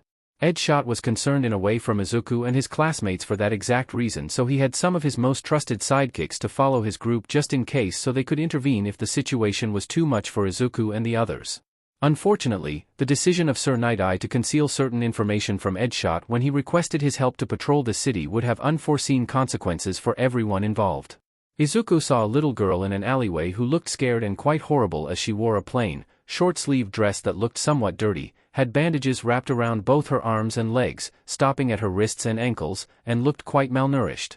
He broke from the group as she saw the girl in an alleyway and entered that alleyway alone with no backup, as he didn't thought about that detail in the moment, a thing that those sidekicks also thought as well, but they should have followed Izuku there because seconds later, the sounds of a man screaming in agony echoed in the alleyway and both Izuku's classmates and the sidekicks entered the alleyway in a hurry. They saw a man with a bird face mask that was not only drenched in blood but his arms and legs were missing. Reiko got near Izuku and saw that he was intensely staring at the man that was now critically injured as he was clutching that omamori that everyone in Class 1B knew as the anti-Shigaraki. "What happened here?" one of the sidekicks asked, panicking somewhat as she saw how even the nearby walls were stained by blood, but she kept her wits about her and refused to lose her composure. "That villain tried to use his quirk on me. But this omamori that I created that allowed me to reflect any kind of damage done with a quirk back to the attacker had activated seconds before that man could harm me. So all the damage that he was supposed to do to me ended happening to him instead," Izuku said, still coming to terms with what had happened in front of him. He saw that girl and tried to get her to come with him to the police station, but then that man came and said that he was her father and that she was quite a reckless child. Izuku instantaneously called out that bullshit lie of his, and then before Izuku could even react, the man got his hand on Izuku's face. The man said that it was time to take out a diseased individual seconds before he activated his quirk, but then his omamori activated and then the man's arms, legs, and part of his torso exploded from the inside in a gory fashion. Izuku didn't know that at the moment, but he had put a massive stop to the creation and development of the quirk erasing bullets after he had inadvertently saved the girl that was the source of those bullets and permanently injured for life the man who used his quirk to create those bullets, but he was still in shock after seeing that gory scene that close to him, and the only thing that he could do to not let it affect him that much was to focus on the girl. Izuku and his classmates were then taken to the police station alongside the girl, who latched to Izuku as he had been the one that had saved her from that man's evil machinations, and then they were told to wait for Edshot while Izuku answered some questions about what happened there. Izuku expected to find trouble in a way, but not even he expected this kind of trouble. At least he knew that the enchantment against a quirk that could be in a way similar to the one that Shigaraki had was 100% effective, but he would prefer to find out that effectiveness in another way. So could you tell us what happened in that alleyway? A police officer asked Izuku as he questioned him about what happened there. I first found that girl in that alleyway. She was hiding behind a trash can and looked quite miserable before I found her, Izuku said as he started to recount what happened in that alleyway to the police and Edshot, who came quickly after hearing about what happened to Izuku and came alongside a man who looked like a salaryman who was also in the room. All was going well until that man came and pulled an act of being a concerned and caring father figure for the girl. The girl froze on the spot and was trembling like crazy. Izuku started to say as he was still replaying in his mind how that man's arms and legs exploded in front of him in such a gory fashion. When he designed that enchantment, Izuku was mentally prepared to see that villain kill himself in front of him if that was needed to put that threat down, but to see how said enchantment had made that villain almost go out in such a gory fashion was shocking. I called out his lie, as there was no way that a caring and loving father would let their child look so disheveled and malnourished like she was, and the man took it poorly and tried to attack me, Izuku said, remembering how the villain's hand grabbed him by the head, and before he knew it, the villain's quirk was turned against him by his enchantment. Izuku had to answer some more questions before he was allowed to go, and in the end, there were no real consequences for him for the events that happened in the alleyway, as not only the temporal license gave Izuku an excuse to use his quirk in the situation, but since the villain didn't die, he just lost both arms, legs, and part of his torso, then Izuku wasn't charged with murder or anything like that. But now Izuku had another problem on his hands. The girl, whose name was Eri, became attached to him, and since her quirk was dangerous and he had the only way to keep said quirk under control, then he was now forced in a way to take care of her until her situation was resolved. That added responsibility did cut some of his time to work as a sidekick, but considering the danger that Eri's quirk posed, as the power to rewind a person almost to the point of erasing them from existence, then nobody in the Lurkers agency got on Izuku's case for managing that time bomb on his own for the first 2 weeks before Eri started to slowly open up to other people thanks to the knowledge that Izuku's omemoris that he gave to her helped Eri to keep her quirk under control even when she lost control of her emotions in case she panicked. Izuku had at least the help of Reiko and Itsuka to take care of Eri from time to time, and that in a way was what pushed the decision from part of UA to have Eri stay with the students of Class 1B as a ward from UA to help with her recovery, as there was no one from her family, if she had one, to take care of her. And despite Izuku being able to take care of her, he was still a kid, and Nizu decided to step up to help that girl out, not only out of genuine compassion after Nizu heard what that villain did the girl, but also because Nizu knew that the HPSC would jump at the chance to try to turn that poor girl into an agent for their interests, and Nizu considered that Eri had suffered enough already. Eri had an easier time getting accustomed to the students of Class 1B as she knew Izuku, Reiko, and Itsuka well enough to feel comfortable around them even alongside the others, and before the cultural festival of UA, Eri was comfortable enough around the students of Class 1B to feel safe by being around them. If only Class 1A didn't botch their chance when Mineta did one comment out of place that made Eri feel repulsed enough to not want to be near them, then maybe both classes would have found a common ground to interact in order to help Eri. So what are we going to do in the end? Reiko asked. They were discussing about what they were going to do for the cultural festival, and there was no clear consensus about what they were going to do. A lot of fun ideas were thrown into the wall to see what ended up sticking for them to do, but there was no real winner yet. There are a lot of good ideas, but we can't choose one at all, Itsuka said, thinking about how good some of the ideas were thrown, like a karaoke cafe to even make an exposition about All Might's exploits as a hero, but there wasn't a majority vote that allowed an idea to win. I have an idea that could work if you people are interested. Yui said, surprising people at the fact that she said a lot of words considering that she barely spoke in the class at all. Go ahead, Kodai. At this point might as well hear if someone's idea at the last moment can work. Izuku said. Well. Yui started to explain her proposal, and considering that a lot of people ended up liking the idea, in the end, her proposal ended up being accepted and now the Class 1B would make an animation movie for children to cheer Eri up. Izuku saw that a lot of people were now talking quite excitedly about the idea of making that movie, and even if Yui talked about using models and relying on Izuku's quirk as the basics to make that movie, Izuku knew that they were missing a lot of things and Izuku kind of braced himself to rack his brains for a good cause. He was unable to say anything about his concerns when he saw how everyone was willing to help in every small way possible to make this thing work. Izuku hoped that if he or someone else managed to find someone from the support course with some knowledge about CGI animation and convince said person to help them with this ambitious project. Melissa Shield was not having a bad time if all things were considered. Sure, she was pretty much working in a suit for that nuisance of a boy who was unable to respect anyone who wasn't himself and had a tendency to break said suit when he threw a temper tantrum out of frustration, but the change in scenery from I-Island to UA gave her new opportunities to socialize with people that wasn't looking at her as a potential connection to her father and more like her own person. She knew in the past that a lot of the people who interacted with her never saw her as a person but more as a means to an end to get in contact with the famous David Shield, because who would want to deal with that quirkless girl despite being a genius like her father was if it wasn't to curry favor with her dad. She wasn't as heavily discriminated for being quirkless like a lot of people in the world with her same situation was, but she knew that no one saw her as a person because lacking a quirk made her worthless to the eyes of a lot of people there.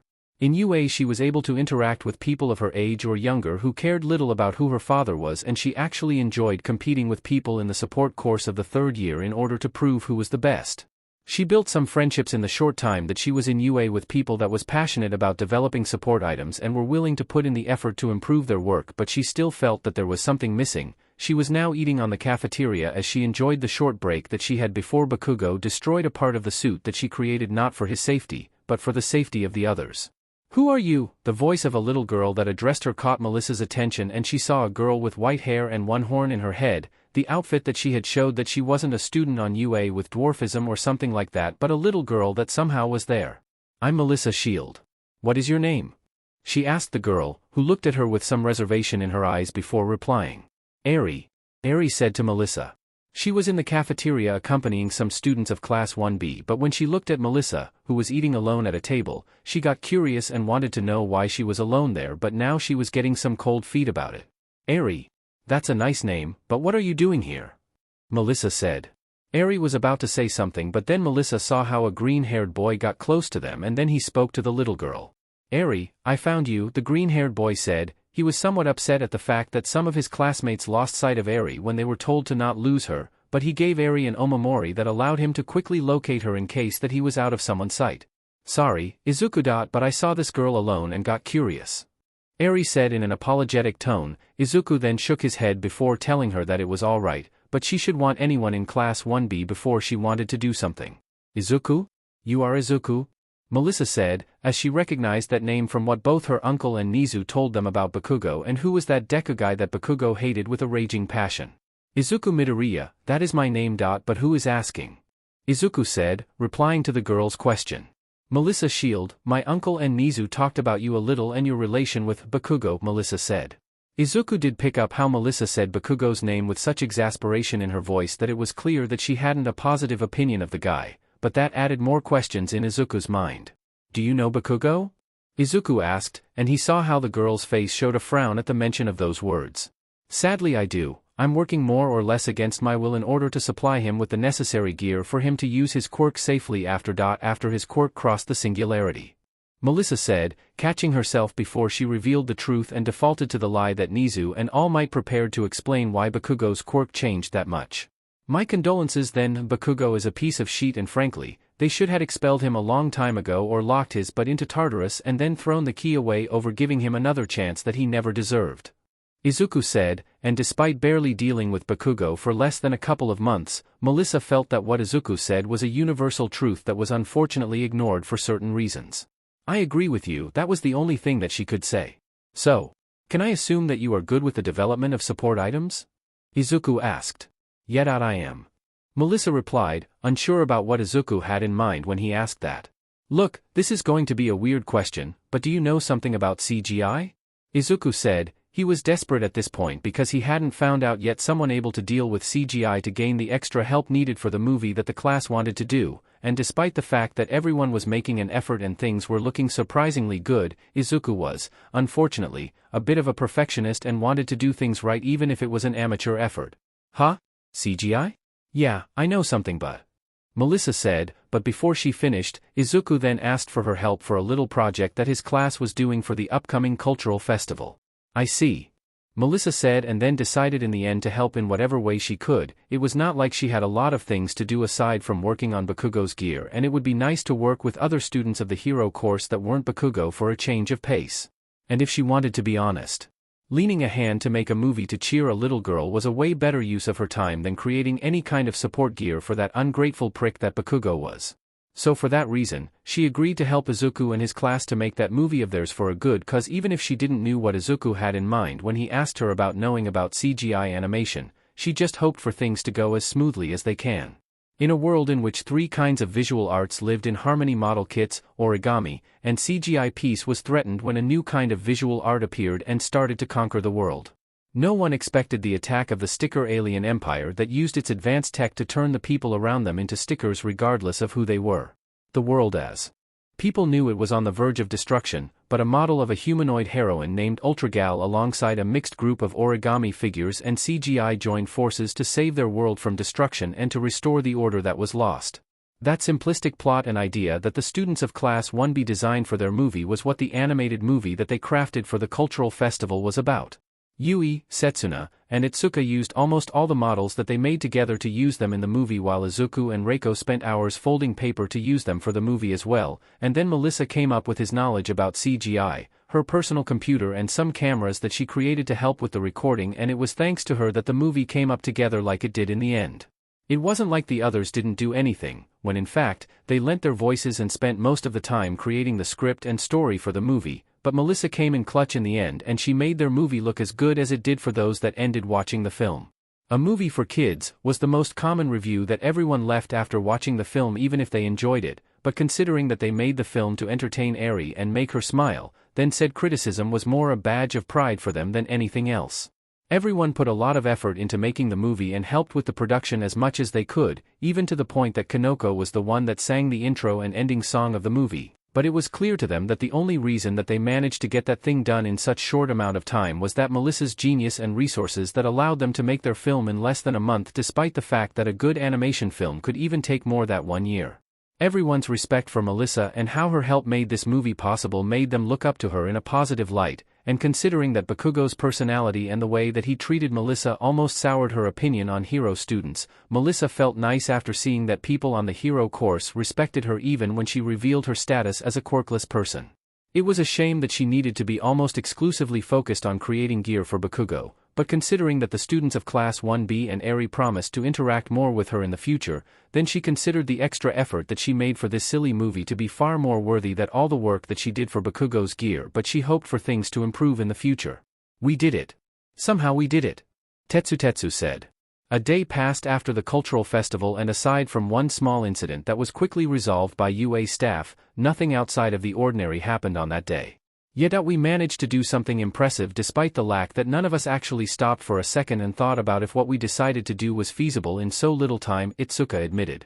Everyone in the class, even herself included, got so caught up in the idea of trying to make an animated film that no one thought about the smaller details, like how they would even do that, until Izuku got Melissa's shield to help them. I know that the school motto was plus ultra dot, but we need to stop and think carefully the next time that all of us get fired up to do something like this. Izuku said. Everyone in the class ended up laughing a little after listening to Izuku, and then they talked about what they were going to do next. Hero Work Recommendation Project. That was what they were going to do after the cultural festival, and all of them were itching at the chance to show what they had learned from their hero work studies. They didn't know yet where they were going to be sent, but the idea of being allowed to act as heroes did excited them. Even Izuku was as excited as the rest. The mere fact that they were given this chance was for the validation needed for them to know that all their efforts up to this point had been well spent. There was some time before they were told where they were going to be sent to do hero work, but people in Class 1B were talking about potential destinations for them to be sent.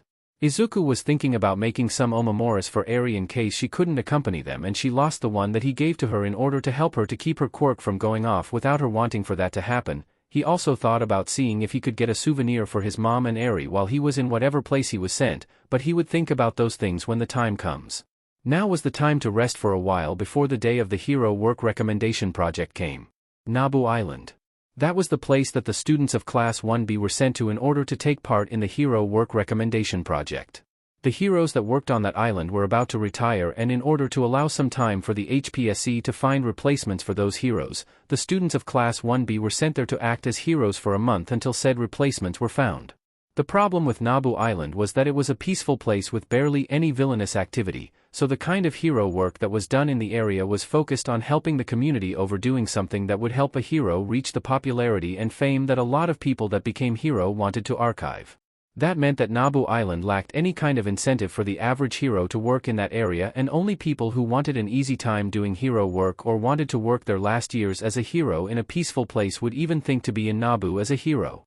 Izuku and the others reached the hero office on the island, which not only serves as their base of operations but also as the place in which they would sleep and live for a month before they returned to UA.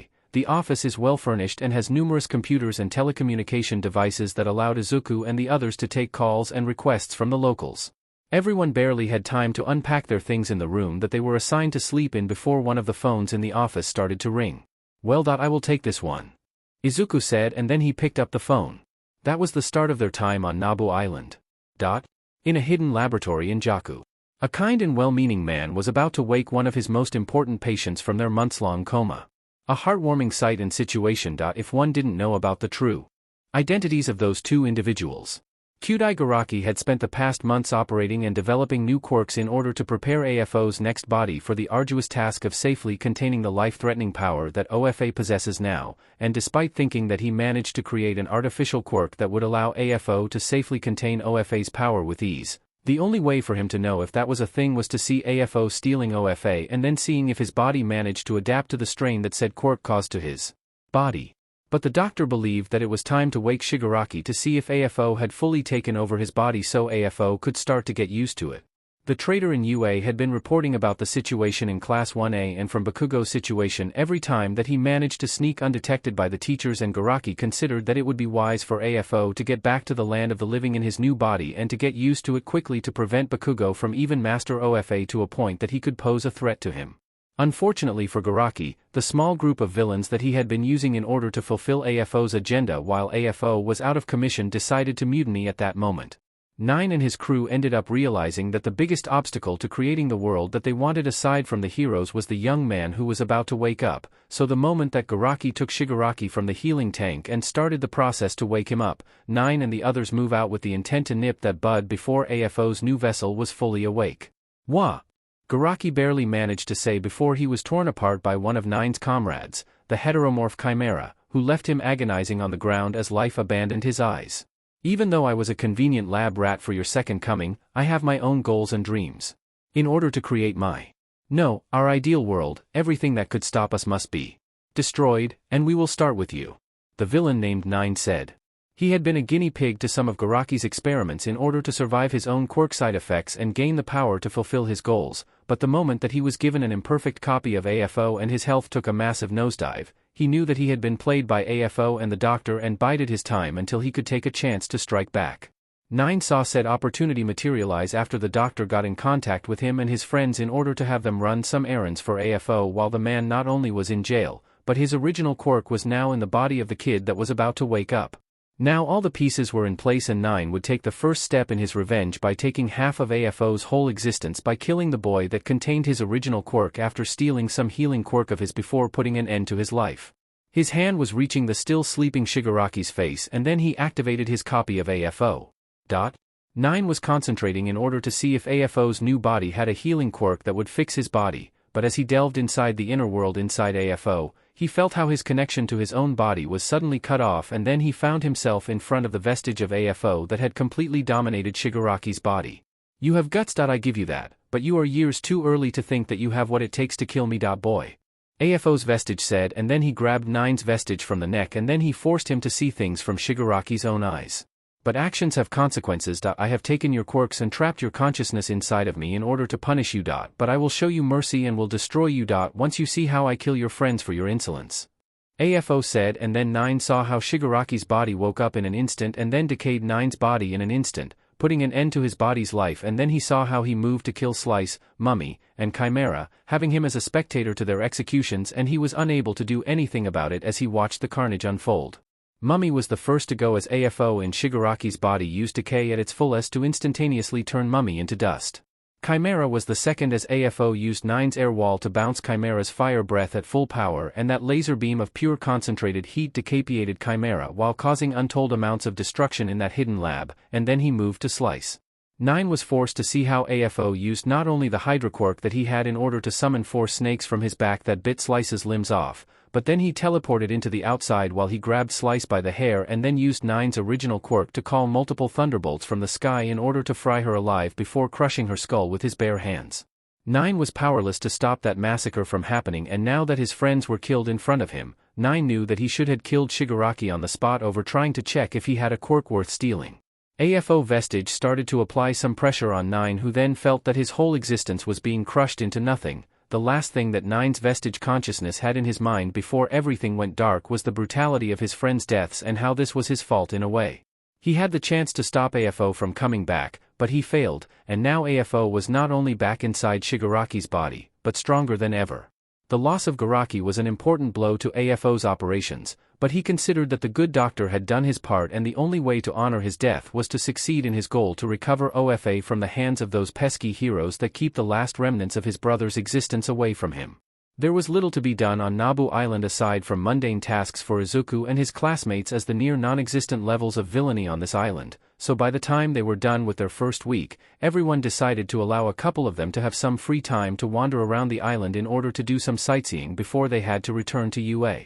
Some took that chance to go to the beach and unwind for a while, others decided to go to the commercial area to pass the time, and there were the few that decided to just chill on the hero office.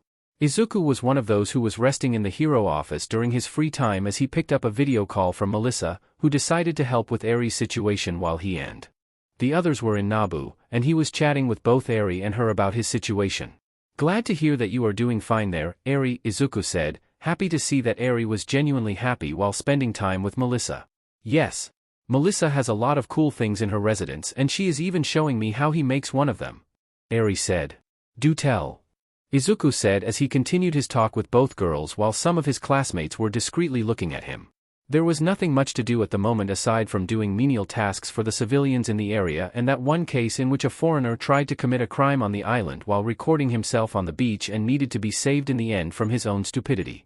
This kind of peace was something that people like All Might had wanted for people to enjoy, even if that meant that heroes wouldn't be in demand as much as they were now, but after his retirement and the turmoil that said retirement had caused to the world, then this peace in Nabu Island was quite rare at the moment.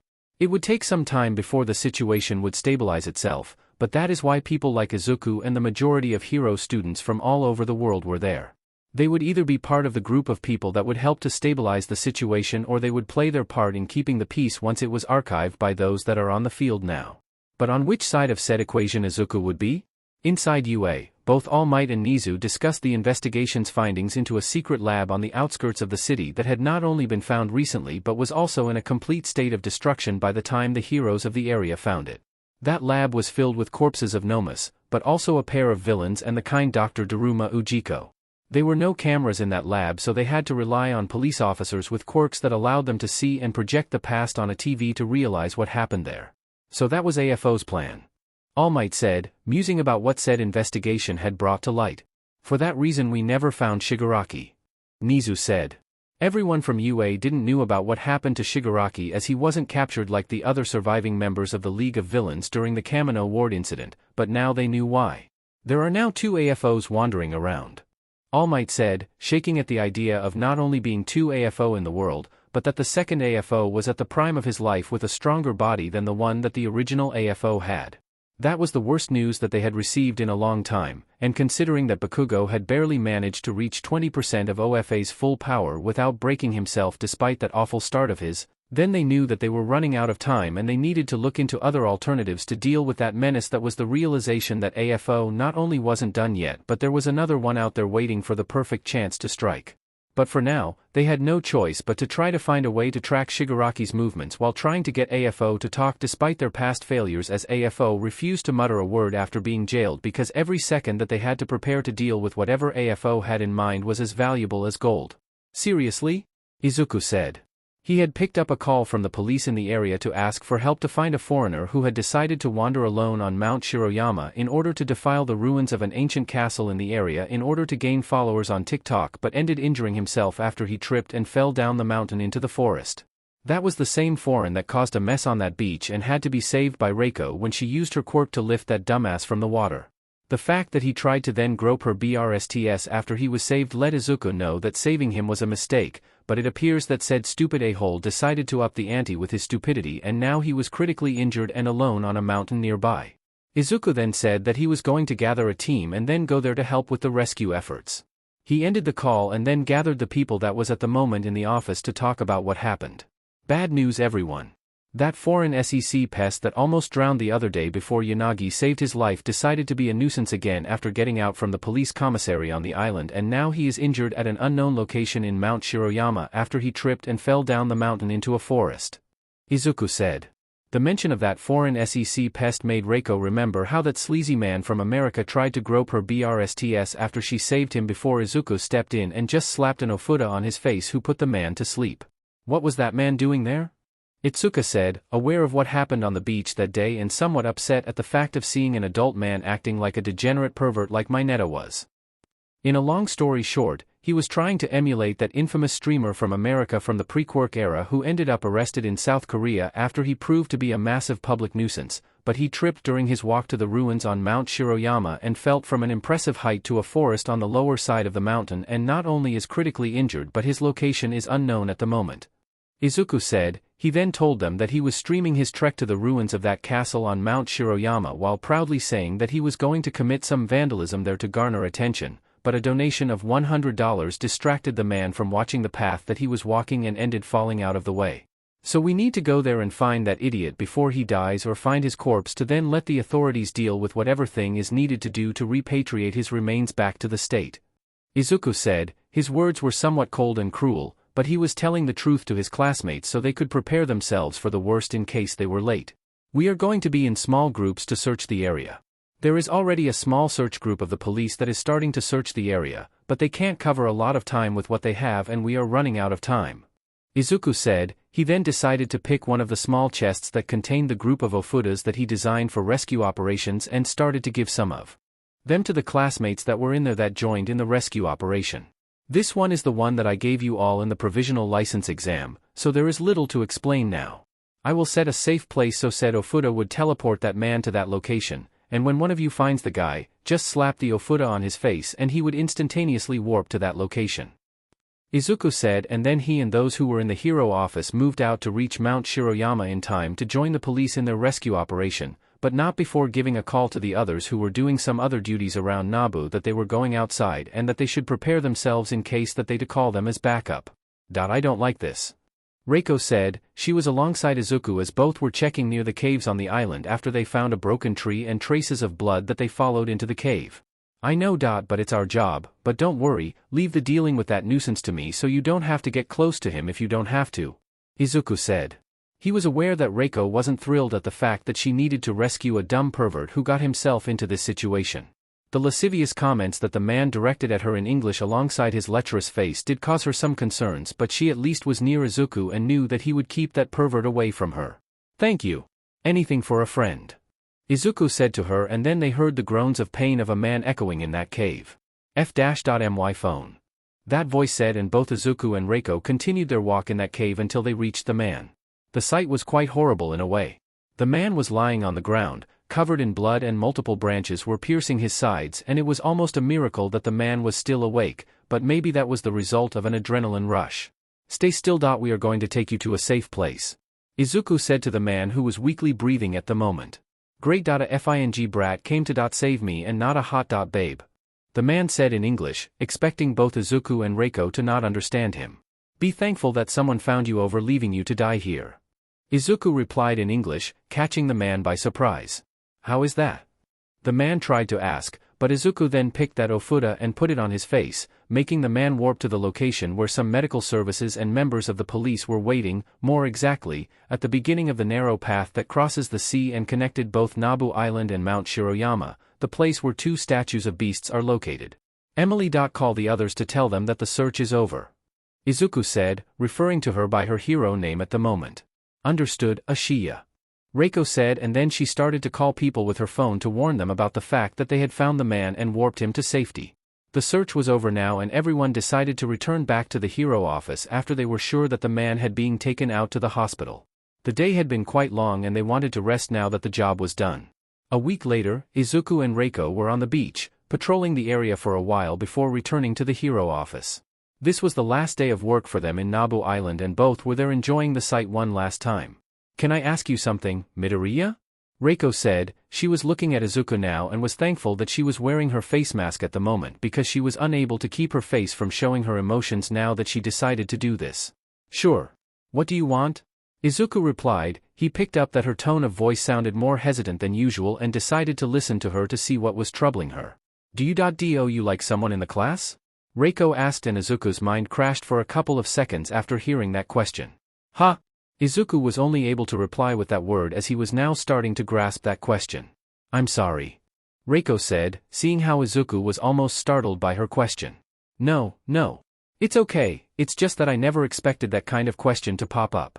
Izuku said, still shaken up a little because, from all the people in his class that could ask that kind of question, he never expected Reiko to be the one that asked that one to him. So, Reiko tried to say, but Izuku decided to get that one out of the way. I like you, if that is what you are asking. Izuku decided to be as blunt as possible to get his point across. Ha! Now it was Reiko's time to get surprised. Looked out, we pretty much being paired off with each other in heroic class since the first class that I have with you guys. And since we pretty much complement each other with our own quirks, then it was difficult not to catch feelings for you. Izuku started to say, quite aware that in this quirk-obsessed society, a lot of people easily fell in love with each other if their quirks were compatible in a way, but he decided to not let those words be the last thing that she heard about his feelings for her. But I adore you for who you are. I found it charming how sometimes you can get somewhat verbose with your wording from time to time, like when you told me that I was quite spooky when we teamed up for the first time and I didn't know what that meant. And there has to be something in me that makes me think that someone covering one of their eyes with their hair is CC, but I find difficult to look away from you. That mysterious look that your hairstyle evokes on me is quite breathtaking, to be honest. Izuku said. He saw how Reiko was blushing now hard enough that not even her face mask allowed her to hide that, and then he decided to say one more thing to her. Would you like to hang out some more when we return to UA? I would prefer to start knowing each other better before making any kind of commitment, but I am willing to give it a chance if it is for you. Izuku said. He saw how Reiko stood there in silence for a couple of seconds before nodding her head in order to say yes to his question. Good. But now we are still on the job, so we are going to leave this for later. But I will always have your back, Yanagi. No, Reiko? Izuku said, and then Reiko started to blush even more for a while. It took some time for her to relax, but she at least knew that she had gotten way more than she expected. She remembered in a way that Izuku told her that he wasn't mad at her for talking to Nizu about his words when facing that villain during the summer camp, and she believed that said incident could be a deal-breaker for Izuku, but she was relieved to see that it ended not being the case. Izuku and her waited for their duties for the day to be over before starting to hang out together in order to learn about each other before anything like a romantic relationship could happen between them, but she believed that this was a good first step for that to happen. Only time would tell how much they would need before anything could blossom between them. 2 weeks after the students of Class 1B returned to UA, people who weren't that close to the class started to pick up some things in the way that 2 students from Class 1B were interacting with each other. Izuku and Reiko were starting to show that they were getting really close to each other after they started to hang out with each other after school hours in order to better know each other. Some of their classmates were happy and jealous after seeing how it appeared that something akin to a relationship was blossoming between them.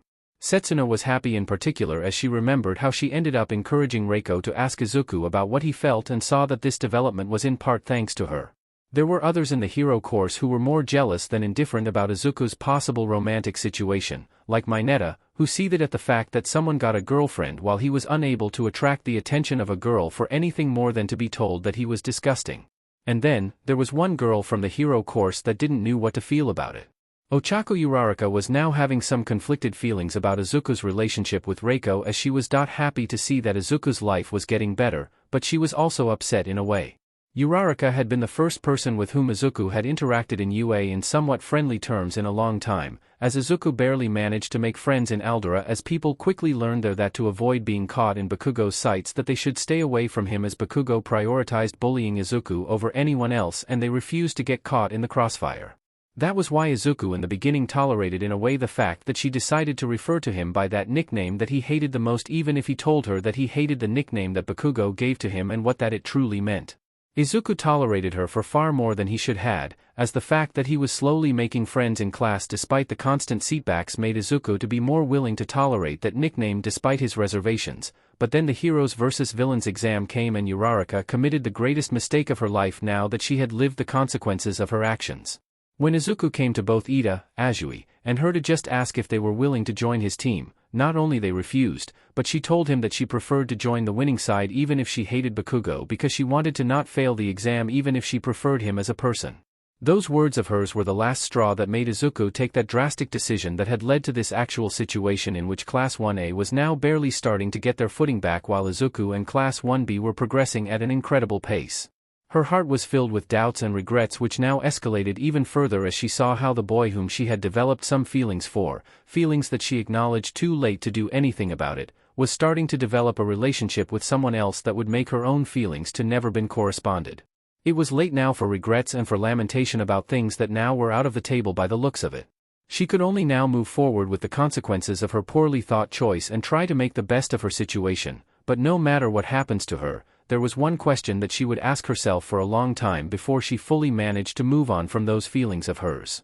What would have happened if she had decided to listen to those feelings of hers that now were chastising her in a way for not taking Izuku's side at that moment, that despite being so banal from her point of view, it ended being the moment that had irrevocably changed things for the worse for almost everyone involved, and she had taken Izuku's side in the end? She doesn't know, but it would be for the best to never know that answer, as getting too caught up in the idea of fond memories that could have happened if she had taken another choice would torture her soul for a long time. In another time, in another life. In a hidden location inside the fake city in which the Heroes vs. Villains exam was being celebrated, a green-haired boy was wearing his temporary uniform as a villain as he looked at himself in the mirror, contemplating the situation and how those three kids were that eager to call themselves his friends let him alone in the villain team. All except one. Izuku was actually surprised to see how Ochako decided to stick with him in the villain team, even though both of them were forced to fight the remaining 38 students of the hero course and that one extra student for the general course that was Eraserhead's personal apprentice. Izuku Midoriya knew that Eraserhead hated the fact that he was in his class and that he was eager to get him out of the way so his precious apprentice could enter the class in his place, and all that hate came from the fact that someone with a quirk that Eraserhead considered useless to be a hero not only persevered but managed to win against those with quirks more powerful than his just because he trained harder than them. Izuku believed in a way that Ochako would throw him under the bus and was almost ready to look out for an exit from this class when he heard that she was going to join his team even if that meant failing this exam, because in her words, "You put your life on the line for me once. Now is my turn to step up." Izuku was sure that she may have some other reason to just stick with him, but the fact that after years of shaky friendships in Aldera with people who either refused to stand for him or were quickly to cut ties with him out of convenience shocked him enough to give them one last chance. Do not get him wrong, his friendship with Azui and Ida was now life support and would take a lot for Izuku to even be on friendly terms with them again, and he still loathed Bakugo and his new hype man and would never be friends with those two idiots, but he was willing to not cast any definitive judgment on them now thanks to Ochako showing that she actually stuck for him in his time of need. "What are we going to do?" Ochako tried to say to calm herself. She decided to listen to her heart for once and took the path of most resistance even if she believed that they had no chance, but she believed that it would be too low for her to leave Izuku to go down like that after all he had done for her and the others.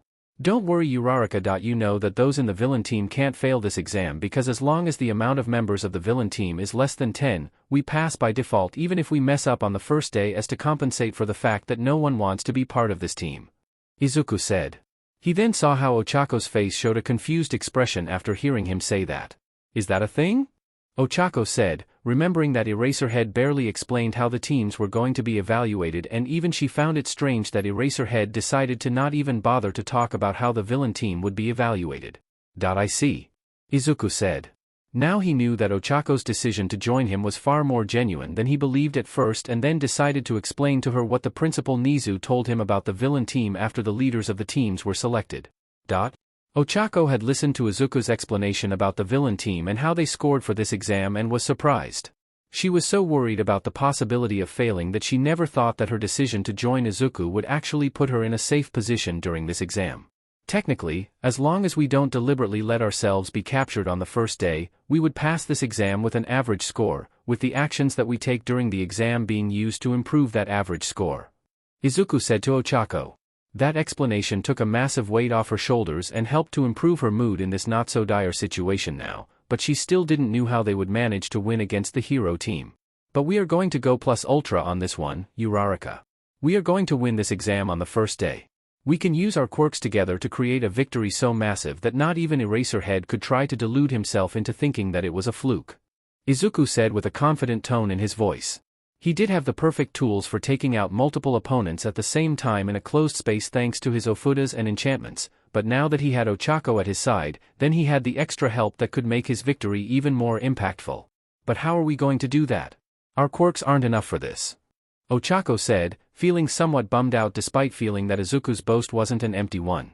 On the contrary, Uraraka. Our quirks are more than enough for the job, but if you still have doubts, then let me explain at last how my quirk works, since now that Bakugo isn't here to try to shut me up when I tried to talk about my quirk, now you can see what I can bring to the table. Izuku said and gave her a quick description of what his quirk could do, and Ochako listened to his words with awe. What she was hearing about his quirk made her realize that what Izuku's quirk lacked in flashiness it compensated with sheer potential and utility that made it an incredibly flexible quirk. So now are you more confident in your chances to win, Uraraka? Izuku said. Yes. Let's do this. She replied to his words, and then both prepared a plan to win this exam in less than a day. Izuku gave her a plain omamori that Izuku told her that he had enchanted with an enchantment that would allow her to use her quirk for longer periods of time without having to worry about getting dizzy after using her quirk. She was surprised to see that said omamori did in fact make her able to use her quirk for longer periods of time without having to deal with any nausea or dizziness. She started to have hopes now from passing this exam alongside Izuku now. It was 15:30 in the Hero Agency, where the students of both hero courses of the first year and Shinso Hitoshi were located. Katsuki Bakugo was designated as the leader of the hero team, but it was clear that Bakugo's leadership skills were leaving a lot to be desired. Bakugo was just shouting at people all the time orders, not bothering himself at all with remembering the names of the people that he rudely called with those nicknames, and said attitude was rubbing Class 1B the wrong way. Class 1A in a way tolerated that kind of attitude because Kirishima was constantly playing damage control, and his tale of Bakugo being a better person than he appeared despite his roughness and unpleasant personality did convince a lot of them of that possibility, with only Izuku and Todoroki being unconvinced, with Izuku knowing that it was bullshit, as he knew that Bakugo was not a good person and he refused to waste time trying to correct the record with someone that was so deluded with Bakugo's supposed manliness, while Todoroki didn't care at all about the situation in the class.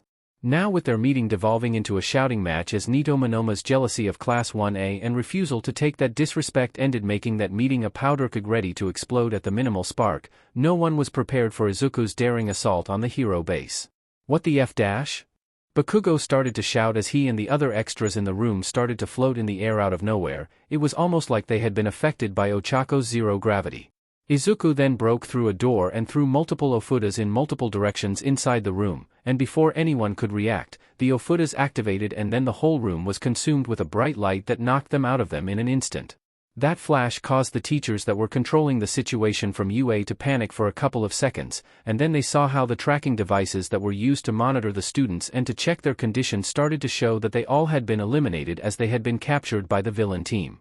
Uravity, you can cancel your quirk now, Izuku said, and then the students that were incapacitated and floating in the air started to gently fall to the ground. The image feed was now back to normal, and they saw how all the students of the hero team had been restrained and captured by the restraining devices that they were given in order to eliminate Izuku from the exam. As for Izuku, he was now looking at one of the cameras with an unreadable expression, as the mask covered enough of his face to make difficult to read his face, but it was clear that he was glaring at the camera with some intense feelings. Ochako then entered the room as she looked at her unconscious classmates, feeling somewhat guilty, but she had made her choice to stick to Izuku in the end, and considering what Izuku told her about his quirk and then seeing with her own eyes how a pair of ofudas that Izuku stuck to a nearby wall of the meeting room for her to put her hands on allowed her quirk to just focus her anti-gravitational power in the meeting room, then she knew that she had made the right choice in the end. In that world, Ochako's decision to repay Izuku's friendship in his time of need did pay off greatly, as not only did she learn the true extent of Izuku's quirk, but also managed to get the support tools that she needed to make her quirk to gain extra utility that made her more versatile on the field. Bakugo then went into a rage and tried to blow both Izuku and Ochako at the same time as he refused to allow that insult to his ego to stand. Eraserhead wasn't fast enough to activate his quirk as he was still upset at the fact that Izuku and Ochako had ruined Shinso's chance to enter the hero course, and it almost looked like Bakugo would get away with his attempt to murder Izuku. But Izuku pulled a fast one and threw an ofuda that got stuck on Bakugo's face, and then the explosion that he was preparing did died out like it was nothing. What the? Bakugo then barely had time to say anything as he felt how he was unable to use his quirk before Izuku dashed in and punched him in the face hard enough to knock the lights out of him. Baku bro!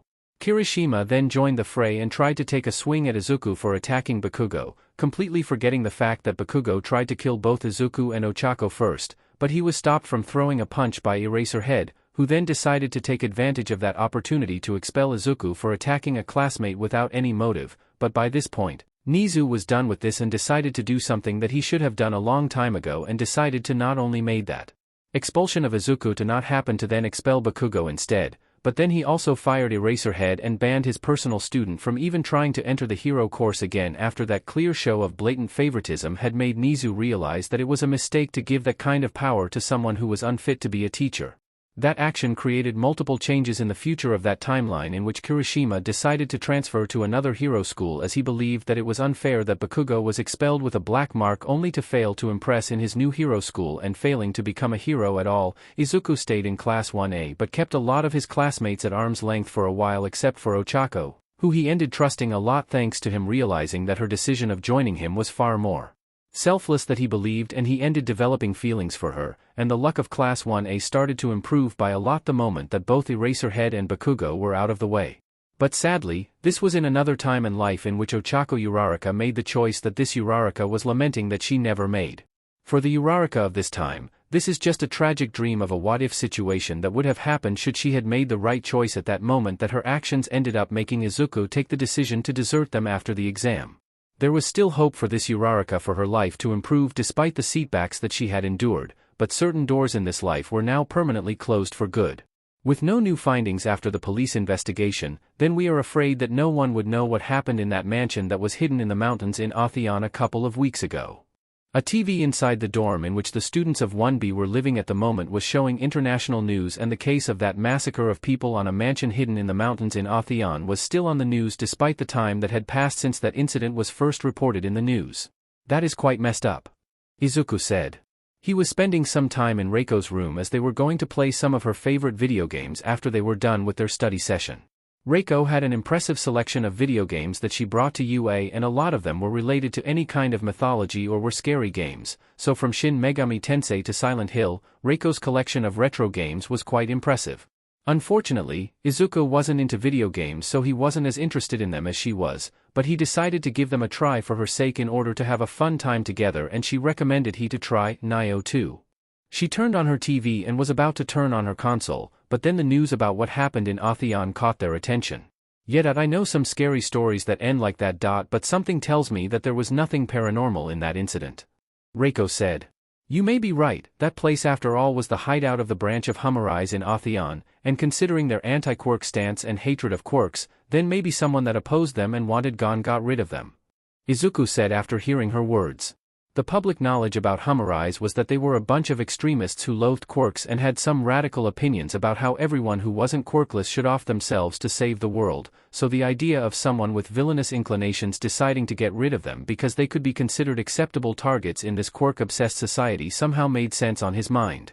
Since that day in Kamino, the world had become a more scarier place. Reiko's words reached Izuku's ears and he couldn't do anything but agree with her statement.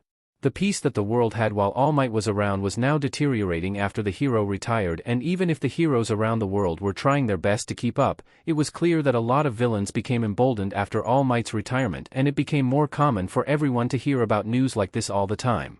Maybe, but as long as we stand together, then we can push forward no matter what. Izuku said as he put one hand gently on one of her shoulders in order to reassure her, and she smiled a little after his gesture. Yes. Long as we stand together. She blushed a little before she recovered her composure, and then they decided to play that game that she recommended to Izuku to pass the time for now. She walked him out a little through the character creation and the basic tutorials of the game, and she giggled a little when she saw that Izuku made the protagonist that could be either a man or a woman into a woman that looked like her. That private time that they spent together doing fun things for both was something that both of them wished it never ended, but they had their responsibilities as hero students and they couldn't spend the whole day lazing around playing video games. But Izuku decided to at least play and clear those games that she liked the most, even if Izuku wasn't good at video games or with the horror genre, because he really wanted to try the things she liked despite not being his cup of tea. Izuku knew little about relationships, but he believed that he needed to give it an honest try for her sake. It wasn't like he was doing something indecent with her inside UA walls, and he needed to learn how to unwind, so there was no better way for him to learn to unwind than by spending time with someone he liked doing fun things to pass the time. There was a lot of time on the horizon for them to hang out, but Izuku wanted to make sure that both could enjoy those moments as much as they could no matter what. So with that in mind, he tried his best to not mess this up that badly for both their sakes. The incident with Humorize may appear like it was an isolated incident, but the truth was that it was connected to multiple cases around the world that had started happening since AFO took over Shigaraki's body. From dangerous cartels to mafias with infamous reputations, AFO had decided to test the limits of the modifications done to Shigaraki's body by assaulting those groups to take whatever quirk he wanted, while also leaving a vacuum of power in the underworld of multiple countries so his allies all around the world could fill that void that he left behind. AFO was confident enough that he didn't bother to cover his tracks perfectly, and he left multiple corpses of dangerous villains with nasty quirks intact even after he stole their quirks, almost like they were his calling card. Nizu and All Might managed to connect the dots after Nizu managed to get involved in some of those investigations by relying on his international contacts, and once they managed to compare information between similar investigations all around the world, then it became clear to them that this global purge of villains wasn't a good sign.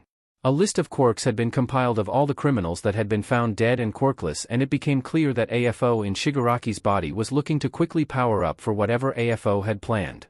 The only saving grace in this situation was that every day that AFO was busy getting rid of criminals outside of Japan was one day more for them to prepare for their inevitable battle. At this point, Nizu decided that the students of the third year of the support course and Melissa Shield would work together full-time in order to quickly improve Bakugo's support gear, despite their reluctance to give Bakugo a way to safely draw more power from OFA, as he had showed that he barely changed at all as a person, but the fact that there was 2 OFAs out there and one of them was getting stronger every day forced their hands. All Might was more in tune with his emotions and was thinking more with his heart than his brain, but Nizu had no choice but to look at the situation with a cold and calculating mind in order to find a way to put an end to the incoming threat that was AFO. And for that to happen, Nizu decided to stop considering Bakugo as a person and more like a disposable weapon that had its uses, and if one wanted a weapon to be effective, then one had to make sure that it was properly built and prepared for duty. Nizu wasn't going to ignore Bakugo's volatile personality and still insisted on the security measures in his suit to be prepared to incapacitate Bakugo if he stepped out of line, but it was not like Nizu had any real concern for that boy who had managed to drag a whole class down with his villainous behavior and how he somehow managed to avoid to face the consequences of his actions for years. As far he was concerned now, Bakugo's duty was to deal with AFO, living after fulfilling his duty. It's just a luxury that he may be able to do after he had fulfilled his duty. In Daika City, inside the building it serves as not only the office for multiple Detnerat employees but also as a secret place for a group of individuals with certain views on quirks.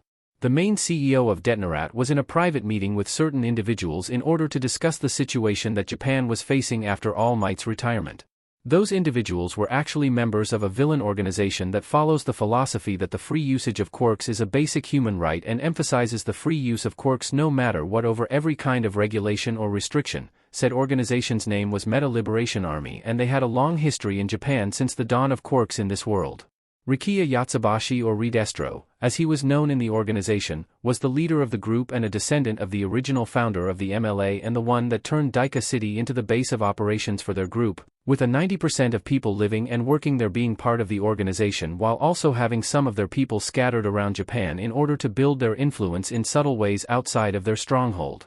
That meeting was a formal affair with few members of the MLA who were not only powerful but also trustworthy enough to be part of the high command of the organization, as they were discussing their preparations for the day of liberation in which they would appear to the public in order to spread their message and to destroy the HPSC and the heroes behind them in order to impose their worldview in all the people in Japan. The retirement of All Might had been a somber day for a lot of people in the world, as they saw how a shining beacon of hope and heroism was forced to step down after the truth was revealed, but it also was an opportunity for those that opposed heroes and how society was run. The newly minted #1 hero in Japan after All Might's retirement, Endeavor, had shown that he wasn't even a good replacement for the man that he was obsessed with surpassing, to the point of breaking his own family to create a powerful heir to take his ambition, and that gave the MLA the hope that the opportunity of stepping into the light to take over would be more accepted by the public, as the lack of a heroic figure like All Might and how villainy had influenced the public opinion meant that if they offered a solution to the problem with radical yet effective means, then a lot of people would follow them if they proved themselves to be stronger than the established order. The thing was that for the MLA, villainy wasn't precisely a problem, as they considered that people using their quirks as they saw fit was the right thing to do even if they hurt others in the process, so a lot of those people would follow them like sheep, in that case, would find themselves on weaker position and would be forced to step up themselves and use their quirks to deal with that problem or to shut up and be ruled by someone stronger than them. The final parts of their plan were now being discussed there, and then they would share their decision with the other members of the organization and the mole that was part of the HPSC that had joined them because he believed their ideas. Neither Redestro nor his closest confidants bought at all Hawk's excuses about him wanting to join them, and they actually were banking on him sharing their plans with the HPSC in order to set the stage for the epic battle that would mark the day of liberation that they were preparing, because in the end, if they showed that they were stronger than the heroes in Japan and the HPSC, then no one could undermine their authority in Japan. That plan in a way had some issues, as Redestro's side about liberation was only focused on Japan and not the rest of the world, as he believed that his actions would spark the flame of liberation in other countries and they would free themselves. But the fact was that the WHA would take some offense at their plans, and they would definitely mobilize to bring order to Japan in case that the country became compromised by the actions of villains. All of the MLA's focus was only on their own country, as they weren't taking any possible foreign organization that could act into account, but their actions and the fact that they would allow Hawks to share that info with the HPSC could potentially backfire, but how much could things go wrong for them still remains to be seen. Time passed inside UA despite whatever was happening in the outside world, but some of those events ended up influencing UA in a way. Said influence manifested in the sudden announcement that the hero work studies would be put on hold indefinitely until Nizu decided that allow them to take them again, and everyone was curious about why that decision was taken. Something important has to happen for the principal Nizu to take this decision. Izuku said to Itsuka as both were in the kitchen of the dorm. It was a Sunday morning and both decided to talk about what Vlad King told them at the beginning of the week about how the hero work studies initiative was put on hold for the time being. Could that be related to the international news that had been shown on TV? The ones about how multiple villainous groups had been violently put down in the past month. Itsuka said. She had come earlier in the morning to take a coffee and found that Izuku was already in the kitchen cooking something for breakfast, so she decided to talk to him to pass the time before she ate her breakfast. It could be. If all of that had been done by one dangerous vigilante who refused to stay in one country, then it could stand to reason that Nizu decided to not let us participate in the hero work studies for a while. After all, Nizu has contents with heroes all around the world, so he may possess information that few people in the world could know. Izuku said as he was finishing the omuris that he was doing on a frying pan. That makes sense. And the last time that a vigilante got in the way of UA, then things almost go wrong. Itsuka said as she saw how Izuku was pulling the omuris on a plate and was ready to put some ketchup on it. Well. If you want to know the truth about what happened in Hosu during that incident in the internship week, then I am willing to share it with you. Izuku commented.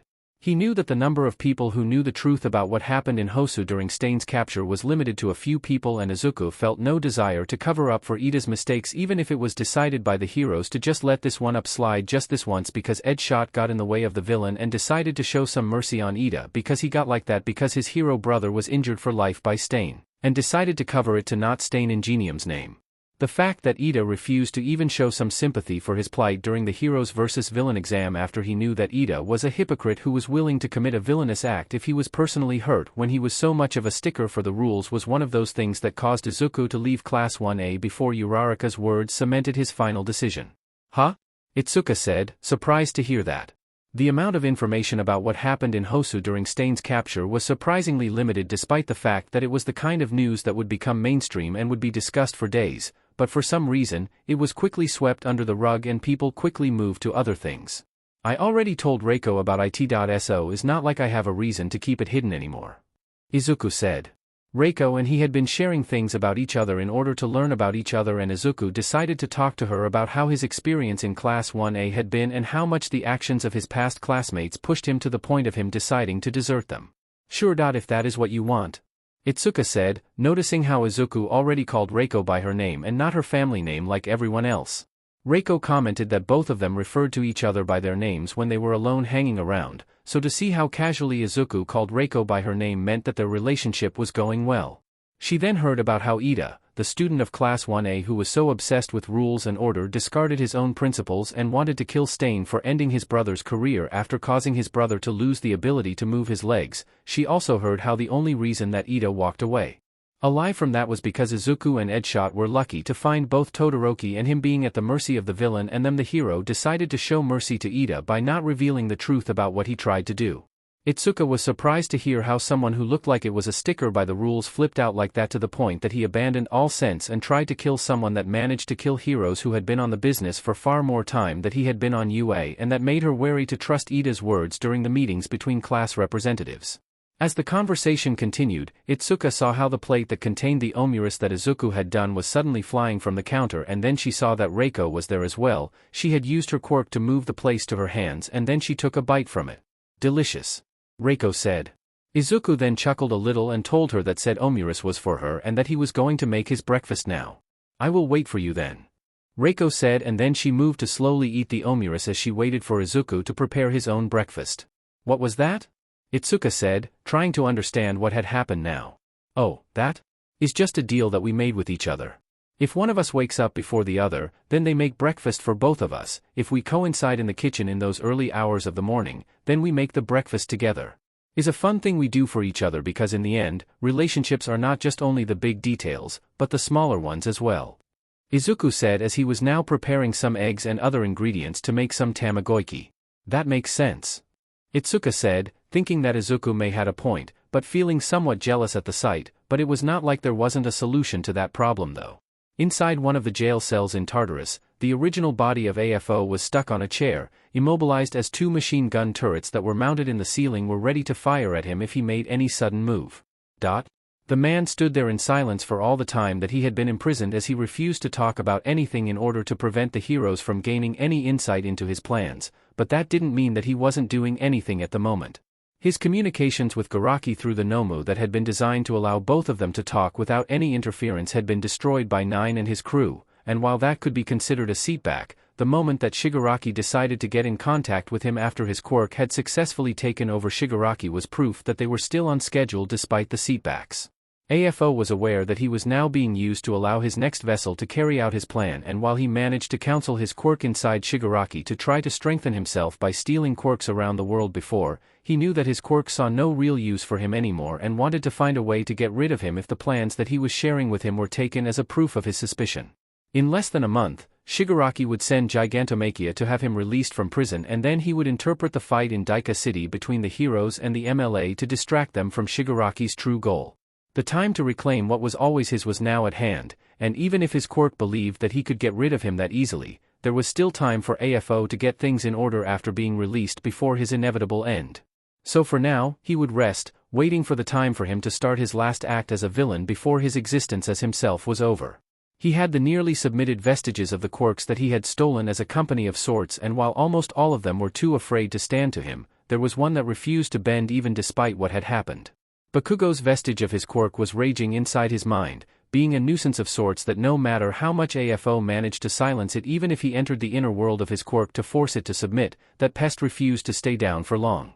AFO partially appreciated said nuisance as it gave him enough mental STMLTN despite his situation to keep his mind sharp, but to hear that petulant child inside his mind screaming all the time also got on his nerves. But he would have to endure it for a while.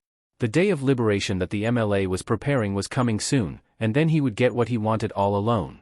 In America, where the main building of the WHA was located, the representatives from other countries that were affiliated with the WHA were at a meeting in order to discuss the information that both All Might and Nizu had revealed to them that had a lot to do with the mysterious vigilante that had started a crusade on crime around the world and the dark truth about said bloody crusade.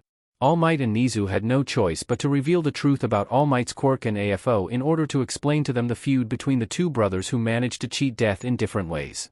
The request that they made to the WHA was simple: they wanted to send the strongest heroes from each country to join Japan in order to deal with the day of liberation that the MLA was preparing, as All Might was sure that AFO would take that opportunity to enter the scene to strike again.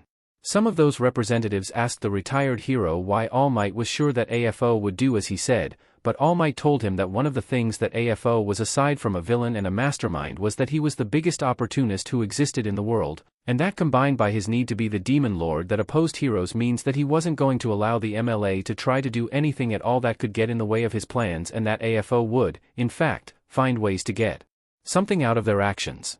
There were some more words shared in that meeting that ended with a unanimous decision to send a select group of the strongest heroes of each part of the globe to support Japan in their time of need, but it was clear that Japan would still pull the biggest amount of heroes in this operation, as the other representative of each country were quite reluctant to allow more than 5 heroes from their respective top 10s to Japan to face someone that was dangerous enough to damage the number 1 hero of all the world, to the point that he was a scrawny man unable to live like a normal person.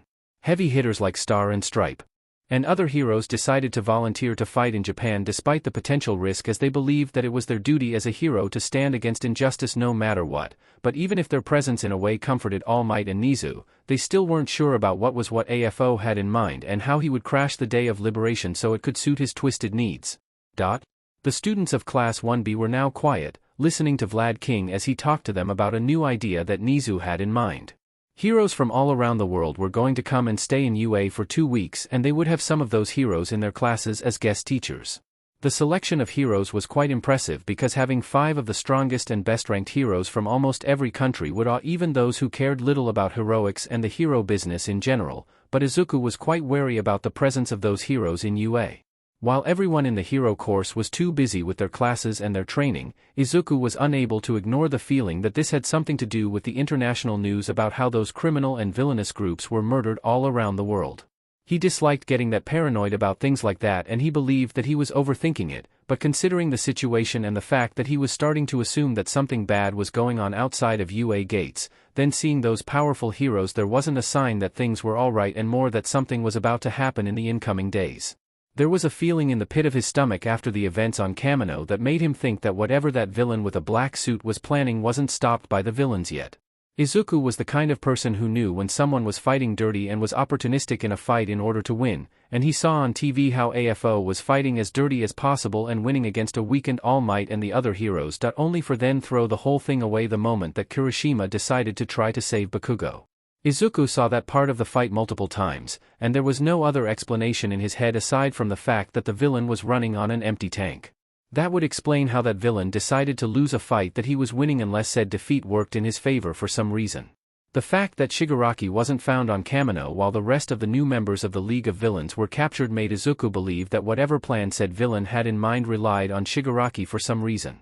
Maybe he was overthinking this and he was getting worked out over nothing. But at this point, Izuku decided that he needed to talk with Nizu about the situation, because unless he was able to truly see the presence of those heroes in UA as a good thing and not like a bad omen, then he wasn't going to have a good time here. Is there anything that I can do for you, Midoriya? Nizu said. He was surprised to see that Izuku came to talk to him after classes had ended for the day, and even though he was now managing the accommodations of all those heroes from all around the world that came to help them with the MLA and AFO, he was still the principal of UA and he took his duties seriously. Tell me truth, principal. Something big is about to happen, and that is why all those heroes are coming here. Izuku said, not bothering to beat the bush, and went straight to the point. Nizu looked at Izuku and took a deep breath. He suspected that Izuku wasn't going to be dissuaded by a lie, as Izuku wasn't as idealistic as the average hero student and was considering giving him the truth to put an end to this conversation. This has something to do with that villain that fought All Might and whatever is responsible for those killings of criminals and villains all around the world, isn't it? Izuku said. He saw how Nizu's face showed a more contemplative and serious expression before he decided to speak to him. Very well. But I want for everything that I tell to you now to never leave this room until the situation has been resolved. I am clear with this?" Nizu said, and then he saw how Izuku nodded at his words before he pushed a button below his desk that sealed his office to prevent anything from spying on them or even finding ways to breach the office to listen to this conversation. We suspected that a new and improved version of AFO that had taken over Shigaraki's body will return to Japan in less than 2 weeks to continue his quest to destroy heroes and to reclaim what is rightfully his. Nizu said.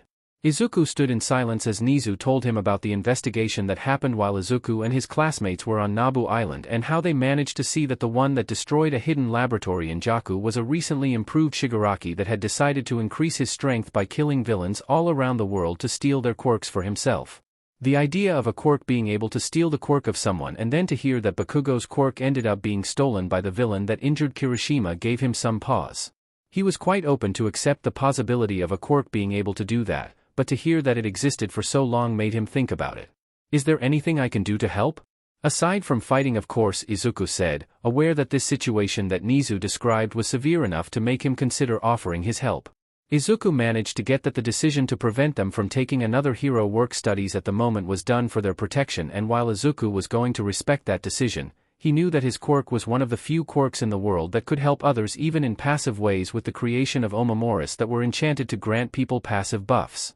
"I appreciate the off-wait," Nizu said, stopping himself in his tracks as the fact that he knew about what Izuku's quirk could do with that enchanted omomoris that he could create could give them a small edge that could help them to gain enough of an edge to win if Izuku somehow managed to negate the danger that AFO's quirk stealing capabilities that could potentially spell ruin for them.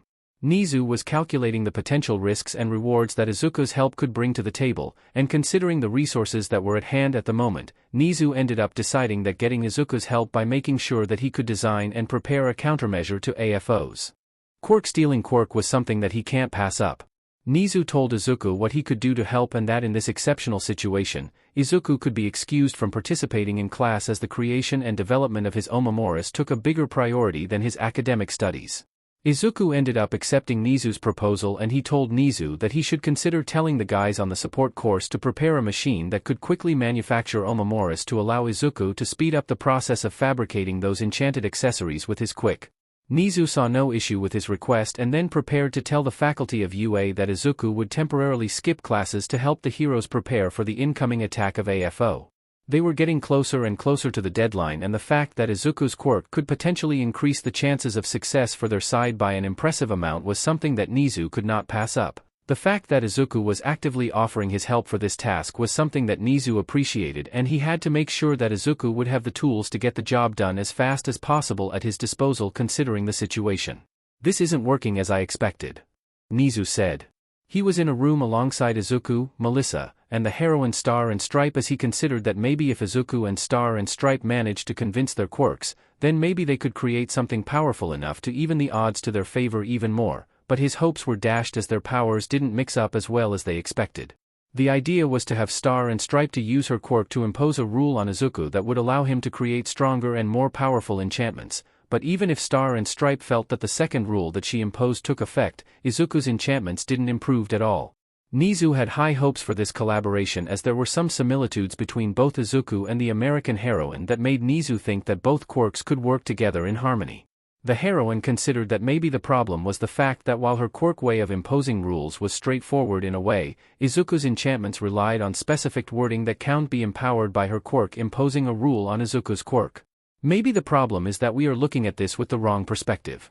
You want my quirk to be more powerful so I can create better enchantments. But maybe we need to empower my quirk in another way that is not just by giving me raw power to put in my enchantments," Izuku said, thinking about why he wasn't able to make his enchantments stronger after being empowered by New World Order and was considering that maybe they were giving him the wrong kind of power boost. "Do you have an idea, Midoriya?" Melissa asked, aware of Izuku's quirk limitation and considering that maybe what Izuku was saying was something to consider.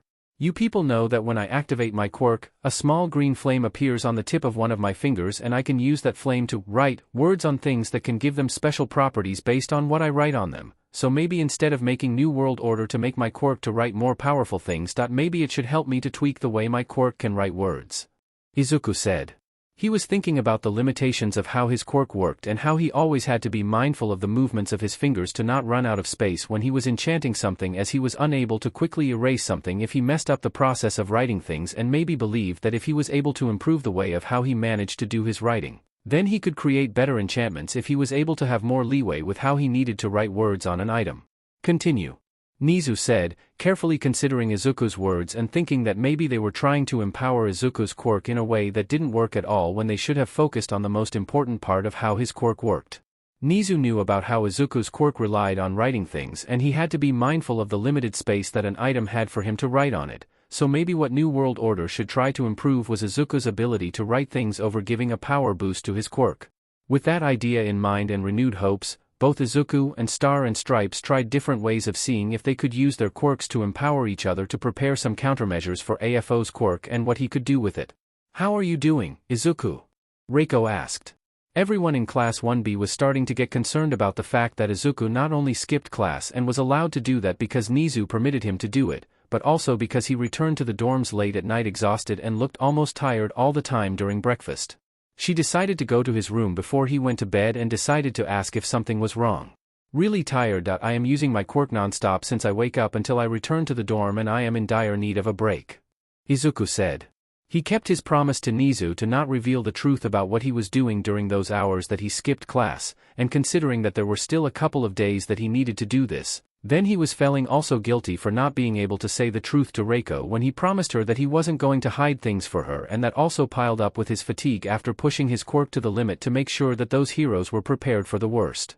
"I see," Reiko said, unable to figure out what she could do at the moment. This was the first time that Izuku was being secretive to her after they started going out together, and despite knowing that heroes needed to keep secrets sometimes, she was starting to feel someone hurt about Izuku's decision to not divulge information about what he did. "Reiko," Izuku said, seeing how she looked sad and hurt in a way ended up pushing Izuku to take a decision about his decision to not talk about what Nizu told him in his office. Reiko saw how Izuku took a ofuda that he had on his desk and then put a finger on it. Reiko saw how the ofuda glowed with a green light for a couple of seconds before it returned to normal. "Take this and use it before you go to sleep," Izuku said, and then he wished good night to Reiko and then went to sleep. Reiko decided to return to her bedroom and then decided to take that ofuda that Izuku gave to her and activate it as Izuku told her how to do it, and then she saw Izuku's memories of that day in which he talked with Nizu about his suspicions about why he felt that something was going on after the whole suspending the hero work studies until further notice, and with that she understood what Izuku was doing during those past days and why he came late to the dorm and looked tired all the time. Izuku had promised Nizu that he wasn't going to talk with anyone about their communication until the situation had been resolved. But Izuku decided to find another way to share that info without talking about it at all. Reiko was moved by his decision to honor his promise to not hide things from him and decided to try her best to support him until he was able to rest after the situation with a villain named AFO was resolved. But she was going to make sure that Izuku wasn't going to overexert himself after all this was done, because she was going to have him to compensate her for the time that they weren't able to spend together after school because of this situation. "Is this necessary?" Izuku said. He was done with his collaboration with Nizu and the international heroes, and he was now resting in Reiko's room at her insistence. "Yes, it is," Reiko said. She had Izuku's head on her lap as he was lying on her bed. She was playing around with that green hair of his, and she decided to force him to rest after those weeks of overworking himself for the sake of the world. She knew that Izuku was the kind of person who had trouble knowing when to stop when he had been working on something for long periods of time, and she decided to force him to stop in the only way that she knew that Izuku was unable to refuse her. "I'm not really complaining. Just asking," Izuku said, getting somewhat sleepy at the situation. He had barely any rest during those days unless it was at night, and being almost at risk of fainting from quirk exhaustion all the time had been a nightmare, but now that it was all over, then Izuku could rest. "I know. But what you showed me with that ofuda made me think that you would try to continue trying to develop enchantments after you were done with your deal with Nizu because you are too much of a workaholic," Reiko said, aware of Izuku's flaws and worried from time to time because she knew that Izuku's determination in the past to prepare himself to become a hero had become a workaholic tendency that was barely restrained, as Izuku's lack of friendships in the past meant that Izuku had no reason to put his research on hold for the sake of others who weren't his mother in the past or her now that they were really close. "Maybe. But even I have my limits, and being almost on a permanent state of quirk exhaustion for almost 2 or 3 weeks makes me eager to relax," Izuku said. The past week since he decided to lend his help to Nizu and the heroes that came with the WHA had been a long and exhausting affair that had pushed him past what he considered his limits in order to help the heroes that were going to deal with both the MLA and AFO with enough protection for the incoming fight. The first days before Izuku managed to find a loophole for both his quirk and Star and Stripes quirk to work together were quite tough, as he had some difficulties getting a lot of things done on the day until he managed to find that loophole.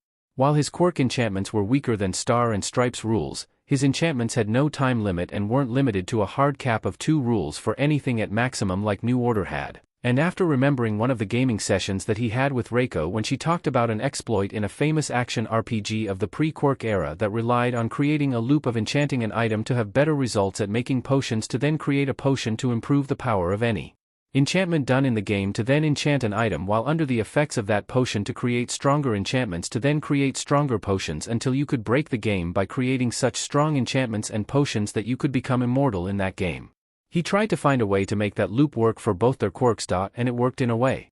He needed to let Star and Stripe first improve his quirk in a subtle way with her rules so he could create an omamori to give to her that could allow her quirk to create rules that could affect his quirk to give it more power little by little, and that created a loop of sorts in which the heroine empowered the way that he could write in one way. Izuku used that improved way to create an omamori that could allow the heroine to then impose on him better rules that improved the way his quirk worked.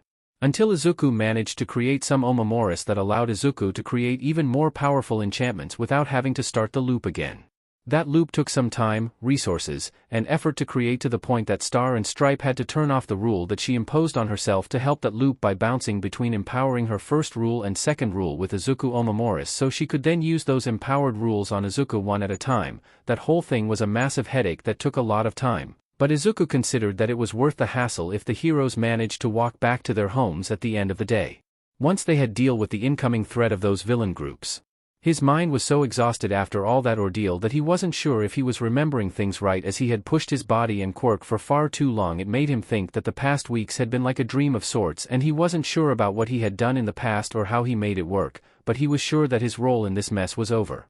The day of liberation that the MLA was preparing in order to conquer Japan to impose the doctrine of Destro to liberate the masses of the imposition of the heroic society came, and as Redestro envisioned, his people were already prepared and equipped to undertake the task of liberating Japan from the bench that society imposes on their quirks.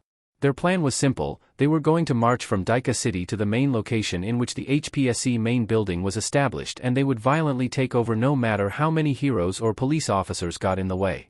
The faith that they had in themselves and their belief in the freedom to use their powers no matter what the laws saw made them believe that the HPSC knowing about their plans and giving them the time to prepare was something that could benefit their beliefs, as the public opinion of heroes, thanks to Endeavor being an unfit replacement for the symbol of peace, did make them think that the heroes weren't able to cope with the retirement of All Might, and it would be inconsequential in the end if the heroes or the HPSC managed to prepare against them. But they didn't have the time to even leave the city before the heroes, not only from Japan, but also from other parts of the globe, started to appear from the entrances of the city and started to fight the MLA army. Koku Hanabata, also known by the code name Trumpet in the MLA, saw how his quirk, which allowed him to empower those who listened to him while considering him worthy of their trust as a leader, wasn't enough to allow his comrades to make Star and Stripes to even flinch as she was moving to capture Redestro. The sight of the American #1 heroine alongside other heroes from the top 5 of their respective countries shook some of their soldiers enough to make his quirk to not be as effective as it was meant to be. Trumpet refused to let his expression to change in order to not disturb those who still were fighting for Destro ideals, but he saw the writing on the wall and considered that this response to their uprising was quite disproportionate. They expected resistance from the heroes of Japan, not for the HPSC to call the WHA for help and for them to bring some of the strongest heroes in the world for help in order to stop them, but the thing was that they weren't for them. "What is that?" a random soldier of the MLA said as she saw how a gigantic humanoid figure was getting close to the city as he broke through the heroes' encirclement that they had prepared to cut the escape route of the people of the MLA, and then a man with a face mask descended from atop that humanoid creature's shoulders. In an area nearby in which All Might, Nizu, and a couple of individuals were coordinating the assault while keeping an eye on their surroundings thanks to some drones. The laptops that they were using to see what the drones were recording showed them who was that man with the face mask. "AFO?" All Might said, shocked to see that his nemesis was outside his jail cell and was in Daika City instead of Shigaraki. Nizu then checked another laptop and his phone and started to panic. Bad news. Shigaraki managed to release AFO by destroying Tartarus thanks to the help of that gigantic man, and while AFO decided to go Daika City. Nizu started to say as he was processing the information that he had received, he was panicking at the moment because they had been so busy preparing for this possible scenario that they hadn't considered the fact that AFO could have decided to do what he had done now. UA had been breached by Shigaraki and some of the criminals that had been released from Tartarus.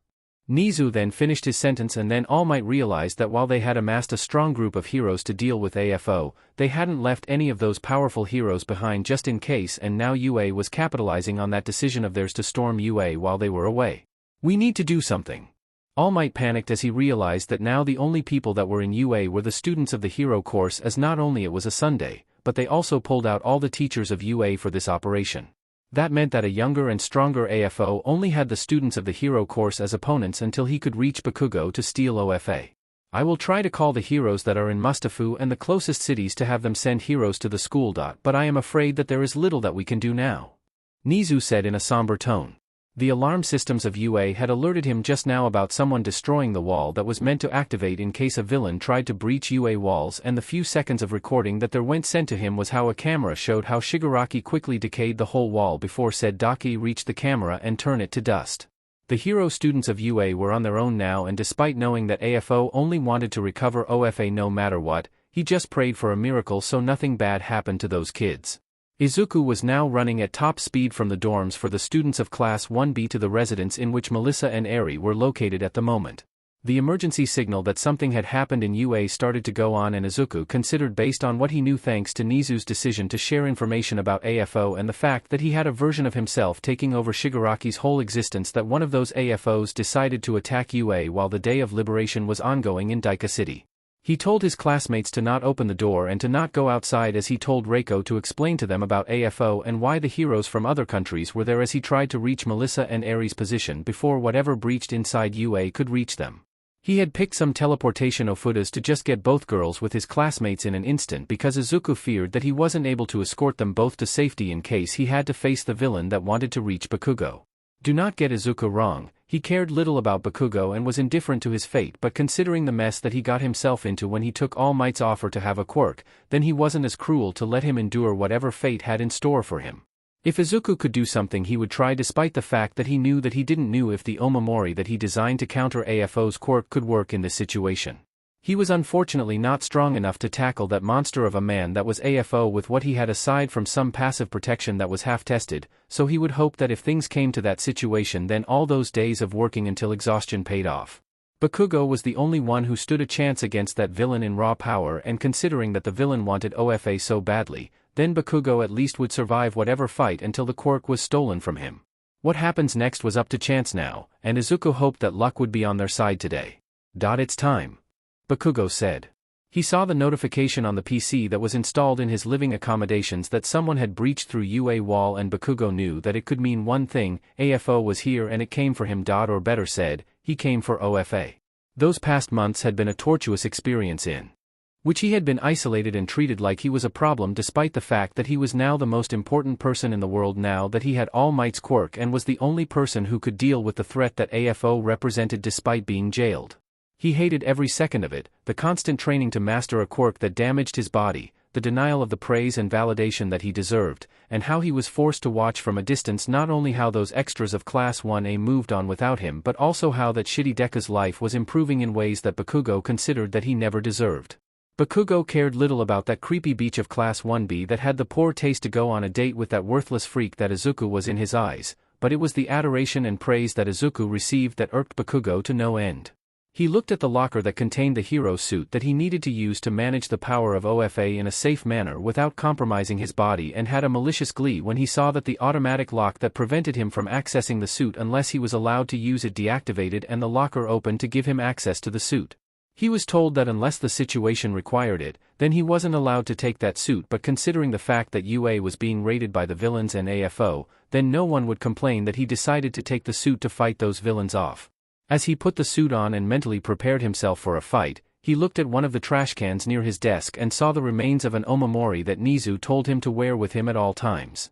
The only thing that this imposed solitude taught Bakugo was to be somewhat patient and not flip out when someone told him something that he hated, but he was too prideful to accept something that was enhanced by that shitty Deku's quirk even if he was ordered to do it, and he decided to just break the thing, and in case that Nizu asked, he would just make some excuses about being an accident when he broke it and just repeat the process in order to waste UA resources as a way to take revenge for this constant humiliation. Bakugo believed that if he took AFO away, then everyone would realize the mistake that they committed by isolating him and denying him what he deserved to have, and that things would improve for him no matter what. There was no positive thought about his past classmates or anyone else on the hero course, as they were extras that weren't worth the time to remember, but for Izuku that the only thing that he could think about him was how he was going to make him pay for the humiliating treatment that he had received in those past months, even if the situation that he found himself in was a result of his own actions and behavior. Bakugo never cared at all about anyone who wasn't himself and only cared about his glory and being the next #1 hero, and without Kirishima spinning his actions as a loudmouthed but caring guy despite his hard-ass attitude and Izuku acting as a lightning rod to take the brunt of his villainous behavior, the opinion that the students of Class 1A had of him quickly deteriorated to the point that he had to be taken outside of Class 1A and trained in a secluded part of UA to not disrupt Class 1A even further. If Bakugo had been a more decent person and wasn't that callous for the fate of others, then Nizu wouldn't have taken him away from the class after Ishido tried to douse him with her acid after his comments about how Kirishima was an idiot who got what he deserved for getting in the way when he had things under control, but Bakugo wasn't that kind of person.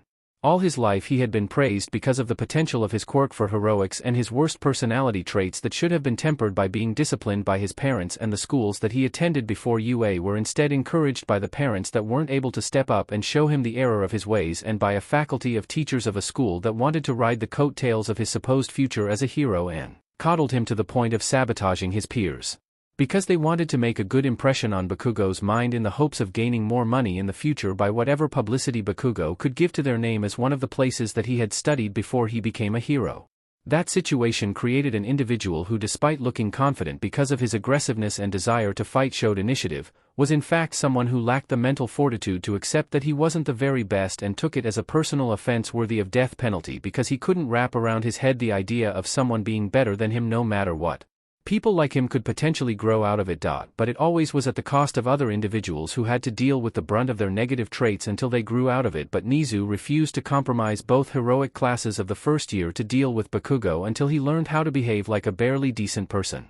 Class 1A had been badly burned from dealing with Bakugo's unchecked ego after Izuku switched classes, and Class 1B wasn't going to deal with Bakugo now that Izuku was there and revealed how heroic Bakugo's character truly was. That let Bakugo trapped into a descending spiral that just made his mental fortitude to get worse until the point that the vestiges inside OFA knew that Bakugo wouldn't be able to resist AFO's quirk and that AFO would get what he wanted the moment that both ended facing each other.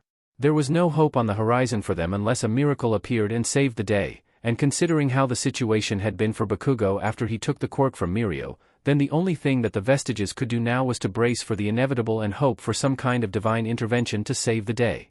AFO was now in Daika City, fighting against a group of heroes that came from all around the globe in order to stop him, as he saw how they ignored the MLA and focused on him the moment that he and Gigantomachia.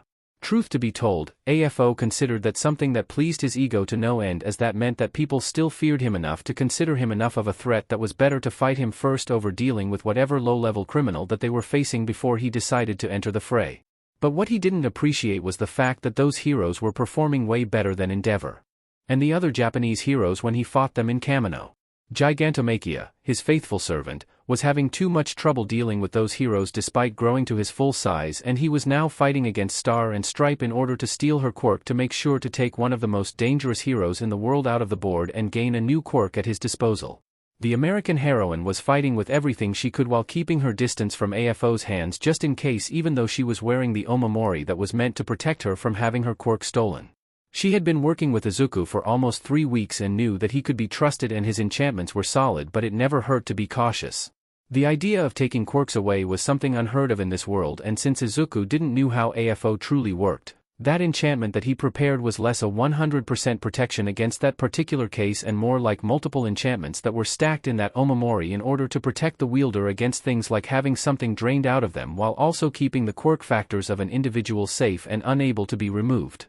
It was more like a massive amount of guessing work that was done to create something that had a 95% chance of working and a 5% chance to fail. I got you. AFO said after he managed to fire a dark ball of dark energy matter with the intention of forcing the heroine to waste her second rule in order to protect herself from his attack. Star and Stripe saw that dark ball of energy and was forced to use New Order to create a new rule that allowed her to block that incoming attack, and as she extended one hand to catch the ball of energy before it reached her, AFO took that chance to attack her from one of her sides and grab her face in order to steal her quirk. "Your quirk is mine," AFO said, and then he activated his quirk. Red lightning started to appear around Star and Stripe's body like it was used to happen when AFO activated his quirk in order to steal a quirk from another person, and he managed to reach her quirk factors in her body, but just before he managed to drag them out alongside her quirk, something unexpected happened. "What the?" AFO said as he felt, for the first time in his life, how his quirk had been repealed by someone who didn't have any sort of protection like OFA gave to their users to prevent it from being stolen. That red lightning that was covering Star and Stripe's body suddenly returned to his body, and he felt how that energy that his body released in order to steal quirks was now running wild inside his body, disrupting AFO and making all the quirks inside of him to malfunction at the same time, causing him severe internal damage at the same time. "My turn," Star and Stripe said, and took her chance to then grab AFO by the neck with her free hand, and then decided to show something that surprised the shocked villain.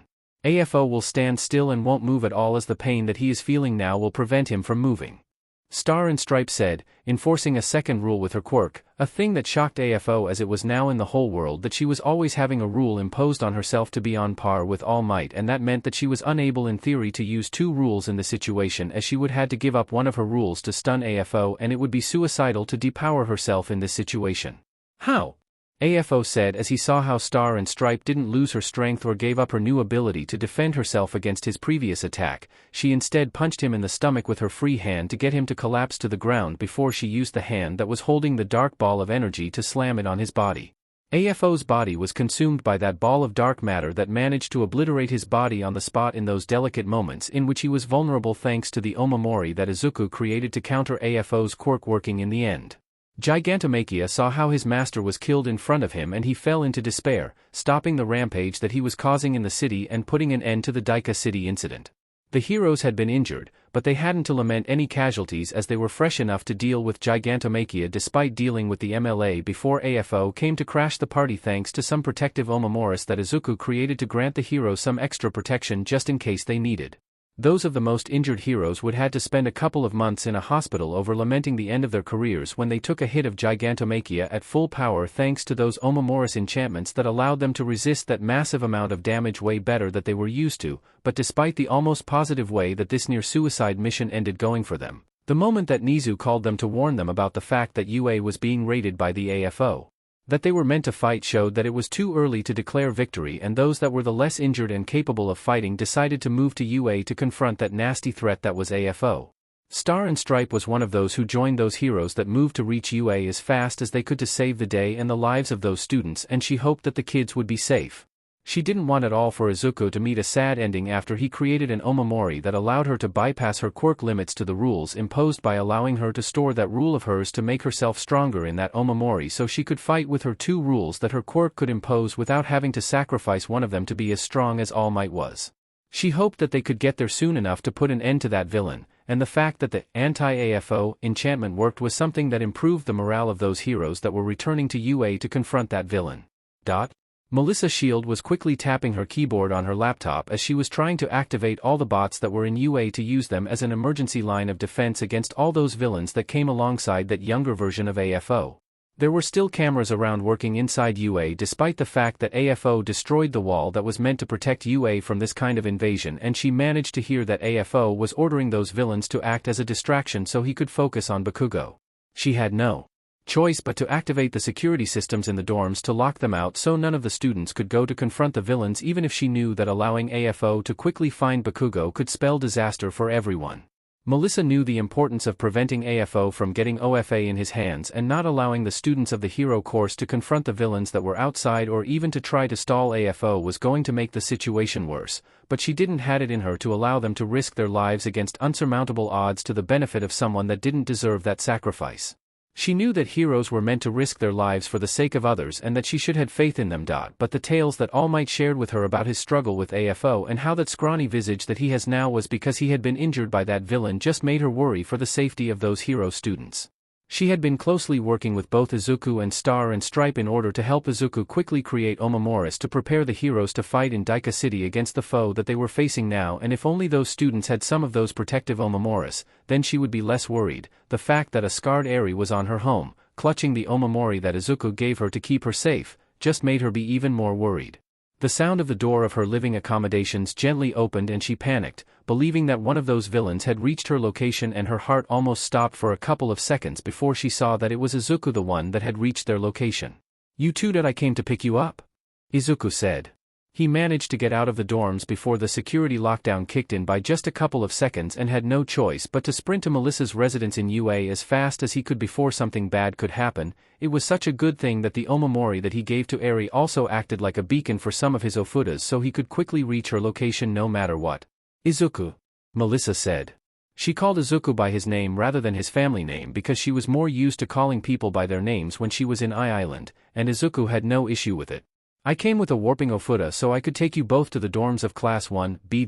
And then I will check up on how Bakugo is doing," Izuku said as he pulled out one of the Ofutas that he had hastily picked up before he ran away to reach Melissa's home. "Izuku.do you really had to do that?" Melissa said. Izuku looked at her and understood why she was asking that. In those past weeks that they had been working together, Izuku shared his story with Bakugo to her, and she was surprised by the endurance that Izuku had shown when he was told that he would had to create some Omomoris for Bakugo as well as those heroes. She knew that Izuku hated Bakugo, but was surprised to see how Izuku was willing to put his issues on hold if the situation called, despite his understandable distaste for Bakugo, but maybe that was a thing that a good hero had to do too. I managed to see Shigaraki for some reason going straight to where he lives, and I am afraid that the Omamori that Nizu told Bakugo that he needed to carry with him for a while would be destroyed by him, and then Bakugo would be defenseless against any attempt to have OFA stolen. Nizu may say that Bakugo had become more subdued now, but I know better," Izuku said while taking a deep breath. He knew Bakugo well enough to know that he would always put his pride first and would refuse to carry something that Izuku had done for him, even if that thing could be the difference between life and death. "But is dangerous. You don't have in you any of those Omomoris that you created for those heroes to even better protect yourself," Melissa said, aware that all the Omomoris that could allow the hero students to be safer against this threat were only made in a short amount to be given to those heroes that came to help in the fight in Daika City, and there weren't any of those here to help them.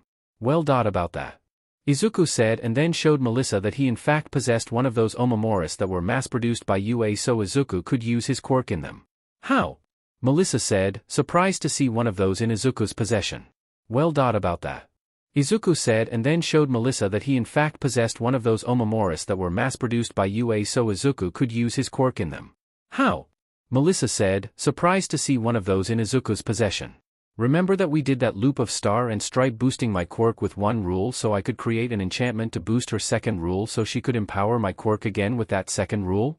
We ended up wasting a lot of those mass-produced Omomoris to make that last enchantment that boosted my quirk, but Nizu let me keep those because they only benefited my quirk. I managed to discover that part of the benefits of the empowerment of my quirk after holding that boosting Omamori was that I can delete the enchantment that I wrote in one object, and that allowed me to write something on them again," Izuku said, letting some details in the air so Melissa could reach that conclusion herself. "That means," Melissa said, hoping that what she was discerning about Izuku's statement was true, "I managed to perfect those protective enchantments using those used Omomoris.so. There are almost 100 of those in my room that are enchanted with the enchantments that are protecting the heroes in Daika City," Izuku said. Melissa's spirits were somewhat lifted at the moment. She was still concerned, but hearing that there was some measure of protection for them helped her to relax. "So cheer up. I will warp you and Eri to the dorms in which my classmates and I live, and then you can help them to coordinate the defenses of the area. We may be hero students, but we can't sit on the sidelines while villains attack us," Izuku said. Melissa took a deep breath and then she nodded at Izuku's words. She picked up her laptop and held Eri's hand as Izuku used that Ofuta to warp them out to the dorms of Class 1B. She wished good luck to Izuku and told him to be safe before she and Eri were warped away to safety. "Alright, let's do this," Izuku said, bracing himself for an incoming fight that he wasn't sure that he could do anything at all against AFO, but it was better to try something over doing nothing and then complaining about why things weren't improving. Fortune favored the bold, and maybe he needed to be bold to find a way to help in this situation. AFO was now reaching the location that Aoyama had described to him where Bakugo was located inside UA. The fact that he saw Bakugo dressed in a hero suit as he was searching him made the search even easier. I'm going to kill you, UFINGBSTRD. Bakugo said as he saw Shigaraki reaching his position. He was aware that Shigaraki was now another AFO and he came to steal OFA from him. Bakugo had been already humiliated by AFO when his quirk was stolen and he refused to let that happen again. There were few words on AFO's part as he refused to waste more time than necessary to finally obtain his brother's quirk after all those years, and while he wasn't going to kill Bakugo yet, he was going to first exhaust him before moving for the kill. That started a game of cat and mouse in which AFO allowed Bakugo to attack him while he only focused on defensive and evasive maneuvers in order to exhaust Bakugo so he would be easier to immobilize. Aoyama had been diligent in his spying of Bakugo from a distance and managed to rely to him a lot of how Bakugo managed to progress with OFA, as he was constantly shouting in frustration even if he managed to use a 50% of OFA's power safely now without the suit. AFO was also aware of some of Bakugo's complaints about the safety measures that were installed on his suit to stop him in case he stepped out of line, and was now waiting for the perfect chance to use one of the quirks that he had stolen from a Canadian villain during his travels outside Japan to forcefully activate them so Bakugo would be defenseless before he moved to steal OFA. He was so close to reuniting with the last vestiges of his brother after all those years, and he refused to screw things up now that he was so close to the finish line.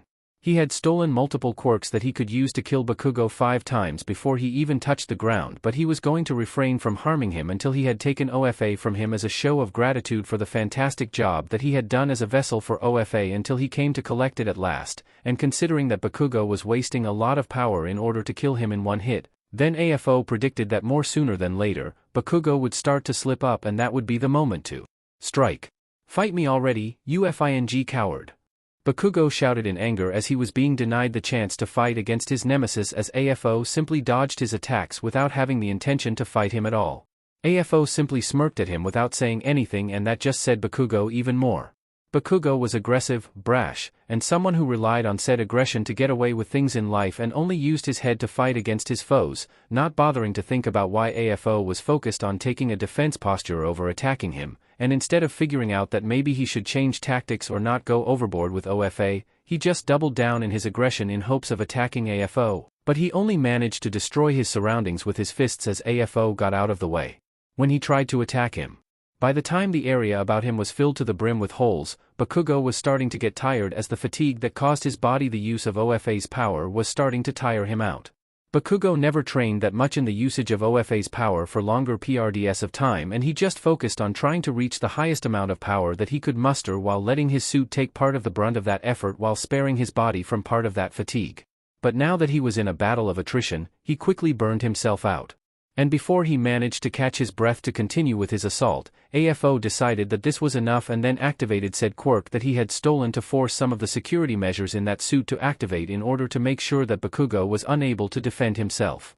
A combination of a sedative agent and a paralytic one was injected into Bakugo's body, and then Bakugo suddenly felt exhausted and unable to move a muscle as that chemical concoction entered his bloodstream. Now it's time, AFO said, and then he managed to catch Bakugo before he fell to the ground, and then he grazed his face and activated AFO. The red energy that his quirk generated when it was affecting a person was enveloping Bakugo's body, and then he managed to reach OFA. Yes. Finally, AFO said as he managed to locate OFA inside Bakugo, and then he started to pull that quirk into himself. OFA still offered some resistance, but it was far weaker in comparison to the previous wielders whose wills were strong enough to overpower AFO even at the brink of death. It appeared to him that his decision to ensure that Bakugo was a potential candidate to inherit OFA paid off, as that boy's weak ego wasn't able to overpower AFO at all. Victory was at hand, and then nothing could stop him. The students of Class 1B saw Melissa, Shield and Eri suddenly appear in their living room, which made them realize that Izuku managed to reach them before anything bad could happen to them. All of them were minding their own business before the alarms kicked in, and then the security systems activated in order to keep them isolated inside the dorms for their protection. Sorry, everyone. I'm the one who activated the security systems that locked you up inside the dorms. We are under attack by a group of villains, and Melissa tried to say, but Reiko then decided to say something. It's that AFO villain guy, right? Reiko said, and Melissa simply nodded. Izuku did tell you about that? Yes. The mention of AFO made them think about that villain in Kamino who contributed to the end of All Might's heroic career and almost killed Kirishima. Melissa had no choice but to give them a quick rundown of the situation, and thanks to Reiko's surprising knowledge of the situation, they managed to quickly get everyone up to date to the situation at the moment. We need to push back against those villains. We must show them that just because All Might is not a hero anymore, that means that we can't pick the slack. Tetsu said, igniting the fighting spirit of the others in the room. Melissa knew that it was pointless to deter them, but then Reiko decided to say something that caught their attention, a thing that Melissa had recently been told by Izuku himself before he warped them to the dorms. We need to go to Izuku's room. He left a stack of protective omomoris that we can use now to push back against those villains that are attacking UA. Reiko said. Everyone followed her to Izuku's room, and then they saw how Reiko pulled out an ofuda that Izuku gave to her in case she needed to pick something from his room and he wasn't there. The door then unlocked and allowed everyone to enter his room. That's quite convenient. Ibra said. Izuku told me about those omomoris that were done to boost his quirk and how he repurposed them so they could work as a protective omomori that would make people as resistant to damage as Tetsu is when he activates his quirk. Reiko said, and then she looked at a chest near his desk and opened it. Whoa, those things could be mistaken by UA merchandise. Reiko said and pulled an omomori that had the colors of UA. Melissa recognized those as the omomoris that one of her creations created so Izuku could use his quirk on them. There are 100 of them. Itsuka said, and then Melissa saw how everyone picked one of them. I know that the only thing that is stopping you now is that the security systems are keeping you locked here. So I will deactivate them for you. Under one condition. Melissa said, knowing that she wasn't going to keep them there for long after they picked out those protective omomoris. And what is that? Reiko said. Well, Izuku reached the location in which Bakugo was supposed to live, and then he saw how Shigaraki was holding Bakugo by the head before letting him fall to the ground. AFO. Izuku said. He was looking at Shigaraki, and it was weird to see that villain's face for the first time as Izuku remembered that Shigaraki had his face covered by those hands, but now that AFO had taken control of Shigaraki, then not only those hands were discarded, but also the villain was talking with a more calmed and measured tone. You are that boy that parted ways with Class 1A. AFO said. He had finally obtained what he wanted for so long, and while he was still waiting for that quirk that Dr. Garaki created for him to assimilate OFA's power, he was also eager to collect all the quirks of those hero students and those villains now that he got what he wanted. And I'm happier for that decision. Izuku said, interrupting the villain. Izuku knew that it was a dangerous game, but considering that he was holding both the reflecting omomori and the anti-AFO omomori, then he was pulling all his faith on one of those working in case that he was unable to dodge him. Fair enough. But now that there is nothing here to stop me, then I will take yours and the quirks of those other kids before settling the score with All Might once and for all. AFO said, and then he moved for the kill. AFO now moved into the offensive, trying to attack Izuku in order to steal his quirk, but he was surprised to see that Izuku was actually capable of getting out of the way before he could put his hands on him. I had been bullied as a kid by someone with a quirk that is located in the hands of a person, so I learned as a kid to always get out of the way when someone actively uses their hands to attack me. Izuku said. AFO was throwing himself at him with his hands extended, a quirk that a person that used their quirk with their hands had, and Izuku was taking advantage of that obvious tell to keep his distance from AFO.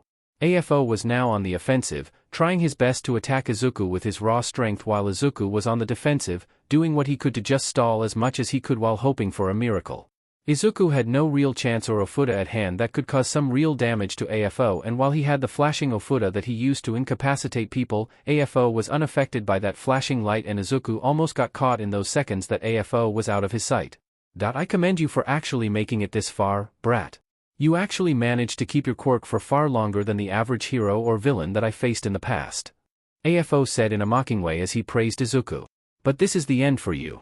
AFO said, and then he used a quirk that belonged to an Italian mafioso, and then Izuku was simply teleported in front of his extended hand. Izuku was unable to get out of the way as AFO grabbed him by the face and activated his quirk. Red energy started to envelop Izuku's body, and then he felt how his consciousness was fading in those moments. He was unable to keep his eyes open for some reason and then closed them. Izuku opened his eyes and was now in a strange empty space, surrounded by multiple individuals who looked like those villains that were found dead by mysterious circumstances, and then he looked at a group of people that was looking at him like he was a ghost or something. How can this be? A white-haired man said. He was the first wielder of OFA, and for some reason, Izuku's quirk was able to stall the process of being stolen by AFO, a feat that sadly they weren't able to replicate as Bakugo's weak will gave AFO the chance to have OFA stolen and under his grasp. My enchantment.it worked? Izuku said, not sure if his enchantment managed to work as he was feeling somewhat lightheaded, but as long as he was drawing breath, then the battle wasn't lost yet. You are the boy that created that Omamori? The one Bakugo broke? The second vestige of OFA said. Izuku looked at that man who looked like an adult and a more serious version of Bakugo and replied to his question. Yes. And thanks for confirming my suspicion that Bakugo wasn't going to accept anything that I worked on. Izuku said. He was trying to see if he could activate his quirk, and then he saw how those individuals that were around the white-haired guy were looking quite depressed at the moment. So this is it? After all that we have been through, this is how it ends, a tall man with silver hair tied in a spiky ponytail said. He was the third vestige of OFA and was looking at the older Bakugo lookalike with a sense of shame after he considered that all the efforts that they made to stop AFO ended like this. There has to be something that we can do. Anything. The only woman who was a vestige of OFA said that the most optimistic of the vestiges were trying to find a glimmer of hope in this situation, but they couldn't deny the reality of the situation. AFO had won in the end and they couldn't escape. The vestiges were looking at Izuku and they saw that one of his fingers was emitting a green flame and he was smirking. My quirk can enchant items. From shoes to simple paper notes, my quirk has a way of saying to me if what I am touching can be enchanted or not. Izuku said, and then he moved near the figure of a villain who was the leader of Humorize before AFO killed him, and then he touched him with that green flame. What are you? The bald man that was one of the vestiges of OFA said as the others, and he saw how Izuku was writing something in that vestige of a quirk, only for said vestige to then turn to ash. And it appears that I can enchant those people by the looks of it. Izuku said. The sight of Izuku being able to destroy one of the quirks that AFO had destroyed gave the vestiges of OFA a small hope despite the situation. I know little about the situation or what the hell this place is. But as long as I can draw breath, I will continue fighting no matter what. Izuku said, not sure if he could fully enchant AFO's quirk to destroy itself from the inside, but he could at least try to sabotage it as much as he could before his quirk was completely lost to him. He's got a point. Mopping around is not going to make things better. A man with a nasty scar on his face said. He was the fourth vestige of OFA, and the sight of Izuku destroying a quirk shook him out of that depressive funk that had taken over all the vestiges of OFA after AFO managed to get his hand on him. Maybe. But AFO would definitely catch up quickly about what you did and then. A short man with a red jacket that covered his mouth said. He was the sixth vestige of OFA and was still considering the situation. Then I just have to find the best way to cause the maximum amount of damage in the shortest way possible before AFO figures out what is going on. So he would have to either let me go or risk his collection of quirks before he forces me to submit. Izuku said. He looked at his surroundings in order to see if he could quickly use his quirk to enchant some of those quirks into going on a rampage or something, but then he was stopped by the white-haired man. You are right. We have to do all of that. And I think that now that you are here. We may have the chance to strike back against AFO. Yoichi Shigaraki said, aware of the risks that they were taking now, but thinking that Izuku had a point when he said that as long as he could draw breath he would continue fighting. All those individuals who became vestiges of OFA after being killed may not be able to draw any breath anymore, but they were still there and it was too soon to give up now that the opportunity to retaliate against AFO had come thanks to his innate desire to steal quirks. Yoichi hated how his brother had kept him locked up for so long before Kudo and Bruce rescued him. But maybe he could turn that decision of AFO to imprison him again into the greatest mistake that he committed in his life aside from killing him by mistake when he was caught into being a demon lord, that he refused to pay attention to the people that he was killing in that underground base of the anti-AFO resistance.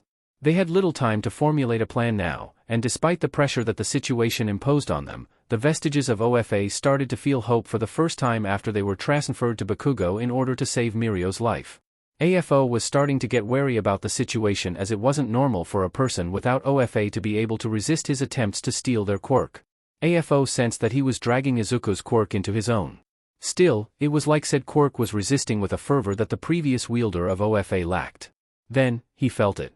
Deep inside his quirk, one of the quirks that he stole from a villain in Atheon suddenly vanished from his quirk while leaving no traces of the power that he was supposed to call. Could it be?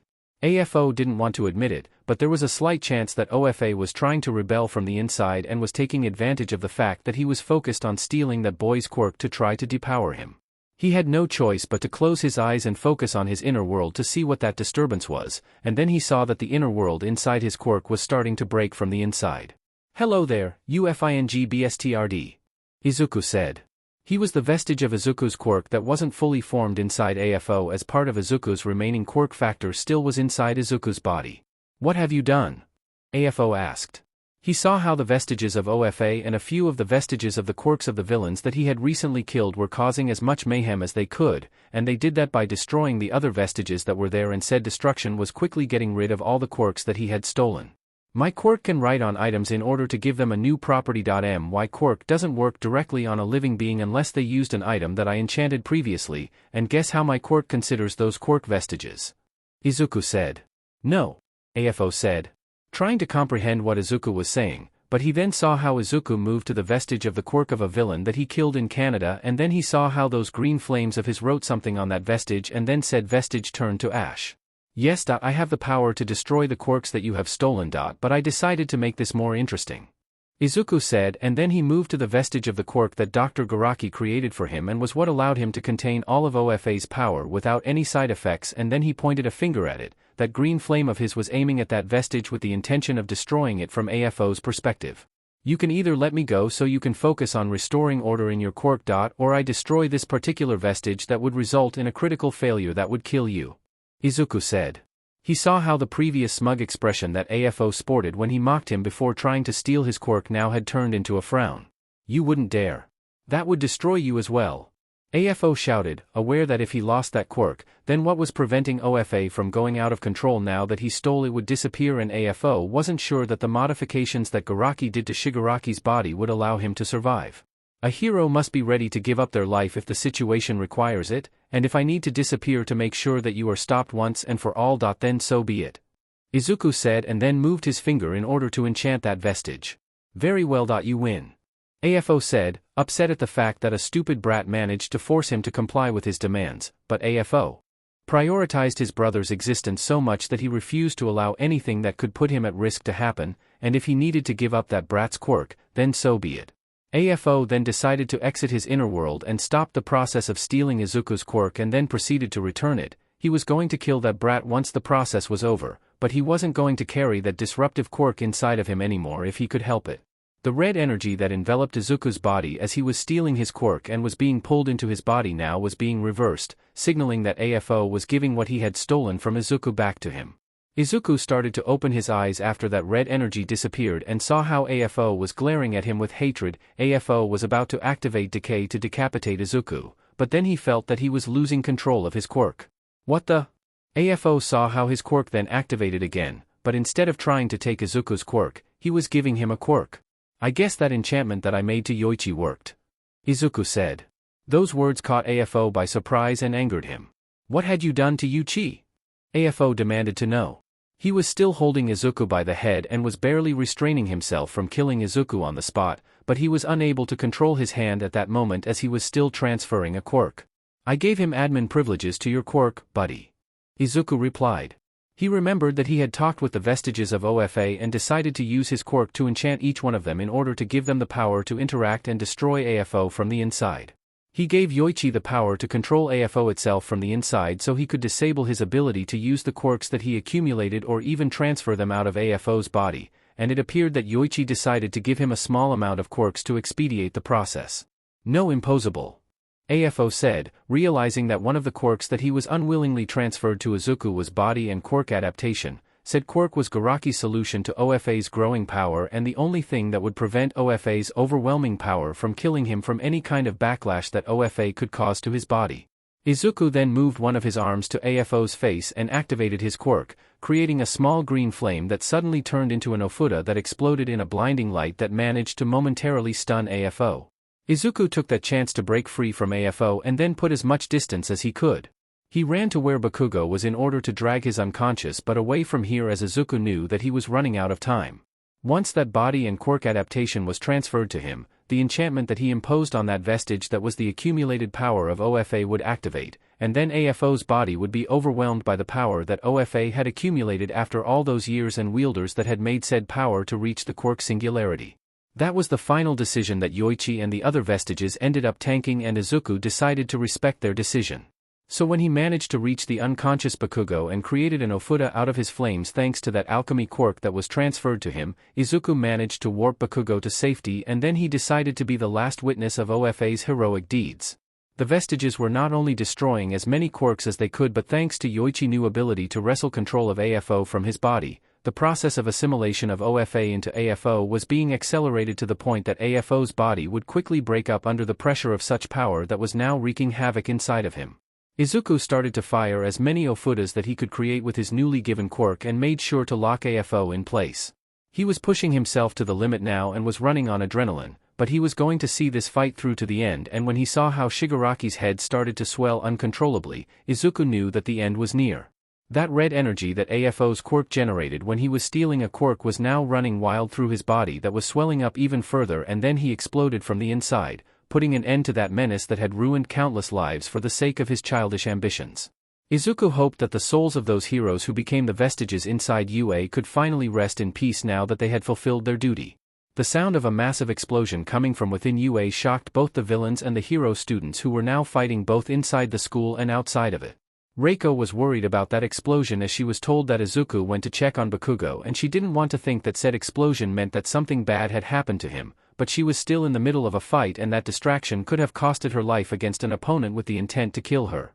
It was such a good thing that she wasn't the only one distracted, as those villains that were attacking UA also were distracted by said explosion, but in their case, they had still to contend with the bots that Melissa had repurposed so they could join the fight to stall the villains, and those bots weren't distracted by that noise as they were focused only in completing their task. Some of those nasty villains that were freed by AFO from their imprisonment in Tartarus and were fighting there at the moment were quickly taken out by those robots in those moments that they stopped paying attention to the fight and were shocked by that explosion. One of the villains though wasn't shocked at all and prepared herself to shoot Reiko's head from a distance by using her quirk to turn one of her arms into a sniper rifle. That villain plucked a strand of her bicolored hair and twisted it, and molded into the shape of a bullet that then she loaded in her transformed arm. That villain managed to kill a blonde kid from Class 1A while the dorms were locked up thanks to an X-ray quirk that AFO gave to her in order to get rid of a loose end, as AFO called to that student who was his spy in UA after his usefulness had run out of course, and now she moved to prevent those kids from becoming heroes by killing them before they could make it. A task more easier said than done, as for some reason, all those kids who had decided to enter the fray were far more durable than expected, and her shots to the head only managed to knock them out for a while over killing them like she did with that blonde kid of Class 1A. She moved her sights to the girl's eyes, hoping that her eyes weren't as durable as the skin of those other kids that she managed to incapacitate, but before she managed to pull the trigger, someone sneaked behind her and gave her a quick chop to the back of her head in order to incapacitate her on the spot. "We made it," said person said. She was Star and Stripe. The heroes who followed her to quickly return to UA and herself managed to get back to UA fast enough considering the distance between Daika City and Mustafu, but not fast enough to know what was the cause of said explosion that they all heard seconds before they reached UA entrance. The heroes were surprised to see that some of those kids decided to fight out those villains, and while they could praise their heroic spirit, they were quite concerned and panicked when they saw how some of those kids were lying on the ground with their eyes closed. The idea of some of those kids dying because they weren't fast enough made them join the fray against the remaining villains who were still standing with a little more aggression for their part, as they wanted to make those villains pay for killing those kids. By the time the villains that raided UA were captured and incapacitated, the heroes managed to check on those unconscious students and realized that they were still alive. That lifted from some of them the guilt in their hearts, but the fact that one of those students was killed way before the fight started made the whole event end on a sour note for them. Star and Stripe decided to then go to where that explosion that they heard was supposed to happen thanks to the help of Melissa Shield's guidance, and they found a seemingly unconscious Izuku near a massive crater on the ground that was covered in blood and guts. "Izuku," the heroine said, reaching Izuku's position and then checking his vitals in case he wasn't unconscious. She was relieved to hear that not only his heart was still beating but he was still breathing. She gently picked him up and took him back to the dorms where his classmates and Melissa were waiting. There was still the question about what happened in that area, and the only person who knew it was Izuku, but she was willing to wait for Izuku to recover before asking that question. There was now a lot to do after the situation was apparently resolved, but the truth about what happened in those moments was something that only Izuku knew. For now. Izuku was starting to wake up after he passed out from quirk exhaustion. He pushed himself past his limits to immobilize AFO, and the first thing that he saw was how Bakugo was being restrained by two media bots. He was futilely trying to break free from their restraints. "I'm going to kill you, shitty Deku," Bakugo was shouting as he was still struggling against the robot arms restraining him. Izuku shook his head in disappointment as he wasn't expecting anything else from Bakugo than to try to harm him, with the deluded idea that if he was bullied by Bakugo, then things would return to normal and Bakugo would be at the top of the food chain again. The vestiges managed to inform him about Bakugo having developed a darker obsession with him after he was secluded in order to train with AFO, and to hear that the only thing that allowed Bakugo to endure that pain and rigorous training was that he wanted to kill him for the crime of having things going well for himself while Bakugo suffered the consequences of his own actions did sadden Izuku but didn't surprise him at all. Those vestiges managed to share their opinions about the situation in that short amount of time that they were interacting with each other, and aside from revealing to him that AFO did in fact deliberately lose his fight with All Might when he stole Bakugo's quirk in order to force All Might to have Mirio pass OFA to the now quirkless Bakugo to save Mirio's life, they also shared their strong opinion about Bakugo's past and attitude from what they had seen from his memories.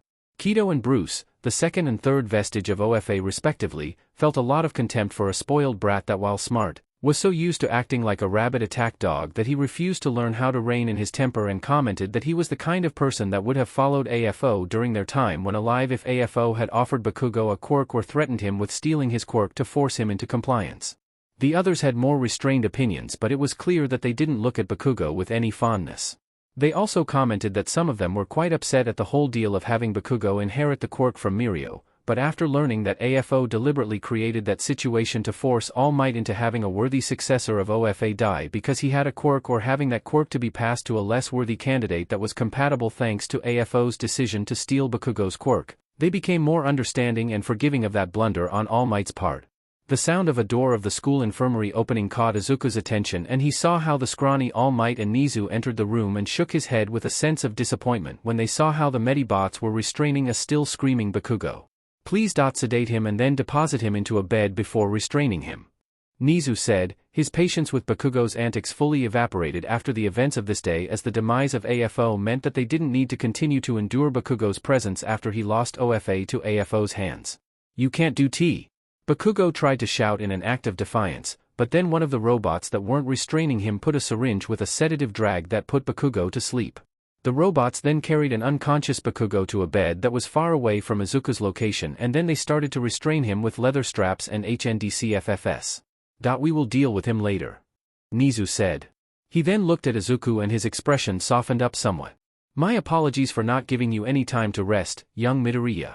But since you are the only person who was on the scene when we found the remains of Shigaraki, then we need to ask you what happened there. All Might said, still coming to terms with the idea that not only AFO was dead now, but that OFA wasn't anymore in this world. Okay. Izuku said. He saw how both All Might and Nizu nodded at his words and then he started to talk with them about not only the events that happened but also about a pair of last messages that OFA left for both All Might and a guy named Mirio. All Might and Nizu heard from Izuku's words how AFO's demise came to be. They knew that AFO managed to steal OFA from Bakugo when they ran a test on Bakugo and saw that his body lacked the quirk factors that marked Bakugo as a quirkless person again, but to hear from Izuku that AFO managed to steal OFA in the end despite their efforts and how close they had been from a complete defeat if it wasn't for Izuku's timely intervention was a harrowing though. The omamori that Nizu told Bakugo that he should carry all the time was destroyed by Bakugo himself as they saw from the camera recordings from his house and to hear that said omamori barely managed to work after AFO stole OFA made them realize that they had been really close to the worst case scenario that they wanted to admit. The fact that Izuku's ability to enchant things worked on those quirk vestiges had ended up becoming the ace in the hole that had turned the tables on AFO when victory was almost his. They listened to that information before they started to ask some questions. So you have now more than one quirk? All Might asked. He had heard about Yoichi's decision to transfer a couple of quirks into Izuku in order to destroy AFO and wanted to know what Izuku had received. The first one was one that was created by one of AFO's minions. It's called Body and Quirk Adaptation. Izuku said. He explained the principles of that quirk, which was specifically designed to work in tandem with AFO and OFA as said quirk managed to not only solve the problem that caused having more than one quirk in a body but also made it so if there was more than two quirks in a person aside from BQA, then said quirks would instantaneously be able to work in tandem even if they looked as incompatible as they could. Said quirk was not only the masterwork that was meant to allow AFO to become the ultimate demon lord but also was a tool that was meant to allow AFO to even put less effort into using all the quirks that he stole as BQA could do half of the work of figuring out how two or more quirks could be used in tandem. The second belonged to an Italian villain that was a member of the Gallini family. It's called alchemy. Izuku said and showed how said quirk worked. The mention of the Gallini family caught both heroes by surprise as they saw how Izuku managed to create an ofuda from those small flames that the tip of his fingers could emit. I also got one that not only made my flames more powerful but also allowed me to increase the output of my flames, allowing me to create that small green flame that I used to write in the tip of one finger in all fingers at the same time instead of one. Izuku said. He then said that he got one that was called Airwalk, and the last one was a healing quirk that boosted in a passive way how his body recovered all the time by enhancing his stamina. Nizu and All Might heard how Izuku had been empowered by OFA by taking some of the quirks that AFO stole from the villains that he had killed and had given to a heroic person, and while they were still wary about the idea, they at least knew that Izuku was too much of a heroic individual to turn to villainy now that he was technically more powerful than a lot of the heroes that were called from all parts of the world to deal with AFO. The conversation then changed about Bakugo's fate and how Nizu had decided to just send him to Tartarus so they could put an end to this sordid chapter in UA's history for good. Izuku decided to interject, saying that despite all of it, Bakugo should be given one last chance now that he was quirkless. In a program for rehabilitation for young villains and criminals, saying that if this situation managed to get him to finally behave like a normal person, that they should try to encourage it. He also said that if Bakugo fed this last chance, then there were no more doubts about Bakugo's character, and then there would be no second guessing or regrets for their part when he ends up in jail because he refused to learn his lesson. Nizu was partially reluctant to give Bakugo one last chance, as he was still willing to allow Bakugo into the general course before he tried to kill Izuku while he was still asleep, but he saw sense in Izuku's proposal and decided that it was time to ship Bakugo to somewhere else in order to give him one last chance. Maybe when he realizes that he had hit rock bottom thanks to his attitude, then maybe a miracle would happen. There is one last thing, Izuku said, remembering Nana's final words and how he had two messages to deliver to both All Might and that kid named Mirio who was the previous wielder of OFA before Bakugo was it. There was still a lot to do after the end of AFO's reign of terror, and now came the hardest part of the job, which was barely shown on TV. The part about rebuilding what had been lost in the hopes that it wouldn't be destroyed again, and there was a lot to rebuild by the looks of it. In a hospital room in which a barely conscious Mirio was sleeping, a man with green hair and an average gray suit was watching over the older and damaged visage of his apprentice. Sir Night-Eye had taken Mirio as his apprentice in the hopes of turning him into All Might's replacement as the symbol of peace, with the intention of having him take OFA so he could keep it safe in the case that AFO wasn't truly dead, as his permeation quirk could make Mirio capable of avoid having his quirk stolen by AFO by making his body intangible so AFO couldn't get his hands on him. But it was said quirk that had become a problem thanks to an important detail that nobody was aware of. Until Mirio started to suffer a more serious backlash after holding OFA for a couple of months. OFA's incredible power wasn't able to be properly contained in a body that already had a quirk and needed a quirkless vessel to even allow it to be safely carried without suffering serious damage to a person's lifespan.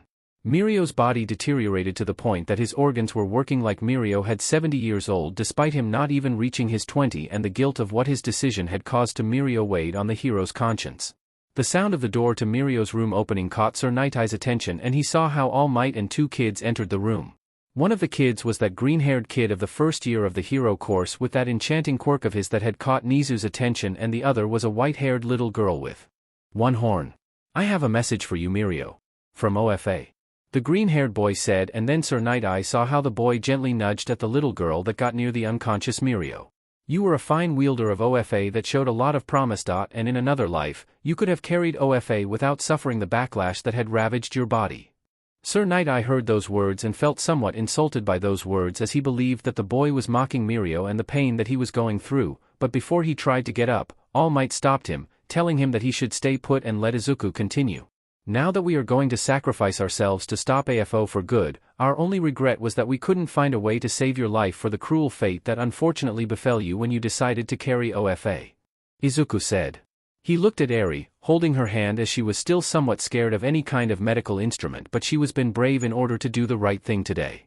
"So we asked Izuku if he could find a way to save you, and he had promised that he had an idea," Izuku said, and then let go of Eri's hand and saw how she activated her quirk. "We may never know if what he promised could work or not. But if it does, then let us tell you that we believe that you could become a hero like All Might is without our help," Izuku said, as Sir Night-Eye saw how Mirio's body was starting to quickly rejuvenate as the energy that Eri's quirk released was rewinding Mirio back to his prime. "You are too young to join us, so live on and be a hero for our sake, Mirio Togata," Izuku said, and then Eri deactivated her quirk. Sir Night-Eye quickly moved to where Mirio was resting and saw how he not only looked as young as he was before he inherited OFA, but also that he was opening his eyes on his own. Welcome back, young Mirio, All Might said as he then got near the bed and saw that Mirio was somewhat confused at the situation. They asked if he sensed that OFA was inside him and he told that no, that he didn't sense that quirk inside of him anymore. You did it great, Eri. Izuku said to Eri. Both decided to get out of the room in order to give some privacy to them, and Izuku wanted to congratulate her for saving a life with her cursed quirk. I did it. Eri said, still trying to come to terms with the fact that she managed to save a life with the cursed power that she had been born with. No quirk in this world is truly a blessing or a curse, is the heart and the intent of the person that decides if it is a blessing or a curse. If you don't want for it to be a curse, then I will help you to turn it into a blessing. Izuku said, aware that Eri still had some issues with the usage of her quirk thanks to the abuse that she endured at Overhaul's hands, and Izuku managed to get her to help her by creating an omamori that would allow her quirk to rewind people in a certain frame of time. Eri looked at Izuku and knew that she could trust him, as Izuku and the others had always helped her and made time for her even with their tight schedules, and decided that maybe the best way to bury those hurtful words that Overhaul threw at her about her quirk was to learn how to use it to do good with it. Eri nodded at Izuku and made her mind up. She was going to learn how to use her quirk to be a hero like Izuku had been to her in her time of need. It was a somber day in UA as there was a funeral service that was celebrated in order to honor Aoyama's passing at the hands of a villain during the raid that AFO conducted the previous day. Izuku remembered talking with both Nizu and All Might about some information that the vestiges of OFA shared about what AFO told them as he gloated about his victory. The revelation that part of the reason that AFO managed to be one step ahead of them to the point that AFO managed to quickly locate Bakugo, whose location was hidden from the other students, was because he had a spy inside one of the hero classes, was something that was hard to digest for them.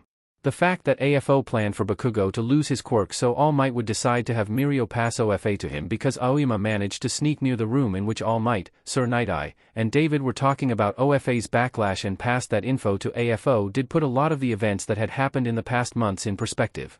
Nizu and All Might were talking about what to do with that information, and it was Izuku's idea to give him a proper send-off while concealing the information about him being a traitor in order to not stain both Yue's and Aoyama's names even further. Izuku told them that AFO gloated to his brother about how Aoyama was always under the threat of having his parents and Aoyama himself killed if he failed to get results. AFO took special pride in saying that it never mattered how much Aoyama was scared out of his mind and crying when he demanded information from him, as Aoyama always delivered because he knew the consequences of disappointing him, and that moved both All Might and Nizu enough to allow UA to give Aoyama a proper send-off despite being an agent of AFO.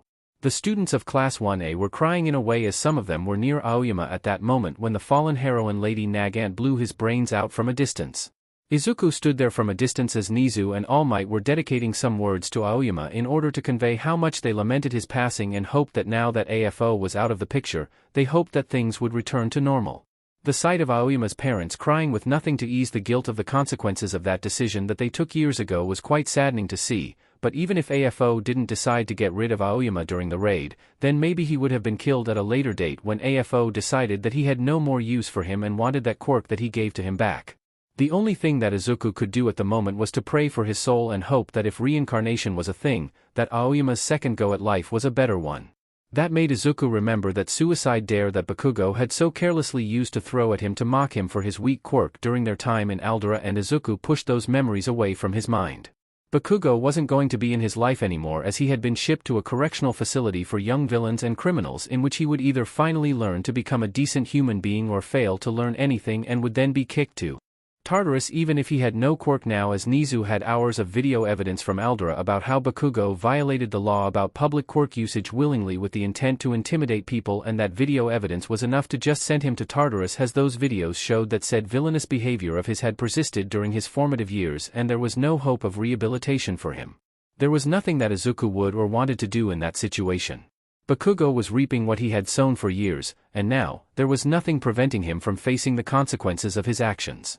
Bakugo had wanted to be a hero since he was a kid only because he wanted to be the very best and was violent with those that wanted to harm his original story. His attitude had somewhat of a pass as a kid, but by the time that he was in Aldera, then he should have figured it out on his own that acting like an entitled BSTRD because he had a flashy quirk wasn't the right thing to do, and as much that Aldera had overfed his ego and his parents failed to rein him in, Bakugo should have figured out on his own that heroes acted with some principles and virtues that the actions that he did in Aldera lacked. But Bakugo wanted to be praised and lauded all the time as a hero, so he acted in the way that brought him that validation that he wanted.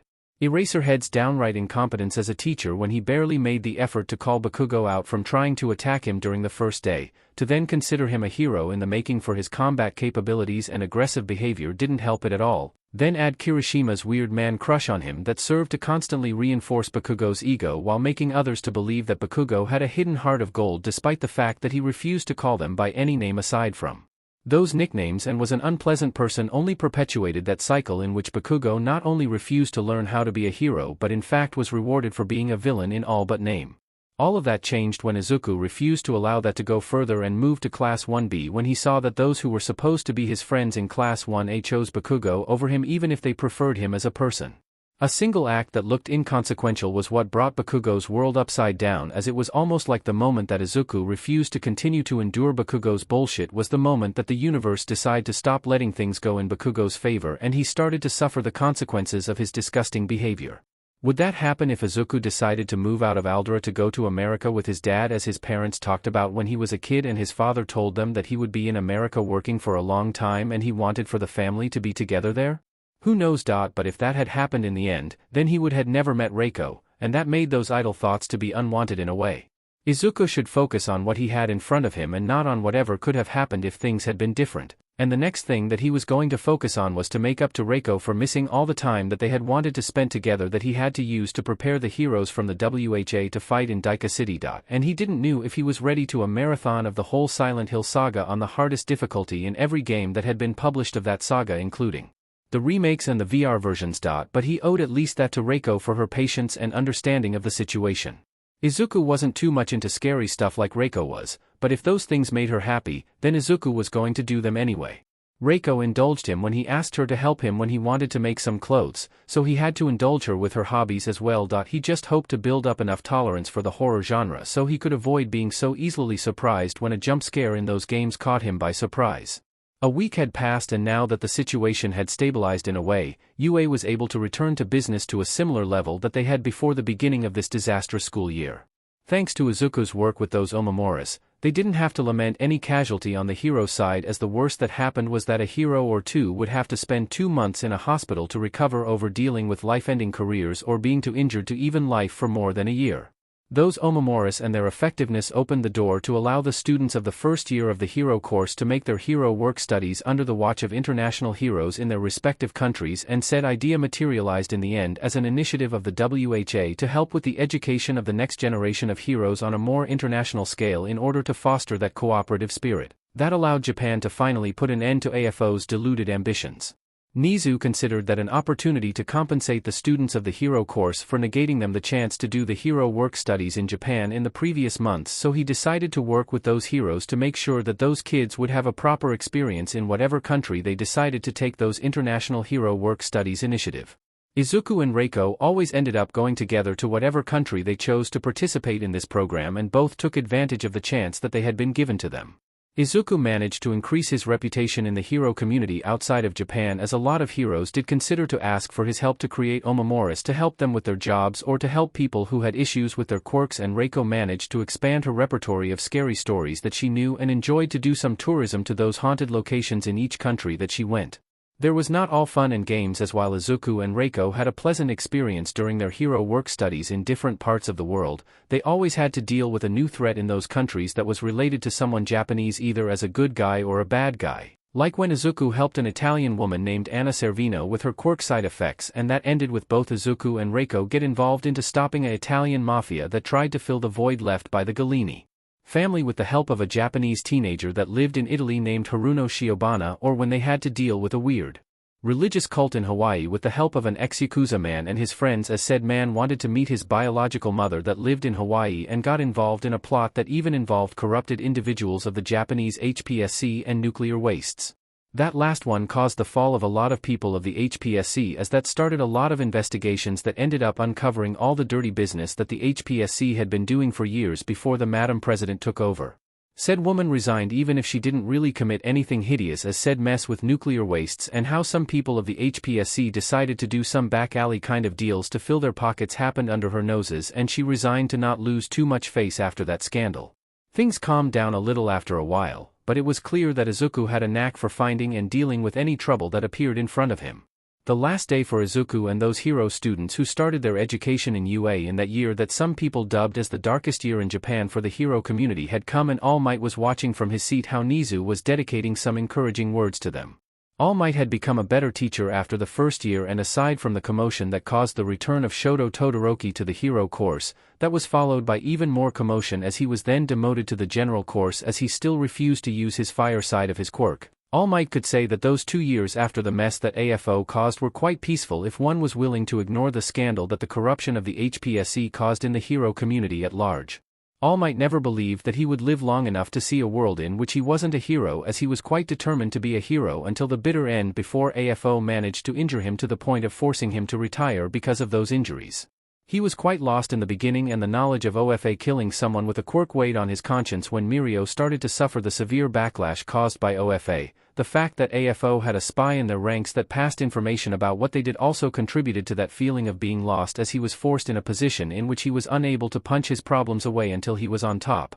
They were unaware that they were dancing to the tune of AFO, as giving Bakugo OFA was part of AFO's master plan of stealing OFA for good, as he had banked on his guilt about Mirio's situation to have the quirk transferred to an unworthy vessel in all means but physical, as Bakugo's fragile ego meant that AFO had little to no resistance to steal OFA from Bakugo when that day came.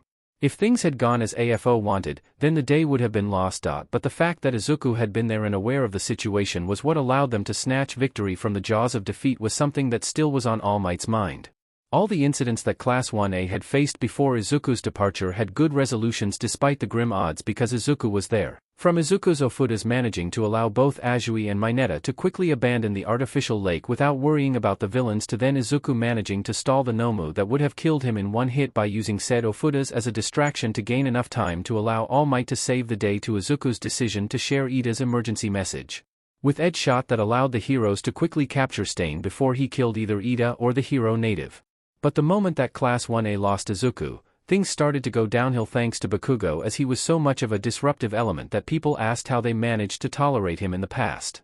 All Might thought that it was because Izuku was there. Izuku was a lightning rod that took the massive brunt of Bakugo's abuse, and that in turn made the others think that Bakugo wasn't that much of a bad person despite his attitude, as they saw that Bakugo only focused on Izuku and they believed that it meant that those two had a bitter rivalry going on. But the moment that Izuku decided that he wasn't going to be there to endure Bakugo's antics was when that delusion shattered, as Bakugo showed that he was an unpleasant individual that only spared the others from any serious damage or misery because he preferred to focus in his favorite target, and since he wasn't able to belittle or demean Izuku anymore, then he started to take it on the others to make himself feel better about his inadequacies.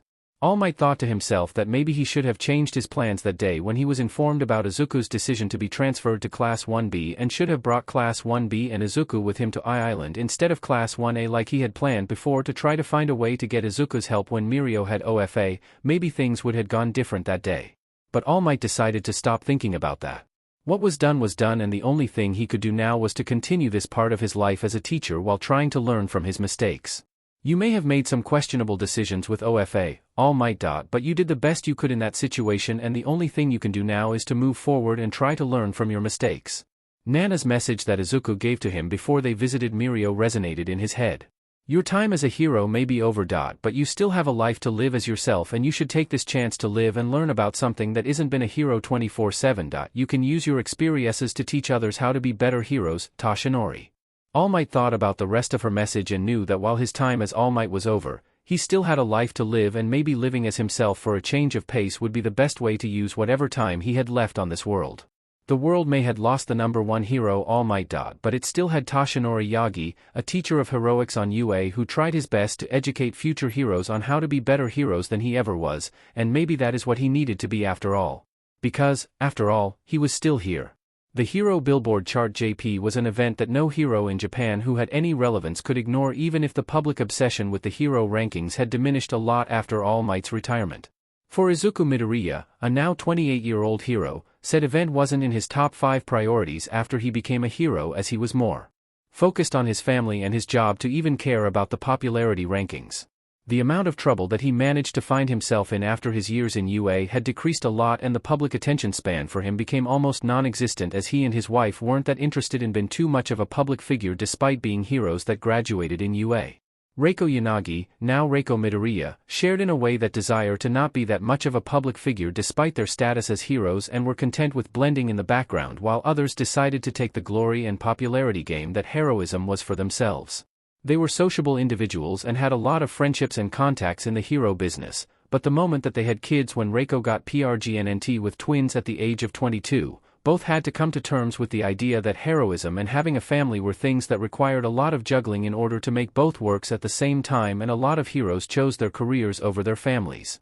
The tale of that kid who was in the summer camp whose parents were killed in the line of duty, and how Endeavor destroyed his own family in order to achieve his desire to surpass All Might, were in their minds when they thought about how difficult it was to balance a family with their hero careers, and they decided, in the end, to prioritize their family over their careers as heroes in Japan. Said decision was a difficult one, as the way that heroes were paid in Japan was dependent in a way of the amount of work done and the amount of popularity one had, but Izuku had something that helped them both to make that difficult decision. His popularity in the heroic community outside of Japan made him quite sought out by some of those heroes, and the WHA capitalized on the opportunity to offer both Reiko and him a job with them as heroes who were under the WHA payroll over the HPSC of Japan, and their job conditions and paychecks were quite reasonable and offered a lot of advantages that made feasible for them to prioritize their family over their hero careers. A hero of the WHA was paid directly by the WHA, and they had to prioritize the WHA when a situation that required their attention came. But since both were accustomed to working outside of Japan thanks to all those hero work studies that they did outside of Japan, then the idea of being called to deal with a villain activity from outside of Japan borders wasn't that much of a dilemma for them. Both were happy to see how their friends were moving up in the rankings and fulfilled their dreams of being heroes while they lived their own lives by putting the family that they created first over their jobs. Tonight after the event, all those heroes who were once part of Class 1B will celebrate their success as heroes in a fancy restaurant. This was an opportunity to sit down and relax so they could talk about how things had been going for them after they had walked their own paths after they graduated and became heroes. "So, Izuku, how the life of a family man is treating you, man?" Tetsu said. He was the 14th hero in the Japanese rankings, and he, like the others, was surprised to see how someone that he knew was powerful enough to be the #1 hero was quite content with his lot in life. "Well, having 2 girls of 6 years old is proving to be a daunting challenge, but is so worth it," Izuku said. He was now with the guys as they were talking about their plans in life and how some of them were now thinking about having a family now that they considered that they were in a stable situation to look into that idea.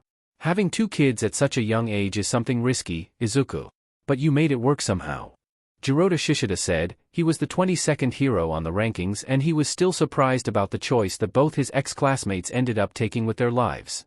"Well, to be fair, the WHA had an interest in me after they were informed about what my Omomoris did for those heroes that answered the call for help of Japan with the AFO issues, combined with the amount of work that I did during those hero work studies outside of Japan, made that offer that the WHA did to both of us to be quite promising. The pay is really good, and not having to worry about things like marketing and being able to fully focus on heroic duties to receive a good paycheck is quite the bonus," Izuku said. The conversation then changed to other more job-related topics like the most recent villains that they had dealt with or the police cases that they ended up being involved to stop criminals. "Do you remember that purple-haired kid that was Eraserhead's apprentice in UA? The one kid of the general course that Eraserhead wanted to pull in his class to the point that he wanted to expel Izuku from the hero course to have him take his place?" Juzo Hananuki, the 25th hero in the rankings, said. "That Shinsho kid? Boy, it has been years since we saw him. He kind of disappeared from the radar for us once Nizu told him that he wasn't going to enter the hero course despite the vacant places there." Nairenjiki Shota, the 19th hero in the rankings, said. He was one of those who was manipulated by said kid during the first sports festival that he participated in when he was a hero student in UA, and the shame of that day still shames him. "Yeah, that one.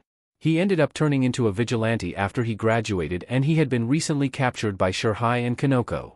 Senkaibara, the 30th hero in the rankings, said. "Oh, you don't say. Then I guess that some congratulations are in order, my friend. You two managed to deliver justice for those hero students who were messed up by Eraserhead's hypocrisy and had their futures almost ruined by that expulsion scare of his," Izuku said as he looked at Shirhai. His contempt and hatred for the man who tried to ruin his future to benefit someone who had never made an honest effort to enter the hero course and complained when things weren't going his way. So to hear that made his day even better. "Ha. It was Kanoko the one that incapacitated him when she pulled her super move," Shirhai said. He and Kanoko were the 27th and 28th heroes in the rankings respectively, and they worked together all the time because they were a couple like Izuku and Reiko were, but they were still dating each other over being a married couple. Ha ha ha ha ha. So the guy who used the sound of his vocal cords to brainwash people when they responded to him was defeated by Kanoko using her quirk to sprout a mushroom inside that BSTRD's throat. To choke him out. That is funny in a way. Izuku said. He was interacting with his friends as he watched how Reiko was talking with the girls and was sure that they were catching up like Izuku was doing at the moment. So how is the life of a married woman is treating you, Reiko? Setsuna Tokage said. She was the 17th hero on the rankings and was quite curious about how Reiko managed a hero career while having kids and a family. Sadako and Kayako are quite the troublemakers. But they are kids and is not like they are that much of a menace. The first years were worse than now. Reiko said. The first years as parents were the worst in a way, as they both had to get used to getting up almost at the smallest sound of a crying fit because that meant that the girls needed something. Izuku was almost the only one who tended to the girls to allow her to sleep during the night. I can't imagine. Itsuka said. She was the 15th hero on the rankings and she was also curious about Reiko's experience as a mother. My parents, Izuku's mom, and Eri were quite helpful and more than once babysat both girls when we were outside of Japan. But the desire to not miss any of those important moments of their lives made things difficult. At least they are old enough now to understand things and be able to communicate with us with words. Reiko said. She saw how Kanoko was about to ask something, but then a group of thugs entered the restaurant and started to cause some commotion. Hands you. One of those thugs tried to demand everyone in the restaurant to raise their hands, but the moment he saw that a lot of heroes were in the restaurant and then some of those heroes rushed at them was the moment that he realized that he had made a severe miscalculation. Izuku activated his quirk and then let those flames that he could create let loose and activated alchemy to turn said flames that now were enveloping those thugs into a rope that tied them up. I guess that there is no rest for the wicked. Izuku shrugged and then waited for the police to come to pick up those criminals who now were under their custody so they could send them to jail. Their reunion then continued until it was late and everyone then parted ways, hoping for the next important date for them to meet up again.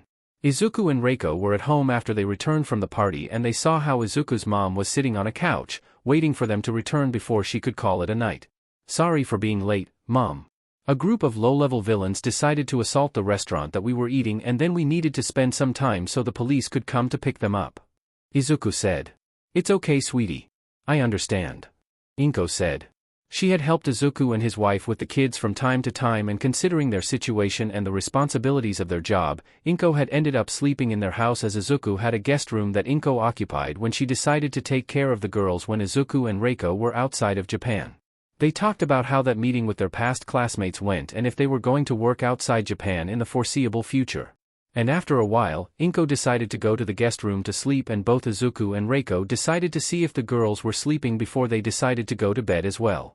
Both are sleeping. Izuku quietly said before he abandoned the room and then went to their bedroom after Reiko checked the room as well. We should get some sleep, Izuku.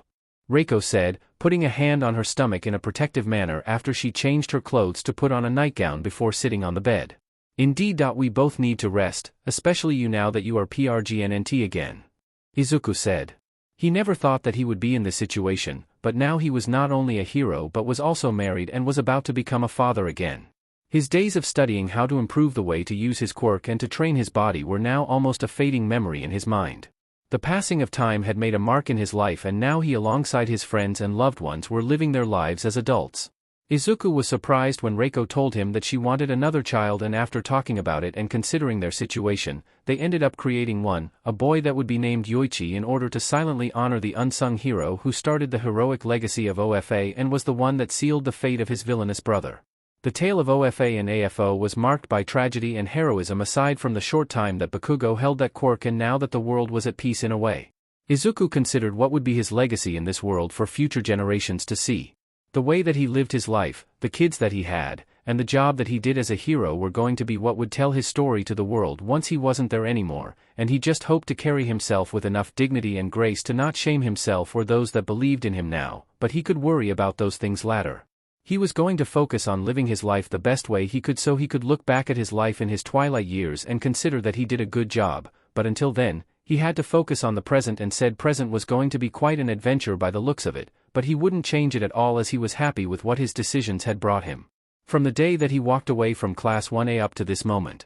Izuku was sure that he made the right choice in the end when he decided to look after his own well-being over enduring the mistreatment that he endured in Class 1A thanks to Bakugo and Eraserhead. He may have made peace with his classmates in Class 1A after the second year of UA had passed, but the question in his mind about how things could have gone should he have decided to continue to endure that torment occasionally echoed in his mind in those few idle moments. Izuku ignored that question as he preferred to focus on how his life was going over focusing on alternative paths that were never meant to be walked by him. This was his lot in life and that is what mattered to him in the end. Because trying to think that if he had stayed in Class 1A and endured Bakugo's petulant tantrums would have prevented Bakugo from trying to hang himself in that correctional facility to then slipping into a coma that he would never wake up wasn't healthy at all, and he didn't need to blame himself for that massive chain of errors that ended twisting and turning Bakugo into that mess of a person who crumbled the moment the situation refused to go to his favor. The friendships that he could had with the students of Class 1A, or if he had met there someone as valuable as Reiko was to him, were pointless questions that needed no answer. He lived his life by standing firm with the decisions that he made and refused to look back at them. Such thing was life after all.